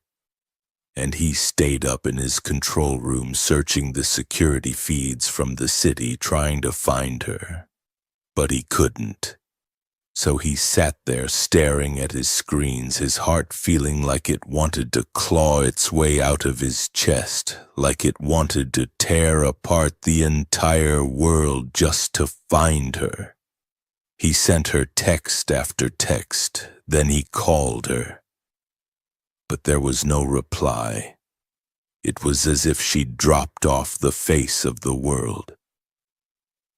At 3 a.m, he eventually got up from his desk and forced himself out into the grand entranceway of his house, with the front door ahead of him. It was strangely harder than it had been even a couple of days ago, like the early days when the press had hammered on that very same front door and he'd retreated into his office to get away from the sound.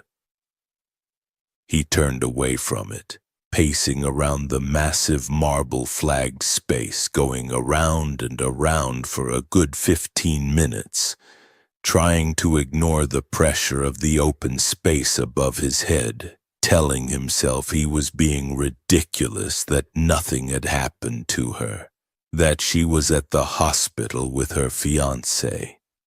Yet all he could see was her face, white and shocked, her beautiful brown eyes gone dark, her cheeks tear-stained. "Charles is dying," she'd yelled at him, pulling away from him, pain in every line of her. And he, beast that he was, hadn't wanted to let her go, because he didn't care what Charles was doing. Phoebe was what mattered, and she had to stay here with him, except he'd let her go. And he still didn't know why he had, when every instinct he had was telling him to keep her. No, he knew why. He'd gotten used to reading the emotions that played over her face, and he'd seen her pain. Someone she cared about was dying, and she needed to go be with them, and that stopping her would only cause her more anguish. He couldn't do that. He couldn't hurt her any more than he had already, shoving the truth of his past at her, standing with his back to her while she cried. For him. She didn't need to cry, though. That past was over. It had been terrible, but now it was done. It's not done. Not when you're still trapped in that room. He found himself in front of the door, staring at it. If he really wanted to find her, he could walk out that door, couldn't he?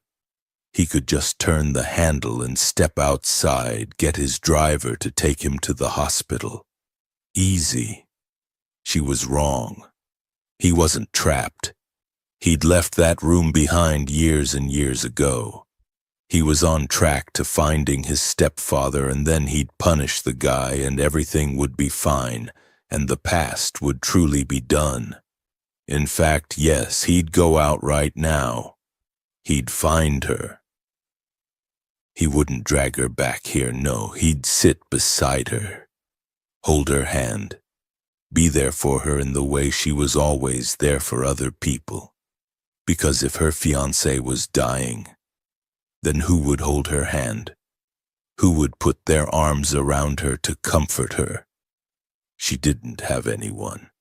She didn't have anyone but him. Certainty settled down inside him, and he strode to the door, putting out his hand to turn the knob to stride outside. And something made him stop, freezing him solid. A sense of foreboding, of doom.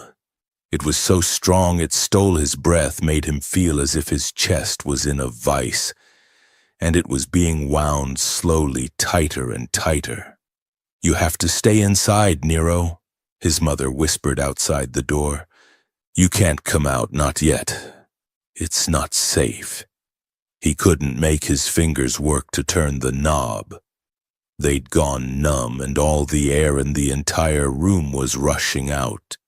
The pressure around his chest made him feel as if he couldn't inhale, as if his ribs were unable to expand. This was worse than the night he'd first left his control room and gone to Phoebe's bedroom. Far worse. Holy fuck, he was going to choke. "Please stay inside." His mother's voice this time was desperate. "You know he can't know you're here, and I'm afraid of what he might do to me if he finds out. Please stay there. For me." His hand dropped from the doorknob, and he took a couple of stumbling steps back, and the air rushed back into his lungs, the sound of his gasping breaths loud in the silence. After he'd gotten out of that room, the attention had overwhelmed him. There had been cameras in his face, people calling him, following him wherever he went. Crowds of people all pushing into his space, suffocating him. And the only way he'd managed to keep them out was by staying home. by closing his front door and shutting them all out. And why not? There was silence in his house, and space. He could breathe. There weren't people everywhere shoving things in his face and asking him how he felt, asking him how he'd survived, what he thought about having a father like Cesare de Santis, asking questions about his mother, questions he didn't know how to answer. No, in his house the world was his to control utterly and completely. The press had kept hounding him, though, knocking on his door and filming through the windows.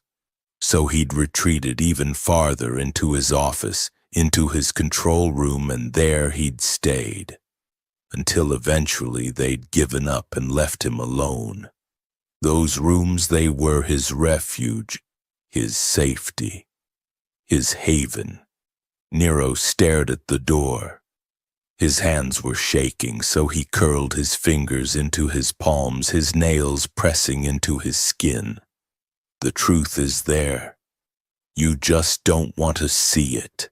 He shut his eyes because even now, even when he could feel the illusion under which he'd kept himself safe shatter around him, he didn't want to see it.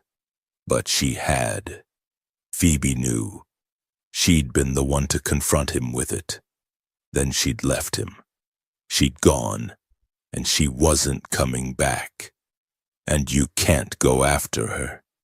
He cursed aloud, forcing himself to walk to the door to take that door handle again. But the sense of doom was back, crushing him, stealing his breath, choking him, whispering to him in his mother's voice, and he couldn't fight it. He just couldn't. Stumbling back from the door again, he shuddered as the feeling passed. Then he flung back his head and roared with frustration, with fury, at himself, at the past that he'd tried so hard to put behind him and yet was still trapping him, at Phoebe who'd told him she was his and then left, and hadn't come back. But even that didn't help. The fury burning him up from the inside out. He stormed down the hallway, pulling pictures off the wall and flinging them on the floor, breaking frames and shattering glass, destroying the windows to the outside world, all the little illusions he'd allowed himself to have, to believe. They were lies. They were all lies. They're not the only lies you tell yourself. But he couldn't bear to face that thought, not yet. He went into the dining room, broke all the pictures on the walls, overturned the chairs where she'd sat and shared his wine, hurled the dining table he'd spread her over and where he tasted her against the wall, heedless of the expensive vase that smashed with it. Then he went into his office, tearing the pictures off the walls there, too, before striding into his control room.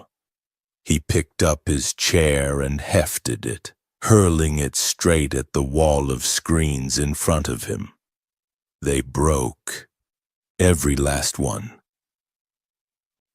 Chapter 13. Charles died on the second day. It was peaceful and quiet, and she held his hand as he passed. Even though she'd been expecting it, the grief was still sharp. Not so much for his loss. She'd lost him 2 years ago, and the pain of that wasn't so raw. But for the future that had died with him, and for the loneliness that she knew would engulf her the moment he was gone. Except it didn't. Grief, yes. Loneliness, no. She didn't want to think about the reasons for that, though. So hours after he'd died, she moved around his hospital room like a zombie, collecting belongings and tidying stuff away to make it ready for the next patient. She'd already called her parents to let them know the news. Her father, stoic and silent, her mother weeping and being histrionic, begging her to come home to be with your family. Which sounded nice, but it wasn't love and support she would have come home to. They only wanted her back because they both needed something from her. Her mother needed an emotional crutch and her father needed her to support her mother. Neither of them actually wanted to see her. She'd made up some lie about how she couldn't possibly come home now, that there was too much for her to organize and that she'd be in touch later. Then she disconnected the call before her mother could start with the emotional blackmail. Phoebe took the sunflowers out of the vase and dumped them in the bin. They didn't even look like they were wilting, and it seemed like a waste, but she wasn't going to take them home. Her phone buzzed in the pocket of her jeans and she pulled it out, glancing down at the screen. Nero. Again. Her throat ached, her chest sore. He'd sent her lots of texts and had called as many times too, but she'd ignored all of them. It hadn't felt right to talk to him or even respond, not with what was going on with Charles, so she'd left all of them unanswered. It hurt, though. She wanted very much to go back to his house, to walk through the door and into his arms, to feel him around her, comforting her, protecting her. But she couldn't let herself. Her fiancé had died, and to go straight to another man was wrong on just about every level there was, no matter how badly she wanted to. Besides, there was also the matter of Nero's terrible past. He was just as trapped and as broken as Charles had been in his coma. Except with Nero it wasn't physical, it was mental, which made it even more difficult for him to heal, especially when he refused to acknowledge the issue. No, she definitely didn't want to take on caring for another broken person. She'd been doing it all her life, first with her parents, and then with Charles. Even before the accident, she'd been the one who'd run their household and organized things because he couldn't, or maybe because he wouldn't. And after the accident, she'd been the one who'd had to pick up the pieces, who had to pay for the hospital and make the medical decisions, who visited every week. She couldn't face a third person. She didn't have the emotional energy. It felt as if it had all been sucked out of her and she had nothing left. She needed some time, some space. She needed to figure out who she was when she didn't have anyone else to focus on. I can leave whenever I fucking want to. Nero's voice, harsh and insistent, refusing to acknowledge what was right in front of him. God, how could she fight that? What could she offer him that would help anyway? All the emotional support she'd given her mother had only made her mother more needy and her father even more critical. Organizing her and Charles's life hadn't made him any more capable of doing it himself. And then after the accident, sitting beside his bed and playing songs, well, that had done nothing at all. No, Nero needed more help than anything she could give him. Quickly, she keyed in a text. Charles has died. I need some space. There was a brief pause, and then he responded, I'm sorry. So simple, only 2 words, making her eyes prickle. No one had said that to her, certainly her parents hadn't. A simple acknowledgement of her loss that made her heart ache, that made her suddenly want Nero with an intensity that left her breathless. But no, she would be strong. She didn't need him. She had to do this on her own. The next week passed in a blur. Charles had no family, so she had to do all the organization for his funeral by herself. Plus, there was the sorting out of his stuff back at their apartment and getting his affairs in order. Even in the 2 years since he'd been in hospital, she'd left all his belongings in the apartment as they were the day he'd walked out of it. She hadn't wanted to get rid of them just in case. But now there would be no just in case, and there was no reason to keep them. So she spent at least 2 days putting everything in boxes and donating them to Goodwill. That was difficult, as was the funeral. While he'd been in hospital, Charles's circle of friends had dropped away, so there weren't very many of them who turned up. And even though her mother called her every day asking when she was going to come back to London, her mother never suggested flying over to attend Charles's funeral. After that was over, Phoebe came back to the empty apartment to find a bouquet of flowers had been left for her. Roses with jasmine winding through them. They smelled so sweet, reminding her of the scent that used to drift up from the garden at Nero's house and in through her windows in the evening. There was no note, but she knew who they were from all the same. The smell of them made her throat close and her chest tight. And she thought about texting him to say thank you, but she couldn't face it, so she didn't. Instead, she put them in a vase on her nightstand and went to sleep with the scent of them around her. Another week passed. She kept herself busy with making final arrangements for a headstone and dealing with the lawyers and the details of Charles's will. Then she took a few days to decide what she was going to do. All her life had been spent revolving around other people and what they wanted, so it was strange not to have that. Strange to have to think about what she wanted. She really didn't know what that was. Eventually, she decided that she was going to have to leave New York, get out of the city and go somewhere different. Definitely not back to London, but somewhere she'd never been. Somewhere with big open spaces where she could breathe and could figure out what her life was going to look like from now on. For some reason, she kept thinking about that picture of Everest Nero had given her. The one that had hung on the wall in her bedroom in his house.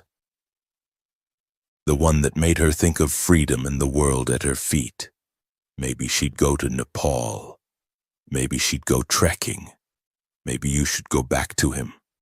But she couldn't do that. She'd left it too long. And besides, she couldn't tie herself to yet another needy person. She had nothing left to give. Not that she'd ever made a difference to him anyway. Yet another week passed, and she began the process of packing away her New York existence. Putting her stuff into storage and giving up the lease on her apartment. It was all so depressingly easy, as if the life she'd had here was merely a picture drawn in chalk on the sidewalk and a shower of rain had washed it away, leaving the sidewalk clean. As if she had never been. Nero stopped sending her texts and he didn't call. Part of her was relieved that he'd stopped and part of her wasn't. Part of her wanted that contact from him, was desperate for it, and because that part of herself reminded her too much of her mother, she ignored it. But after another couple of days had passed, she realized that going to see Nero was something she was going to have to do. She couldn't leave the city without at least seeing him and telling him her plans. It didn't feel right. Besides, she still had a lot of her belongings at his place she needed to collect. Plus, she hadn't formally handed in her resignation as his assistant. True, she could do all of that over the phone or via email, but that felt too much like a coward's way out. And she wasn't a coward. Or maybe you just want to see him one last time. No, of course that wasn't it. Of course it wasn't. She texted him. A formal little note telling him she needed to see him to hand in her notice and asking when it would be convenient. Uncharacteristically, he didn't reply for at least a few hours, and when he did, his text in return was terse and to the point, giving her a date and a time only. He was angry with her probably, and fair enough. Even though there had been extenuating circumstances, she had walked out on him and never came back. And that must have been difficult, especially considering she'd left only after he'd finally revealed the extent of his own damage. The memory of that afternoon still made her heart hurt, and she didn't need that right now, not on top of everything else. So she tried not to think about it. She tried not to think about it when the day she was due to visit him came around either. Instead, she dressed carefully in her usual professional outfit, pale gray pencil skirt and a crisp white blouse, and made sure her hair was carefully pinned. She took more time with her makeup, hiding the telltale dark circles of her sleepless nights with lots of concealer and going for a brighter than normal lipstick. She pushed aside the churning nervousness as the taxi picked her up from her apartment, distracting herself by looking up Nepal on a few travel websites. As the cab pulled up outside Nero's house, Phoebe had to take a moment to get her breathing under control before she paid the driver and got out. She also tried not to take notice of the other feeling that was quivering there under the nervousness. Longing. She hadn't thought she'd miss him, but she did. Phoebe shook away the thought, clutching her handbag as she pushed open the iron gate and walked slowly up the front stairs. All she was coming here to do was to let Nero know that she was leaving the city, and that she was resigning as his assistant. That was all. She wasn't going to stay. She couldn't. She had nothing to give him, and besides, she needed to go and find out who she was. Taking a breath, Phoebe knocked on the front door. It swung open, revealing James's familiar face. "Come in, Miss Taylor," the butler said. "Mr. DeSantis is waiting for you." Her throat constricted, and she couldn't speak, could only nod and tighten her grip on her handbag even more as she stepped inside. James closed the door behind her and gestured for her to follow him. As he led her down the hallway toward Nero's office, she couldn't help noticing something. All the walls were bare. There had been a huge painting of a mountain on the wall near the front door, and now it was gone. They all were. Foreboding began to wind through her nervousness because there was something heavy hanging in the atmosphere of the house. A kind of emptiness that hadn't been there before. It reminded her of the apartment after she'd cleared it out of all Charles' stuff, as if no one lived there anymore. James stopped outside Nero's office and held the door open for her, his expression blank. Phoebe took a breath and stepped inside, and everything inside her drew tight. Nero was standing beside the windows. Had it been 2 weeks, or was it 3? She couldn't remember, but whatever.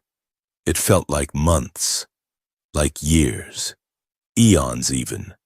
His arms were folded over his massive chest, and once again she was struck by his height, by the broad width of his shoulders, the sheer power of his physical presence.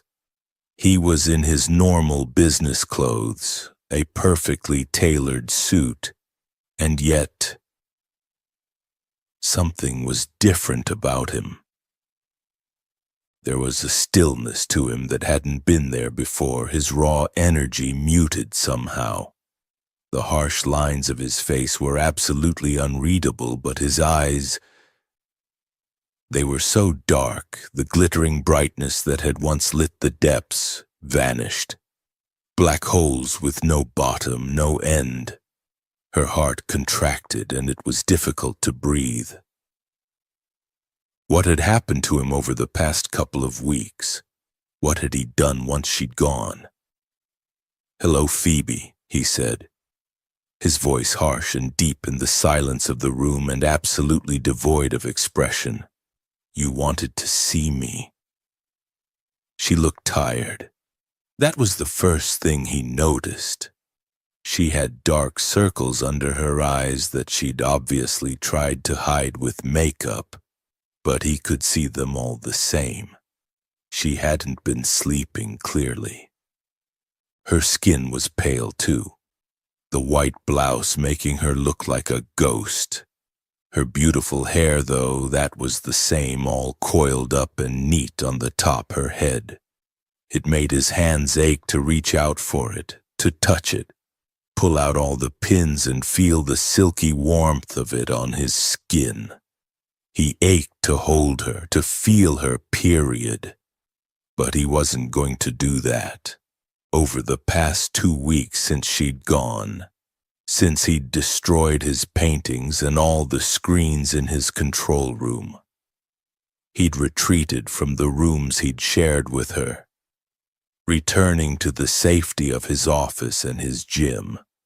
He'd initially spent most of his time running endlessly on the treadmill or lifting weights, doing anything he could to ease the fury and the pain that ate away at him. But it hadn't worked.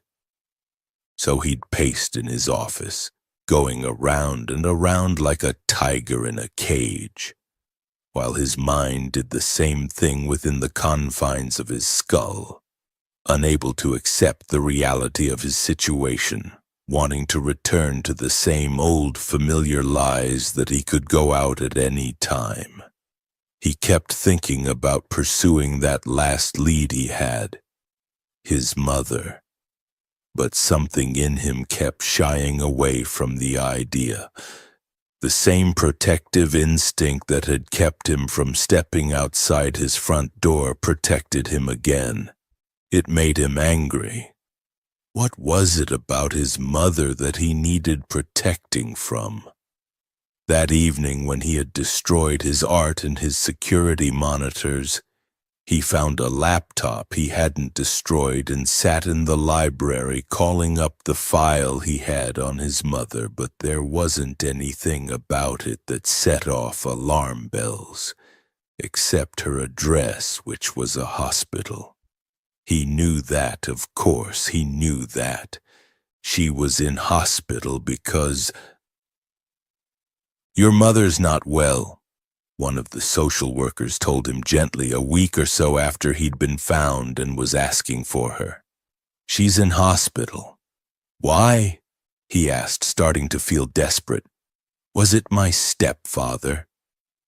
The social worker's face had been full of pity. "No. Your mother was very unwell. She had delusions. She kept you in the room because she thought she was keeping you safe from harm." The woman had reached out to touch him. "There is no stepfather, Nero. There never was. Your mother wasn't with anyone. No, that couldn't be right.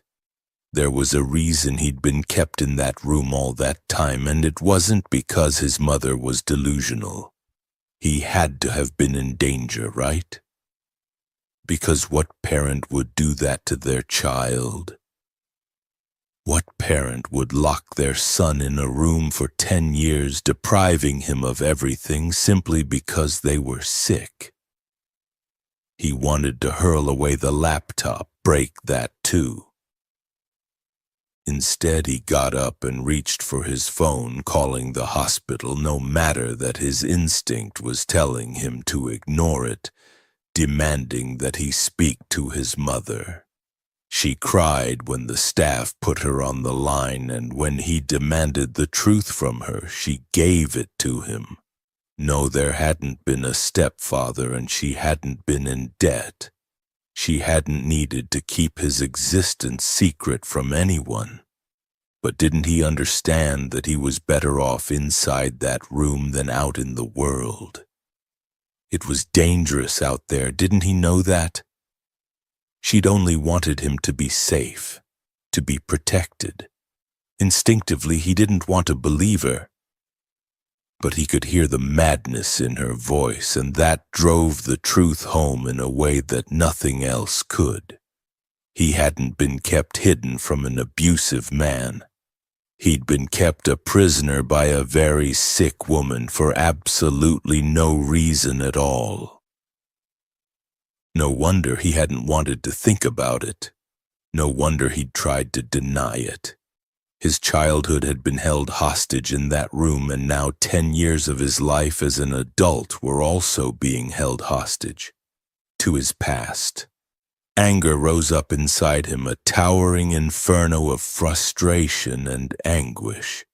He wanted to break everything in his entire house and only just managed to stop himself at the last minute. Calling James instead, he ordered his butler to pack away his entire art collection.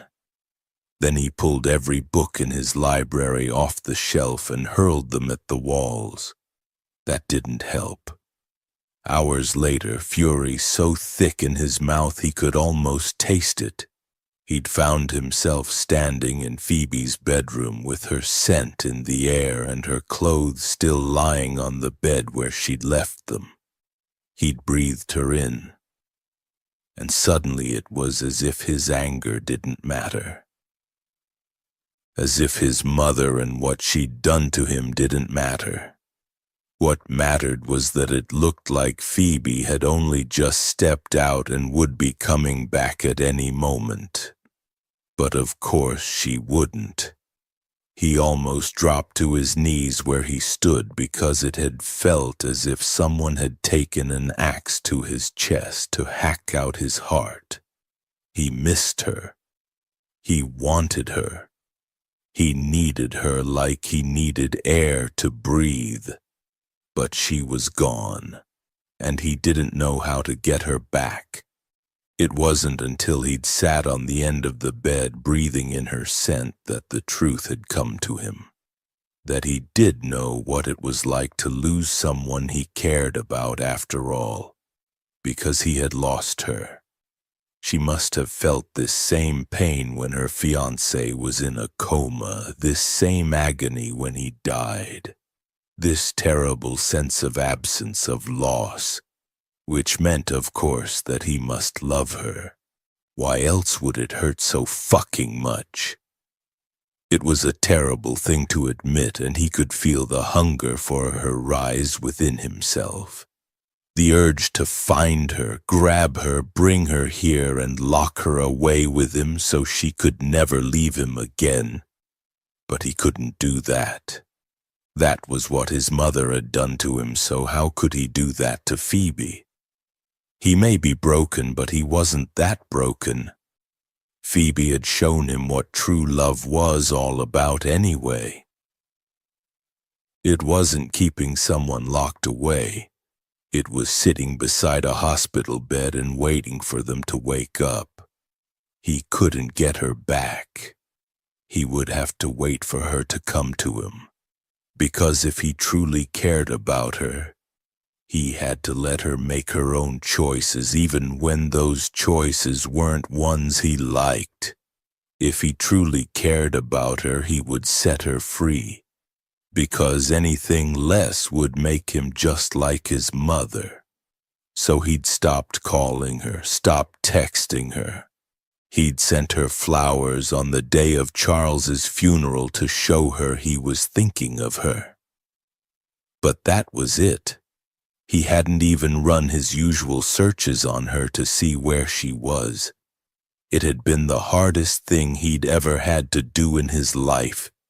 Now she was here right in front of him, tired and pale and so fragile he wanted to pull her into his arms and hold her. But he would keep to the decision he'd made. He wouldn't ask anything more of her, and if she wanted to leave, then he would let her go. "Hi, Nero," she said huskily, her fingers white where they gripped the strap of her purse. "Thank you for agreeing to see me." "Of course." He kept his arms crossed because otherwise they'd reach for her, and that wasn't allowed. But he let his gaze roam over her face, searching for any hint as to what she was thinking and why she hadn't come back to him. "How are you?" She gave him a tight smile. "I'm fine." A lie. She wasn't fine. "I'm sorry about Charles." And he was. She glanced away, her red gold lashes veiling her gaze. "Thank you. It wasn't unexpected, but still." She stopped, cleared her throat. "Look, I won't stay long. I just wanted to hand in my resignation and to let you know I'm leaving." His heart lurched and he had to sink his fingers into his biceps and hold on tight. He wanted to demand she tell him why she'd stayed away, why she hadn't even sent him a text after her fiancé's death. But that would reveal too much, so he contented himself with leaving.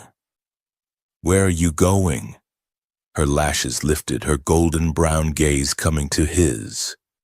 There was something lightless in it that made him want to take her face between his hands and kiss the gold back into her eyes. "Actually, I'm not quite sure yet. Maybe Nepal. But I'm definitely leaving New York." Tension crawled through his muscles and he had to fight to not move. Why? Sharp. Too sharp. Phoebe swallowed, but she didn't look away from him. "I think I need some space. Some time to myself. I've been looking after Charles for a long time, and now... Well, I think I need some time to figure out what I want.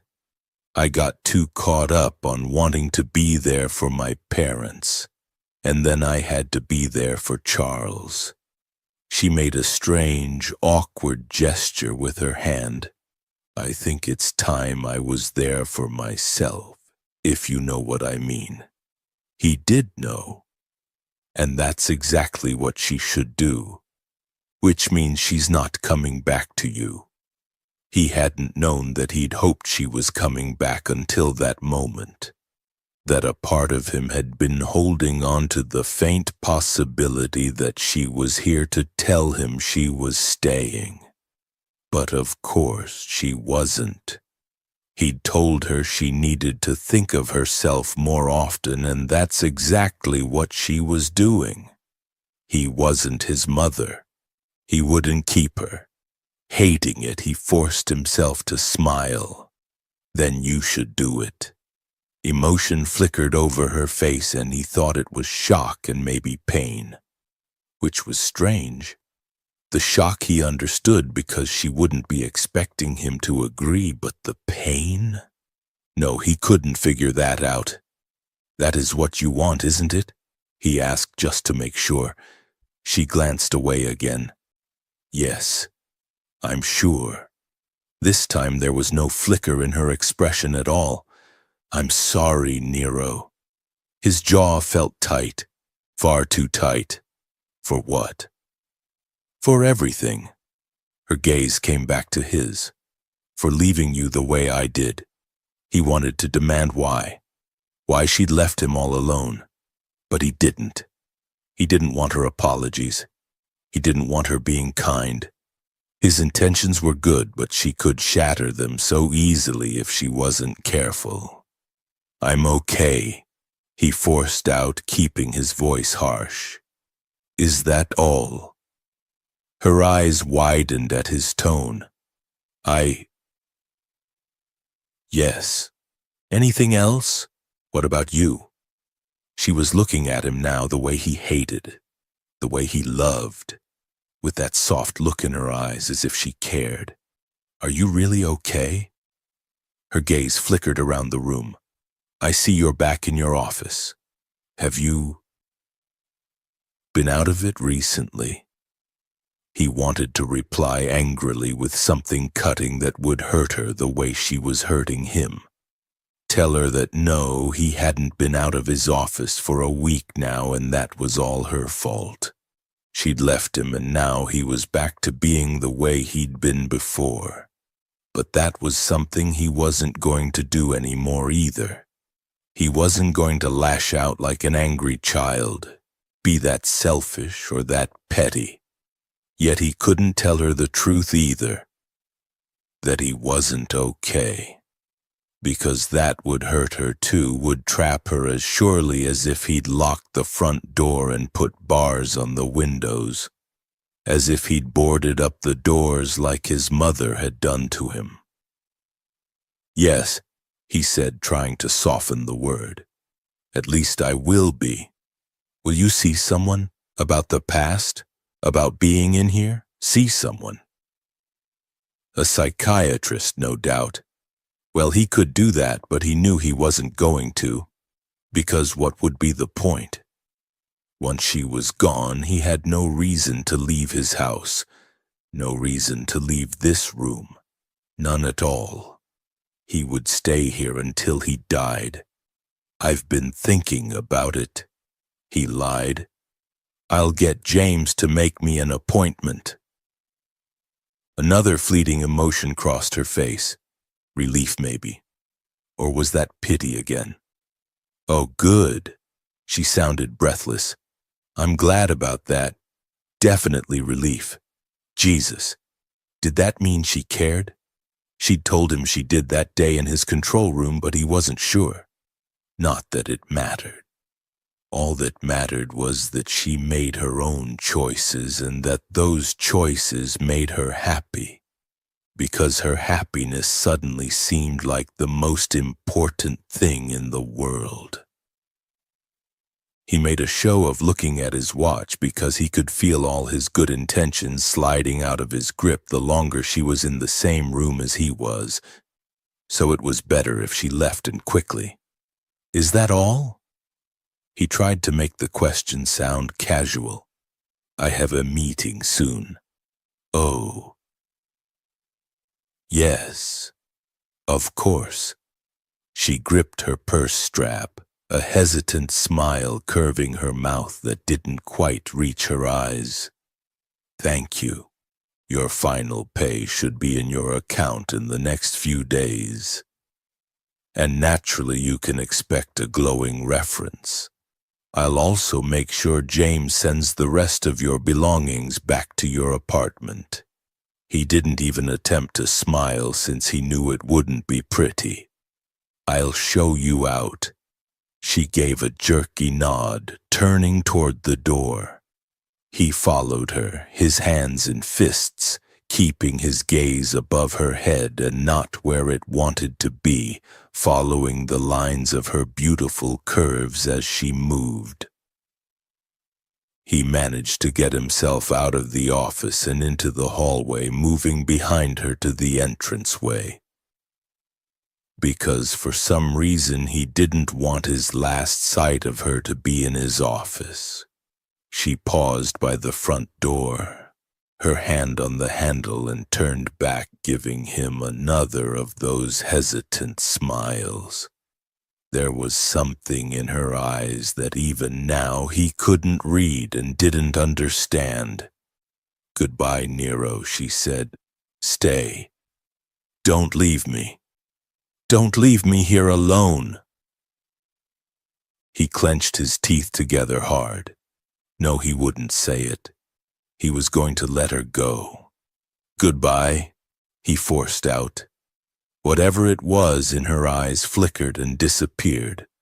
Her lashes fell and she turned away, opening the door and stepping through it, not looking back. The door closed after her, the sound heavy and solid like a mausoleum door shutting on a tomb.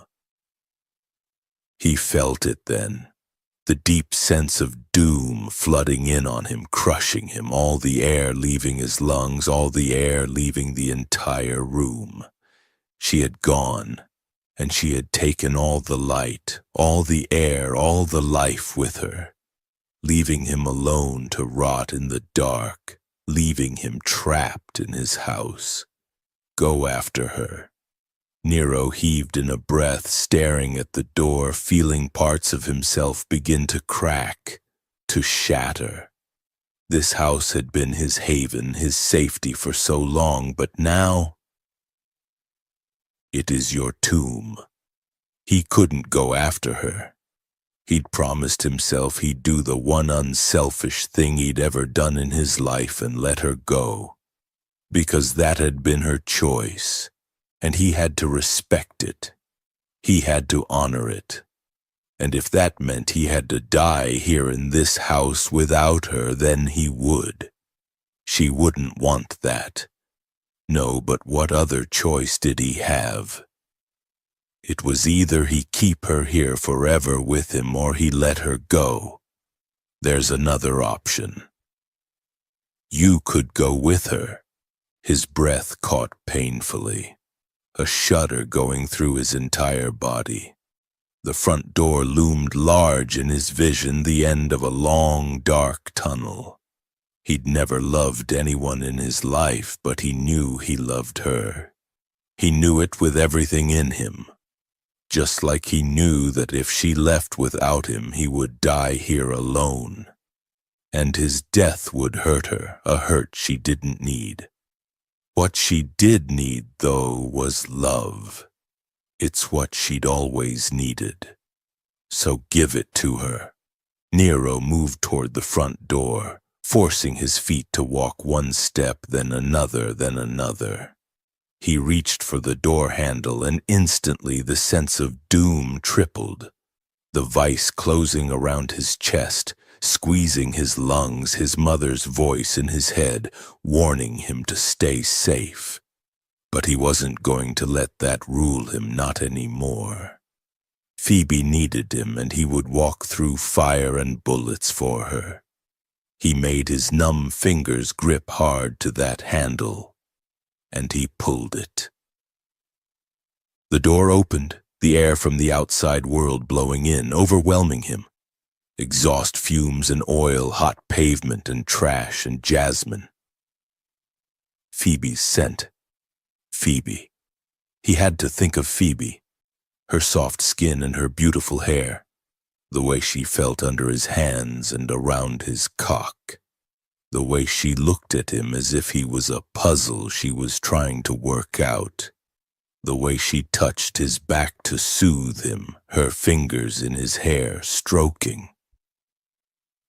He looked at the steps, concentrated on them, and not the massive open bowl of the sky or the buildings that loomed over him, threatening to fall on him, forcing his feet to move. One step, and another.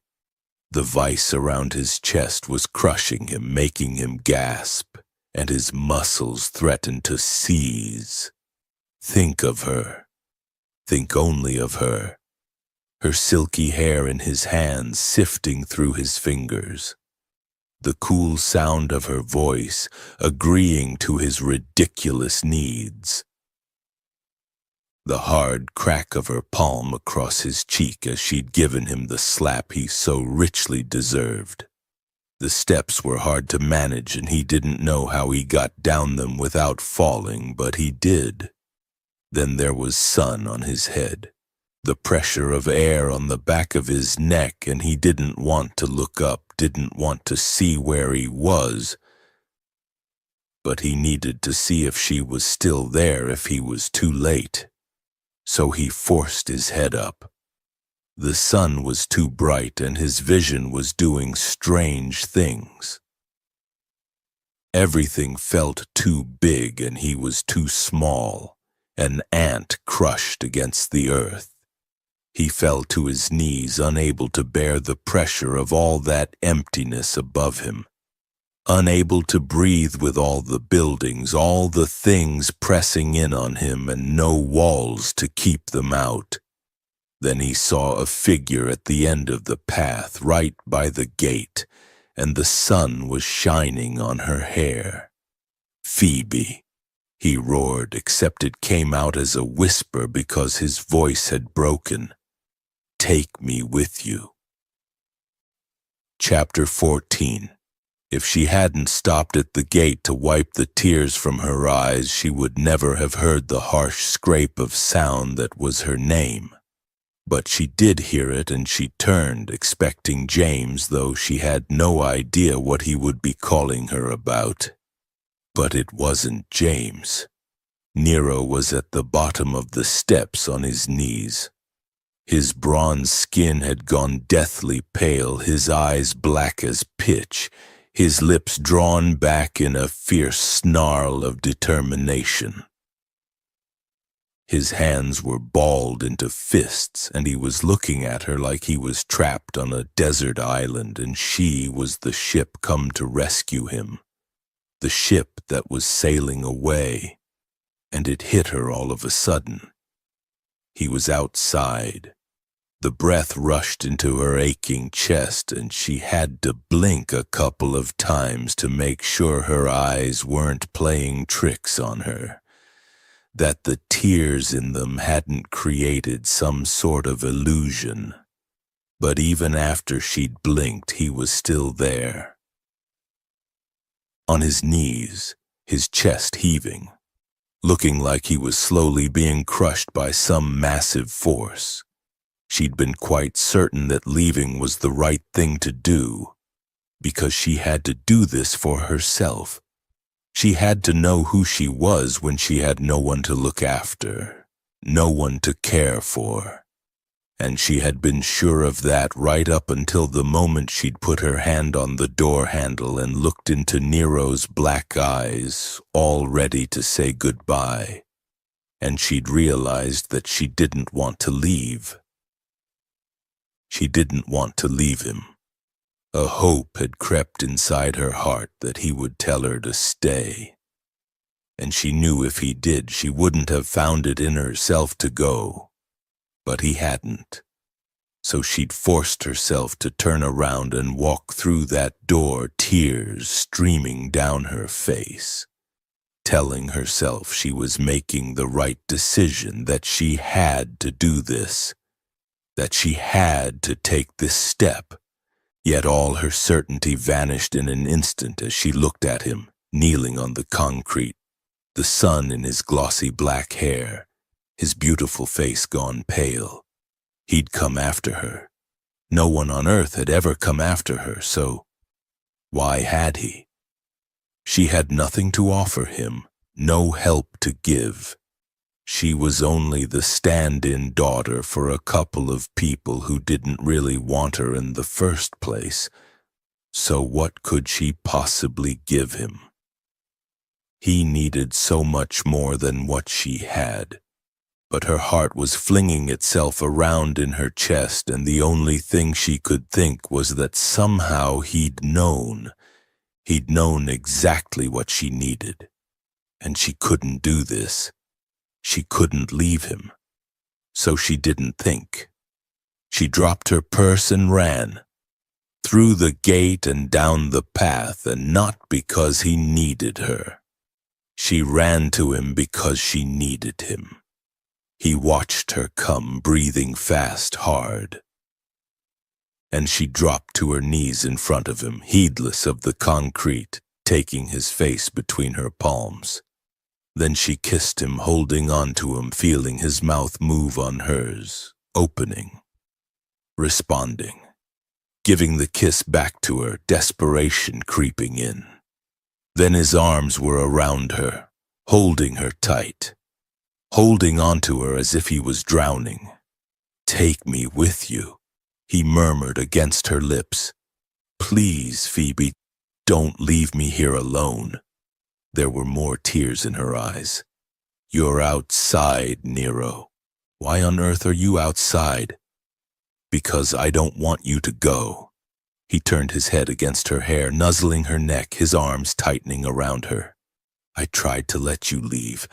I tried to make it your choice. I didn't want to trap you here with me. But you left me, Phoebe." His voice became hoarse.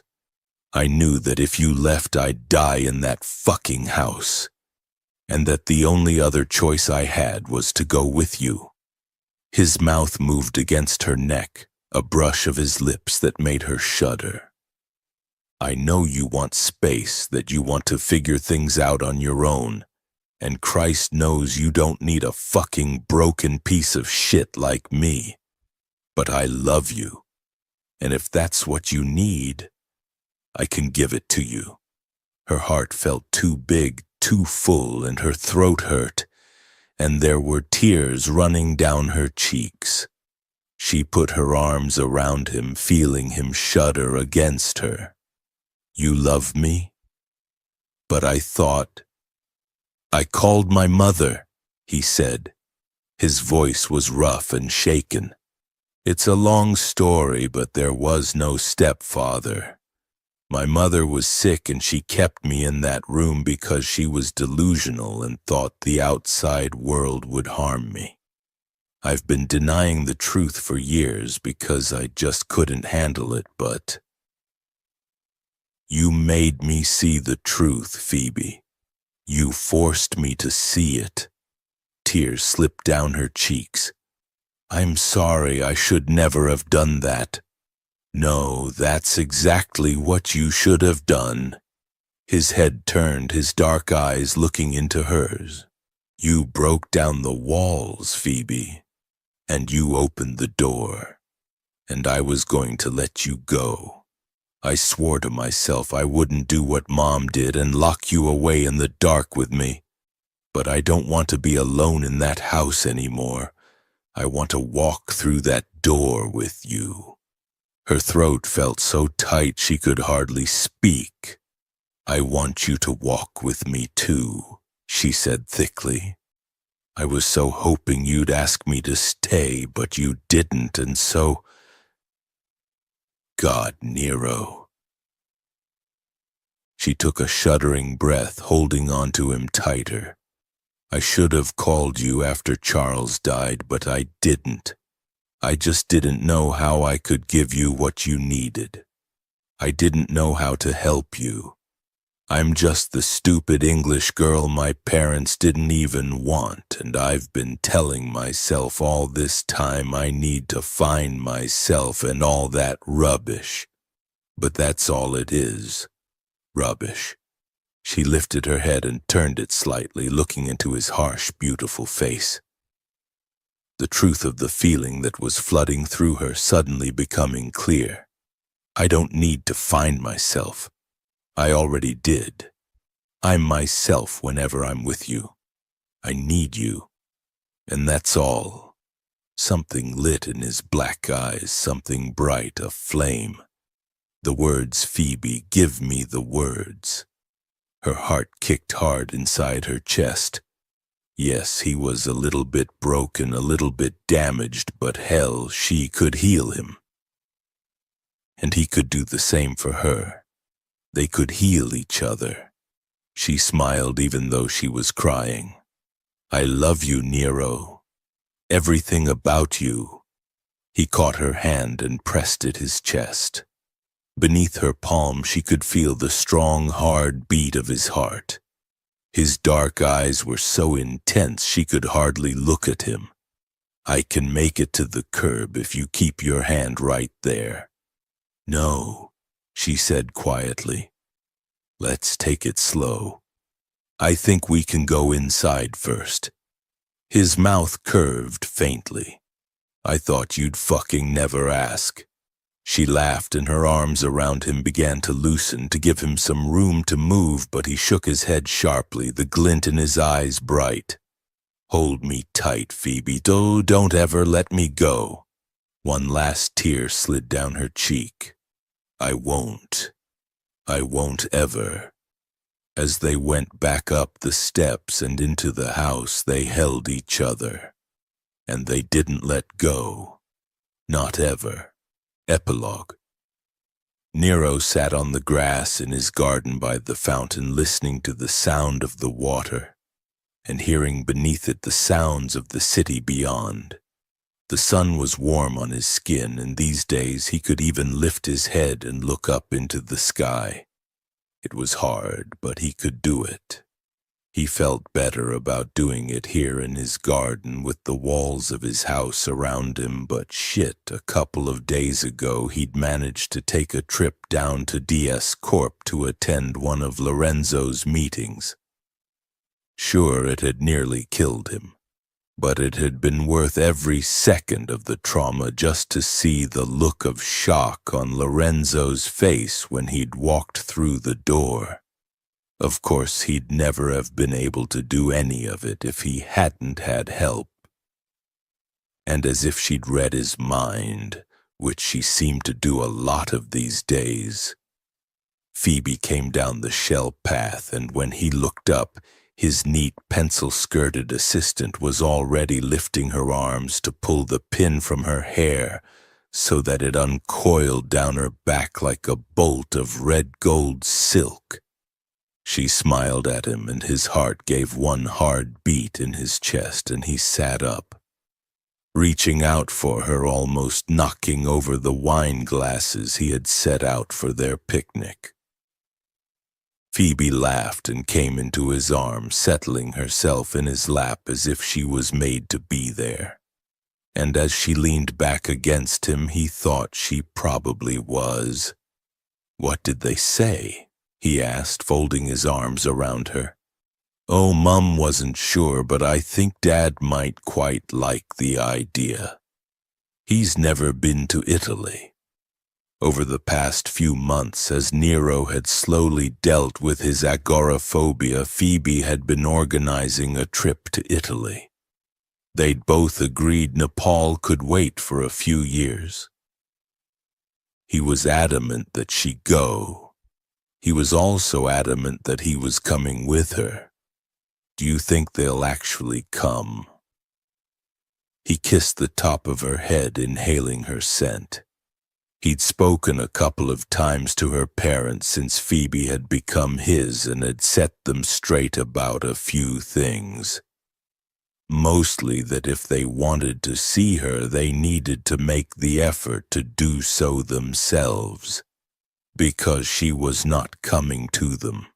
The Taylors were not keen on New York, but apparently they might be persuaded to come to Italy, at least for a few days. I don't know. And if they don't, well, as long as you're there, I don't mind. She turned her head, gazing up at him, giving him that soft look he loved. "You think you can manage it?" "It's a lot, Nero. Flights and a new country, new things, new people. It's going to be a challenge." Nero looked down into her lovely golden brown eyes and tightened his arms around her. "It won't be," he said. "You'll be with me." Her brow creased. "You make it sound so easy." "Of course it's easy." "Why?" He smiled. "Because when I'm with you, I'm free." Read on for an excerpt from the next sensational romance by Jackie Ashenden, The Billionaire's Intern, coming soon from St.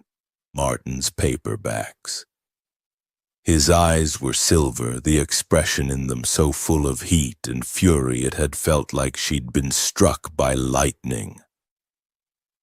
She'd stumbled and had barely managed to make it out of the meeting room with her dignity intact. Anger had filled her then because that fury in his eyes had been completely uncalled for. She'd done exactly what he'd asked.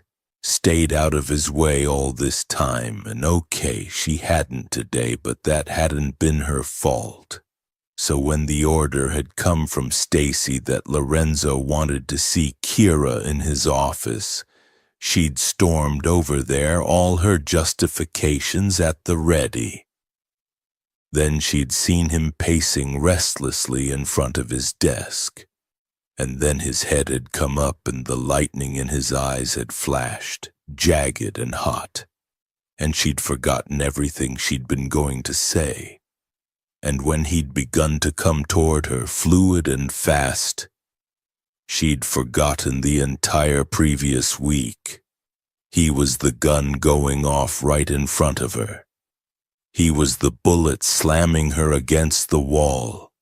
Kira gripped him tighter, her head tilting back, gasping as he pushed his tongue deeper into her mouth. He tasted so good, hot and rich and alcoholic, like a hit of brandy in a hot chocolate. God, she couldn't get enough. He kissed her harder, his teeth grazing her lower lip in a short, sharp bite that sent a shudder of reaction straight through her. She arched helplessly against him, loving the feeling of being crushed between the door and his hard, hot body, kissing him back with as much hunger and desperation as he was kissing her. She could smell him all around her, sandalwood and musk, and the spicy masculine scent of his skin. And she felt half out of her mind with the need to touch him, taste him, run her fingers all over him and discover whether his body was as hard and muscled as it felt under those impeccable tailored suits. You should stop this. You know you shouldn't be doing this. Dimly she knew that. This was a mistake, and the last thing she should be doing is making any more mistakes, especially when she'd already made so many. But the hunger had taken hold, the need that had been dogging her for years, and finally he was here. Finally, that cruel, beautiful mouth of his was on hers, and she couldn't let him go. She just couldn't. And Jesus, maybe she had to do this. To have him so she could finally exorcise this terrible fascination she had with him. Maybe if she did this, she could at least be free of it. She let go of his head, reaching for his tie, clawing at it to unknot the fabric and pull it away, get the buttons of his shirt undone so she could at last touch his bare skin, put her mouth to his throat and taste him. And then suddenly he shifted, knocking her hands away and pressing her harder against the door, pinning her there with the weight of his body so she couldn't move. Then his hand came up and his fingers closed around her throat, forcing her head back against the door, too. She sucked in a shocked breath, the heat of his palm burning against her neck like a hot coal. His grip wasn't painful and she could breathe, but it was firm enough that she couldn't get out of it. A tremble shook the entire length of her body, the sensation of being pinned somehow intensifying everything, drawing her nipples into tight, hard peaks behind her shirt, and making the ache between her thighs begin to throb insistently. He leaned in close, the lines of his beautiful face drawn taut with fury and hunger. It glittered in his eyes too, and she couldn't look away. She'd never been this close to him before. Never been so close that she could see that his irises weren't just dark charcoal gray, but were in fact fractured and crystalline with a much lighter silver. The effect was trapped on a desert island, and she was the ship come to rescue him, the ship that was sailing away. And it hit her all of a sudden. He was outside. The breath rushed into her aching chest. and she had to blink a couple of times to make sure her eyes weren't playing tricks on her, that the tears in them hadn't created some sort of illusion. But even after she'd blinked, he was still there, on his knees, his chest heaving, looking like he was slowly being crushed by some massive force. She'd been quite certain that leaving was the right thing to do, because she had to do this for herself. She had to know who she was when she had no one to look after, no one to care for. And she had been sure of that right up until the moment she'd put her hand on the door handle and looked into Nero's black eyes, all ready to say goodbye. And she'd realized that she didn't want to leave. She didn't want to leave him. A hope had crept inside her heart that he would tell her to stay, and she knew if he did, she wouldn't have found it in herself to go. But he hadn't.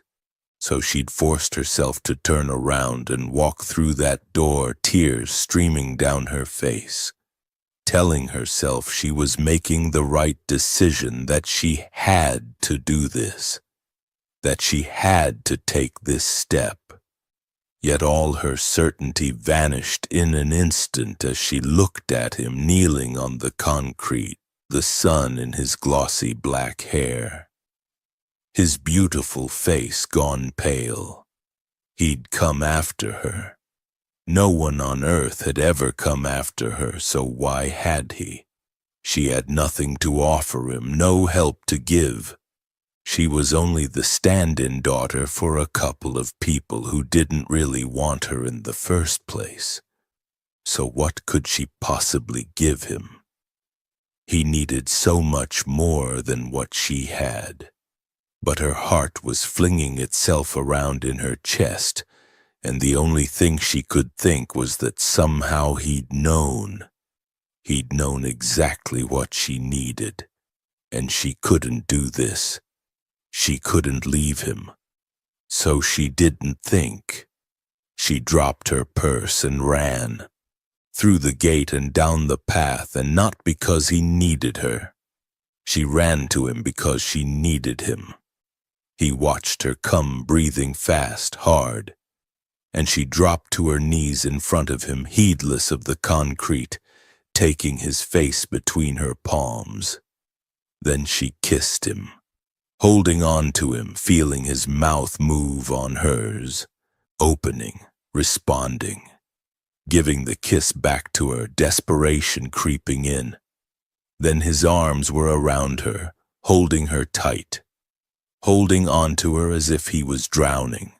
"Take me with you," he murmured against her lips.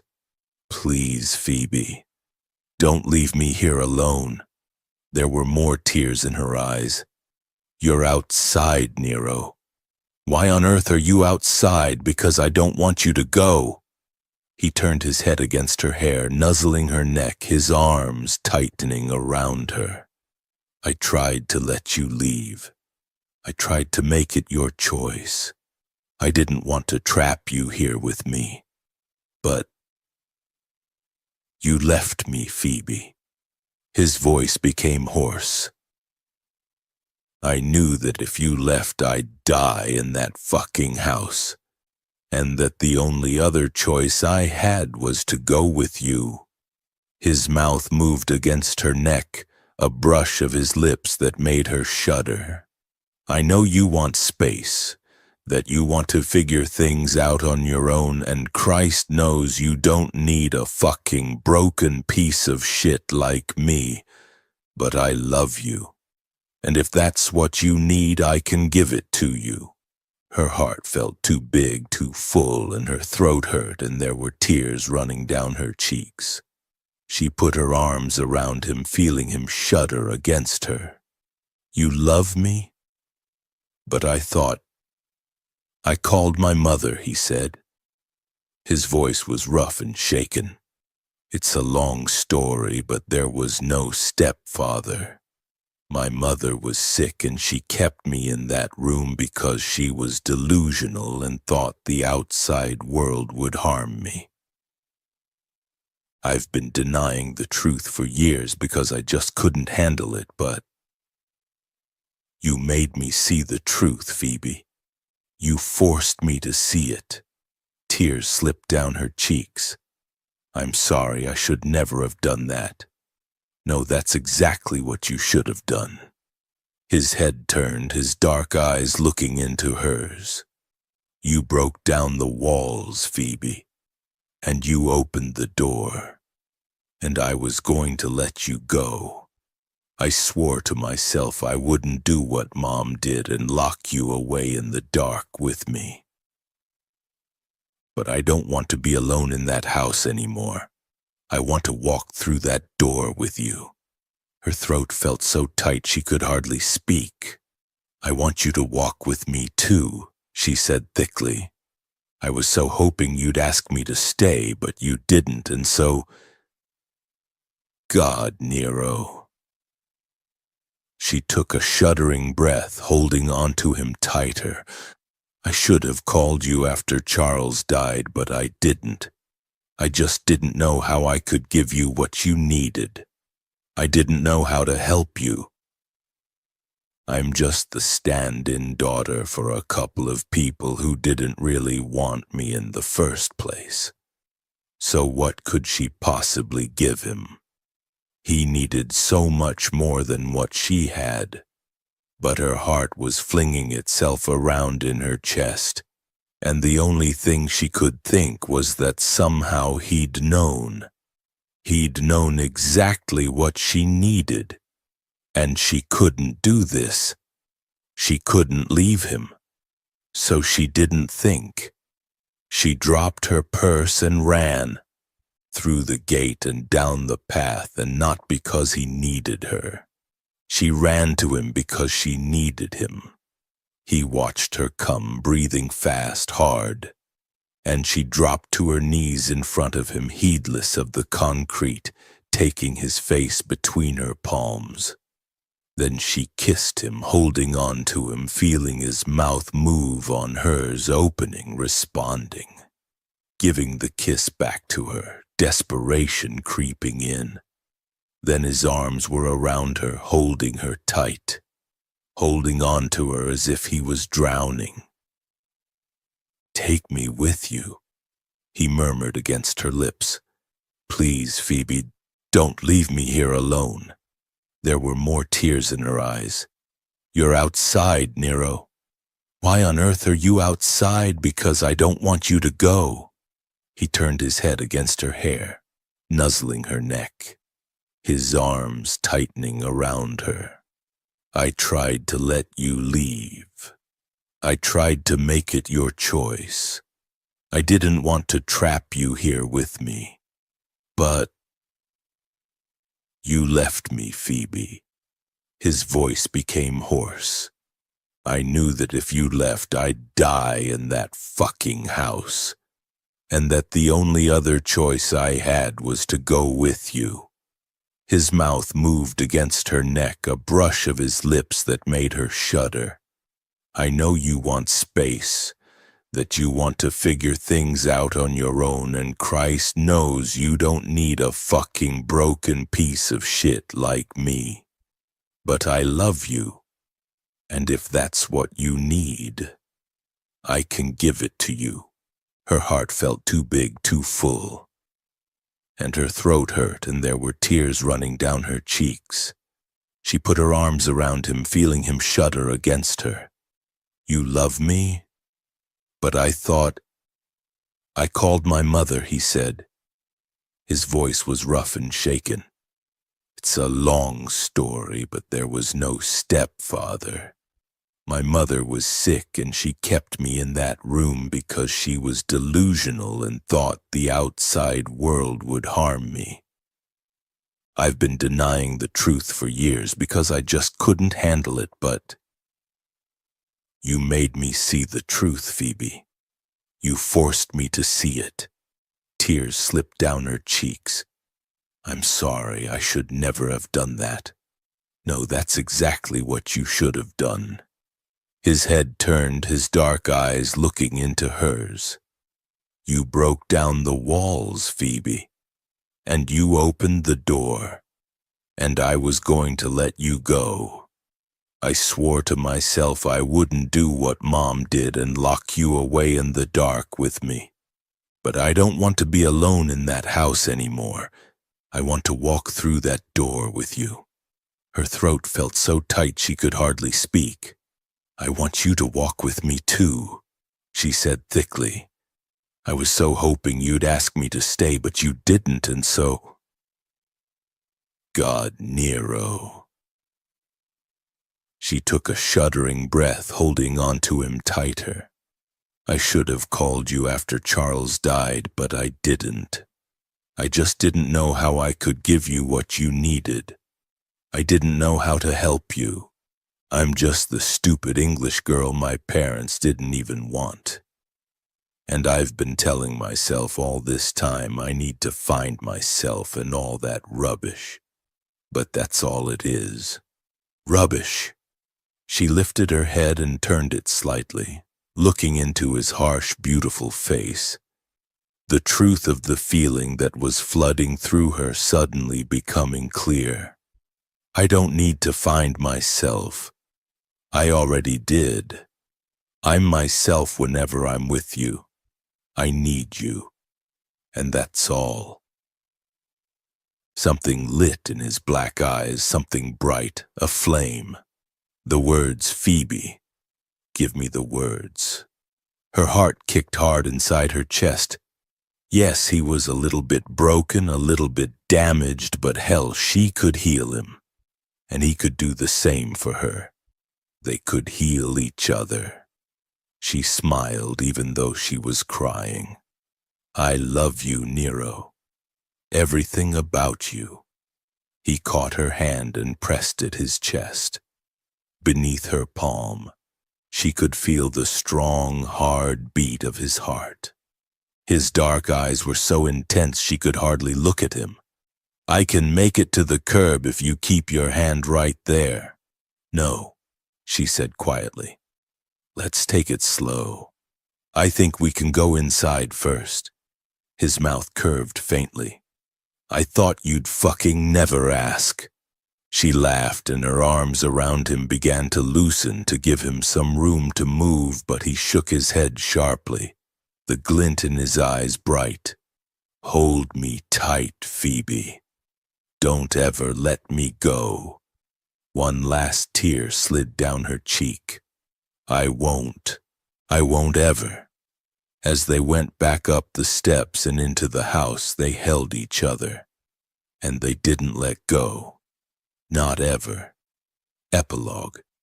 Nero sat on the grass in his garden by the fountain, listening to the sound of the water and hearing beneath it the sounds of the city beyond. The sun was warm on his skin, and these days he could even lift his head and look up into the sky. It was hard, but he could do it. He felt better about doing it here, in his garden, with the walls of his house around him, but shit. A couple of days ago he'd managed to take a trip down to DS Corp to attend one of Lorenzo's meetings. Sure, it had nearly killed him, but it had been worth every second of the trauma just to see the look of shock on Lorenzo's face when he'd walked through the door. Of course, he'd never have been able to do any of it if he hadn't had help, and as if she'd read his mind, which she seemed to do a lot of these days. Phoebe came down the shell path, and when he looked up, his neat pencil-skirted assistant was already lifting her arms to pull the pin from her hair so that it uncoiled down her back like a bolt of red gold silk. She smiled at him, and his heart gave one hard beat in his chest, and he sat up, reaching out for her, almost knocking over the wine glasses he had set out for their picnic. Phoebe laughed and came into his arms, settling herself in his lap as if she was made to be there. and as she leaned back against him, he thought she probably was. "What did they say?" he asked, folding his arms around her. "Oh, Mum wasn't sure, but I think Dad might quite like the idea. He's never been to Italy." Over the past few months, as Nero had slowly dealt with his agoraphobia, Phoebe had been organizing a trip to Italy. They'd both agreed Nepal could wait for a few years. He was adamant that she go. He was also adamant that he was coming with her. "Do you think they'll actually come?" He kissed the top of her head, inhaling her scent. He'd spoken a couple of times to her parents since Phoebe had become his, and had set them straight about a few things, mostly that if they wanted to see her, they needed to make the effort to do so themselves, because she was not coming to them. The Taylors were not keen on New York, but apparently they might be persuaded to come to Italy, at least for a few days. I don't know. And if they don't, well, as long as you're there, I don't mind.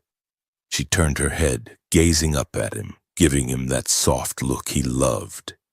"You think you can manage it?" "It's a lot, Nero. Flights in a new country, new things, new people.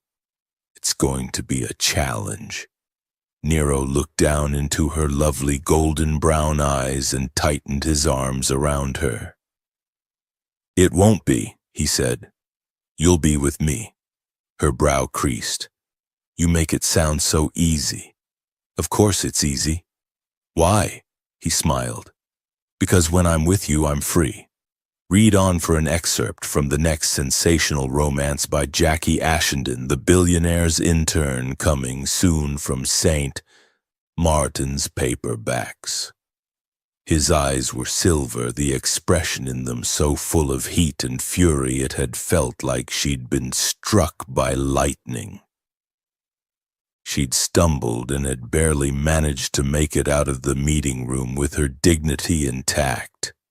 Anger had filled her then because that fury in his eyes had been completely uncalled for. She'd done exactly what he'd asked. Stayed out of his way all this time, and okay, she hadn't today, but that hadn't been her fault. So when the order had come from Stacy that Lorenzo wanted to see Kira in his office, she'd stormed over there, all her justifications at the ready. Then she'd seen him pacing restlessly in front of his desk. And then his head had come up and the lightning in his eyes had flashed, jagged and hot. And she'd forgotten everything she'd been going to say. And when he'd begun to come toward her, fluid and fast, she'd forgotten the entire previous week. He was the gun going off right in front of her. He was the bullet slamming her against the wall. Kira gripped him tighter, her head tilting back, gasping as he pushed his tongue deeper into her mouth. He tasted so good, hot and rich and alcoholic, like a hit of brandy in a hot chocolate. God, she couldn't get enough. He kissed her harder, his teeth grazing her lower lip in a short, sharp bite that sent a shudder of reaction straight through her. She arched helplessly against him, loving the feeling of being crushed between the door and his hard, hot body, kissing him back with as much hunger and desperation as he was kissing her. She could smell him all around her, sandalwood and musk and the spicy masculine scent of his skin.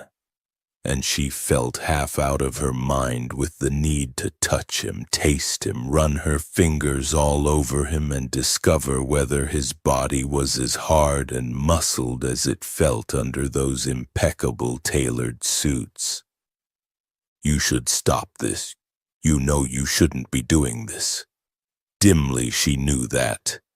This was a mistake, and the last thing she should be doing is making any more mistakes, especially when she'd already made so many. But the hunger had taken hold, the need that had been dogging her for years, and finally he was here. Finally, that cruel, beautiful mouth of his was on hers, and she couldn't let him go. She just couldn't. And Jesus, maybe she had to do this, to have him so she could finally exorcise this terrible fascination she had with him. Maybe if she did this, she could at least be free of it. She let go of his head, reaching for his tie, clawing at it to unknot the fabric and pull it away, get the buttons of his shirt undone so she could at last touch his bare skin, put her mouth to his throat and taste him. And then suddenly he shifted, knocking her hands away and pressing her harder against the door, pinning her there with the weight of his body so she couldn't move. Then his hand came up and his fingers closed around her throat, forcing her head back against the door, too. She sucked in a shocked breath, the heat of his palm burning against her neck like a hot coal. His grip wasn't painful and she could breathe, but it was firm enough that she couldn't get out of it. A tremble shook the entire length of her body, the sensation of being pinned somehow intensifying everything, drawing her nipples into tight, hard peaks behind her shirt, and making the ache between her thighs begin to throb insistently. He leaned in close, the lines of his beautiful face drawn taut with fury and hunger. It glittered in his eyes too, and she couldn't look away. She'd never been this close to him before. Never been so close that she could see that his irises weren't just dark charcoal gray, but were in fact fractured and crystalline with a much lighter silver. The effect was amazing, and with his long, thick black lashes and the straight, dark lines of his brows, startlingly beautiful. "You broke the rules," he said softly, the cold edge in his voice feathering over her heated skin, making her shiver yet again. "You didn't do as you were told." Kira fought for breath, trying to hold the intensity of his gaze. He may have sounded cold, but there was nothing but furious heat in his eyes. It made her whole body tighten with need. "I didn't mean to." Her voice sounded raw and shaky, and she couldn't seem to make it sound any firmer. Stacy told me." "I don't give a shit what Stacy told you," he snarled, leaning even closer, the raw anger and white lightning in his eyes swamping her. "You broke the rules. You made me fucking hard in front every single board member in that room. In front of my fucking father." His thumb at the side of her neck moved slowly up and down, stroking her. The gentleness of the touch was so at odds with the rage in his voice she didn't know quite how to process it. Lorenzo leaned further in, putting his mouth near her ear, his breath whispering over the sensitized skin of her neck, raising goosebumps. "You know that means, don't you, Kira?" The stroking of his thumb was insanely distracting, adding yet another sensation to the mix already flooding her. No, she whispered raggedly, even though part of her did. "It means," he murmured, a note of heat in his cold, dark voice, "that now you have to pay." Her breathing hitched audibly, her heartbeat thundering in her ears. She was shaking and she couldn't seem to make herself stop. "Pay. Yes, you want to pay. You want to show him how good you can be for him. You want to correct your mistake." She'd been angry before because it hadn't been her fault, but now she wasn't.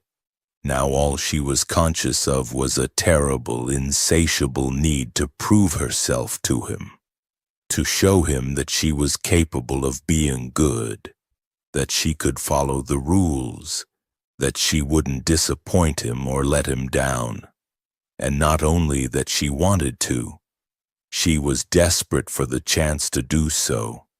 So yes, she would take responsibility. She would pay. She would pay whatever price he wanted her to. She could feel his mouth so close to the delicate skin under her ear, his breath like the touch of a flame. His scent was everywhere, and the astonishing heat of his body was making her a little crazy. "How?" she forced out. "Are you going to fire me?" He turned his head a little more, his thumb resuming its stroking movement up the side of her neck to the base of her jaw, then down again. "No," he said quietly, his mouth so close to her ear she almost felt the touch of it. "I'm not going to fire you." Another minute shift of his body, his hard, muscular thigh pressing suddenly between hers. "I'm going to fuck you. Right now. Right here. Up against this door."